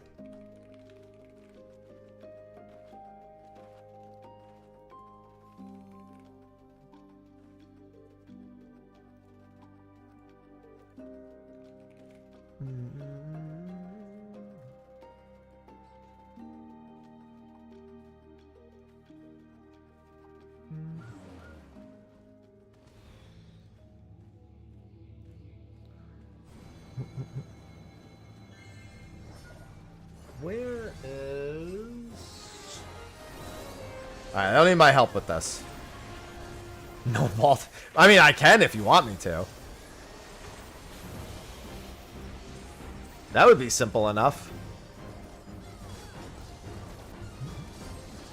Alright, while they kill this, I'm gonna do this.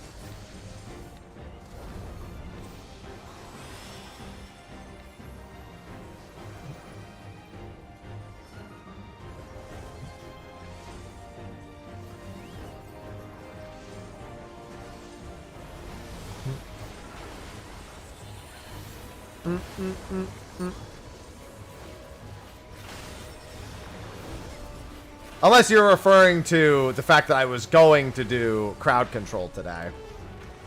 But opted not to. Yeah, I figured there's enough other things I want to do this week that I wouldn't even be able to finish that run, like, I wouldn't even be able to come close to finishing it. Granted, I don't know if I'll finish it when I do it in actuality. Chat might drive me up a fucking wall, so. There's always more packs.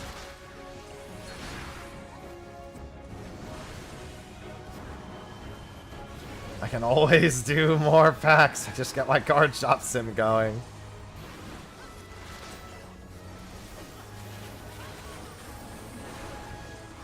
Just get the Final Fantasy TCG mod instead.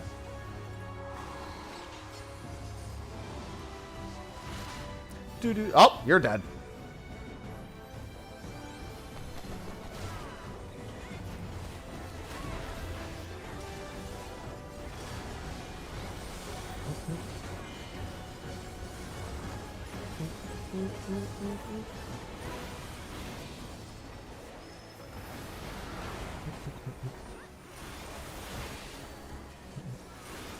I mean, it's good, but it's like, but then I'd have to start my, well, I guess I technically wouldn't have to start my shop. It's really weird stopping another shop. Like, to just have the shop's contents just be completely changed. Just change what cards are in my shop, but don't reset the shop over and over again. It's like, well, I guess I just have all this shit now. Mako spray, god.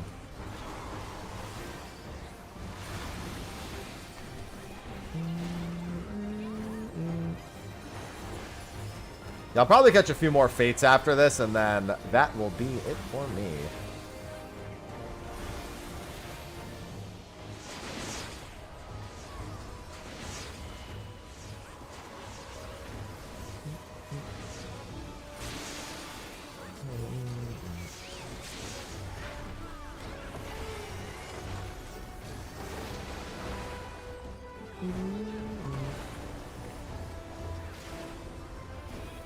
Sausage, you finally done throwing a fit?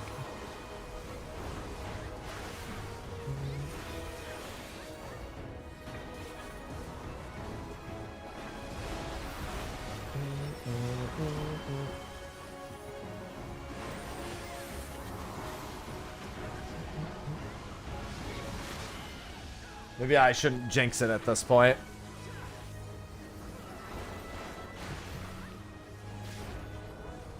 Yeah, it's actually a good thing, because I have to pee soon. The diuretics make it so I never stop peeing.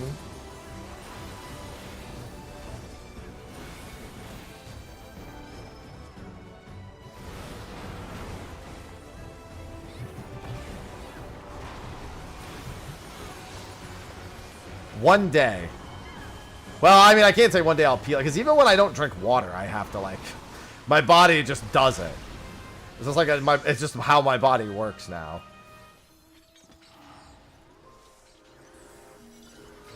Alright, GG's gamers. Yeah, I'm just gonna do a few more fates. I'm just gonna catch a couple of fates. I won't go to the next CE. Why do you not... I swear, I always miss these fates because of that.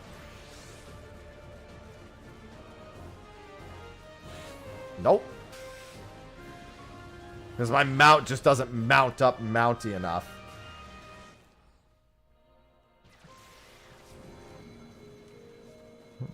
All of Primal now done. Nice. The moon. They did it. I would say I did it, but like, I didn't do shit.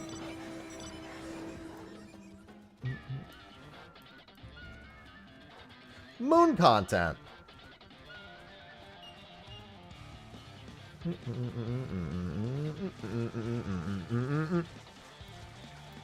Yeah, just need Dynamis to finish. Great.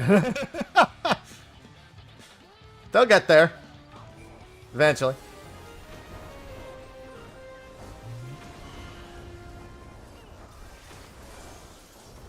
Just in time for Fianna. Do do do do do do do do do do do.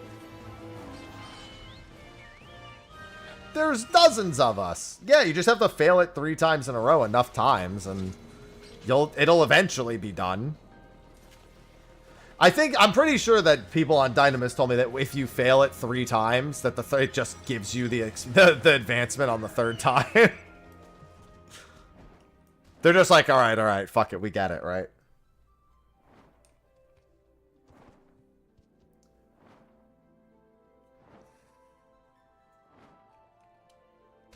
It's just like, listen, let's just pretend like the effort between the 3 attempts added together to be a success. Which, to be fair, kind of how it should work anyway. It should honestly just keep your progress from the first one that you failed, and then just make you continue from there the 2nd time.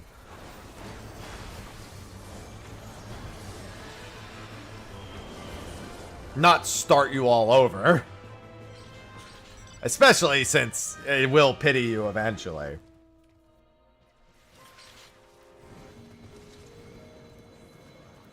That would be much better.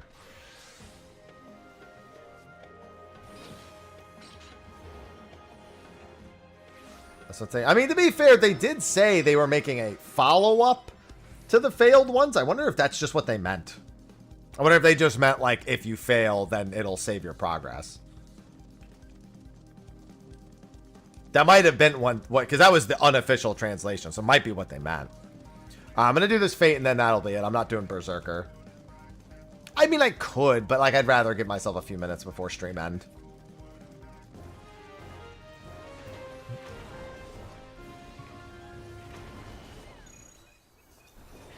You forgot me? Why? I actually haven't been doing Unreal the last few weeks. I just decided I just wanted to do other things with my Tuesdays. I'll probably get back to doing it for Serio. Oh, you're right. That is Deathclaw. I'm still not doing it. It doesn't really change anything, but I'm still not doing it. How many chests did I respawn? 10. To be fair, I only did this for like 40 minutes. Wait, I got like mad silver. Oh, that's why my bronze is so low, because I respawned all the silvers. It's like either a silver chest or 3 bronze. But no, I actually, it depends. Sometimes I come to Ether, sometimes I don't. All right, that's going to be a wrap for me for Occult Crescent for the day. Yeah, because I'm going to have to wrap up in the next few minutes anyway. Let me just check this.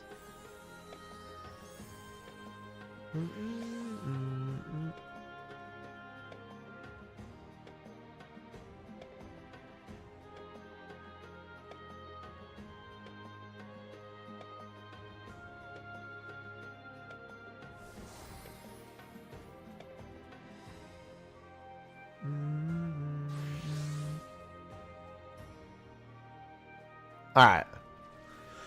Okay, so yeah, I have a haircut appointment to get to, and I want to eat something before I go, so I'm going to wrap up a little bit early today. The plans for the rest of the week are a little contingent on if I have the time to get my WeChat working. If I get my WeChat working, which is, it's really easy to set up the WeChat, I'll probably do some 14 mobile streams this week. If I don't, I'm going to do retail tomorrow and Wednesday. Thursday, I'm thinking of checking out Phantom X for Persona 5. Not like anything major. I'll just check it out for like a day or two. Saturday through Tuesday, I'm going to be away on vacation. So that means I'd be back Wednesday. And then that would be either, you know, again, retail or mobile. I'll probably look at a time to do the Kingdom Hearts 2 crowd control sometime next month as well. But that's going to largely depend on everything else that I'm doing. So with that, thanks everyone for hanging out. Thanks for the subs and resubs. Thanks for doing the Palace of the Dead 50 stuff. And we'll do more of that. I'll be doing, whenever I log in, I'll pretty much be asking people if they need Palace of the Dead 50. Thanks, Victor. Anyway, I'm going to get to my haircut appointment. I will see all of you tomorrow, where you'll see a very different Happy. And until then, I bid you adieu. Bye-bye.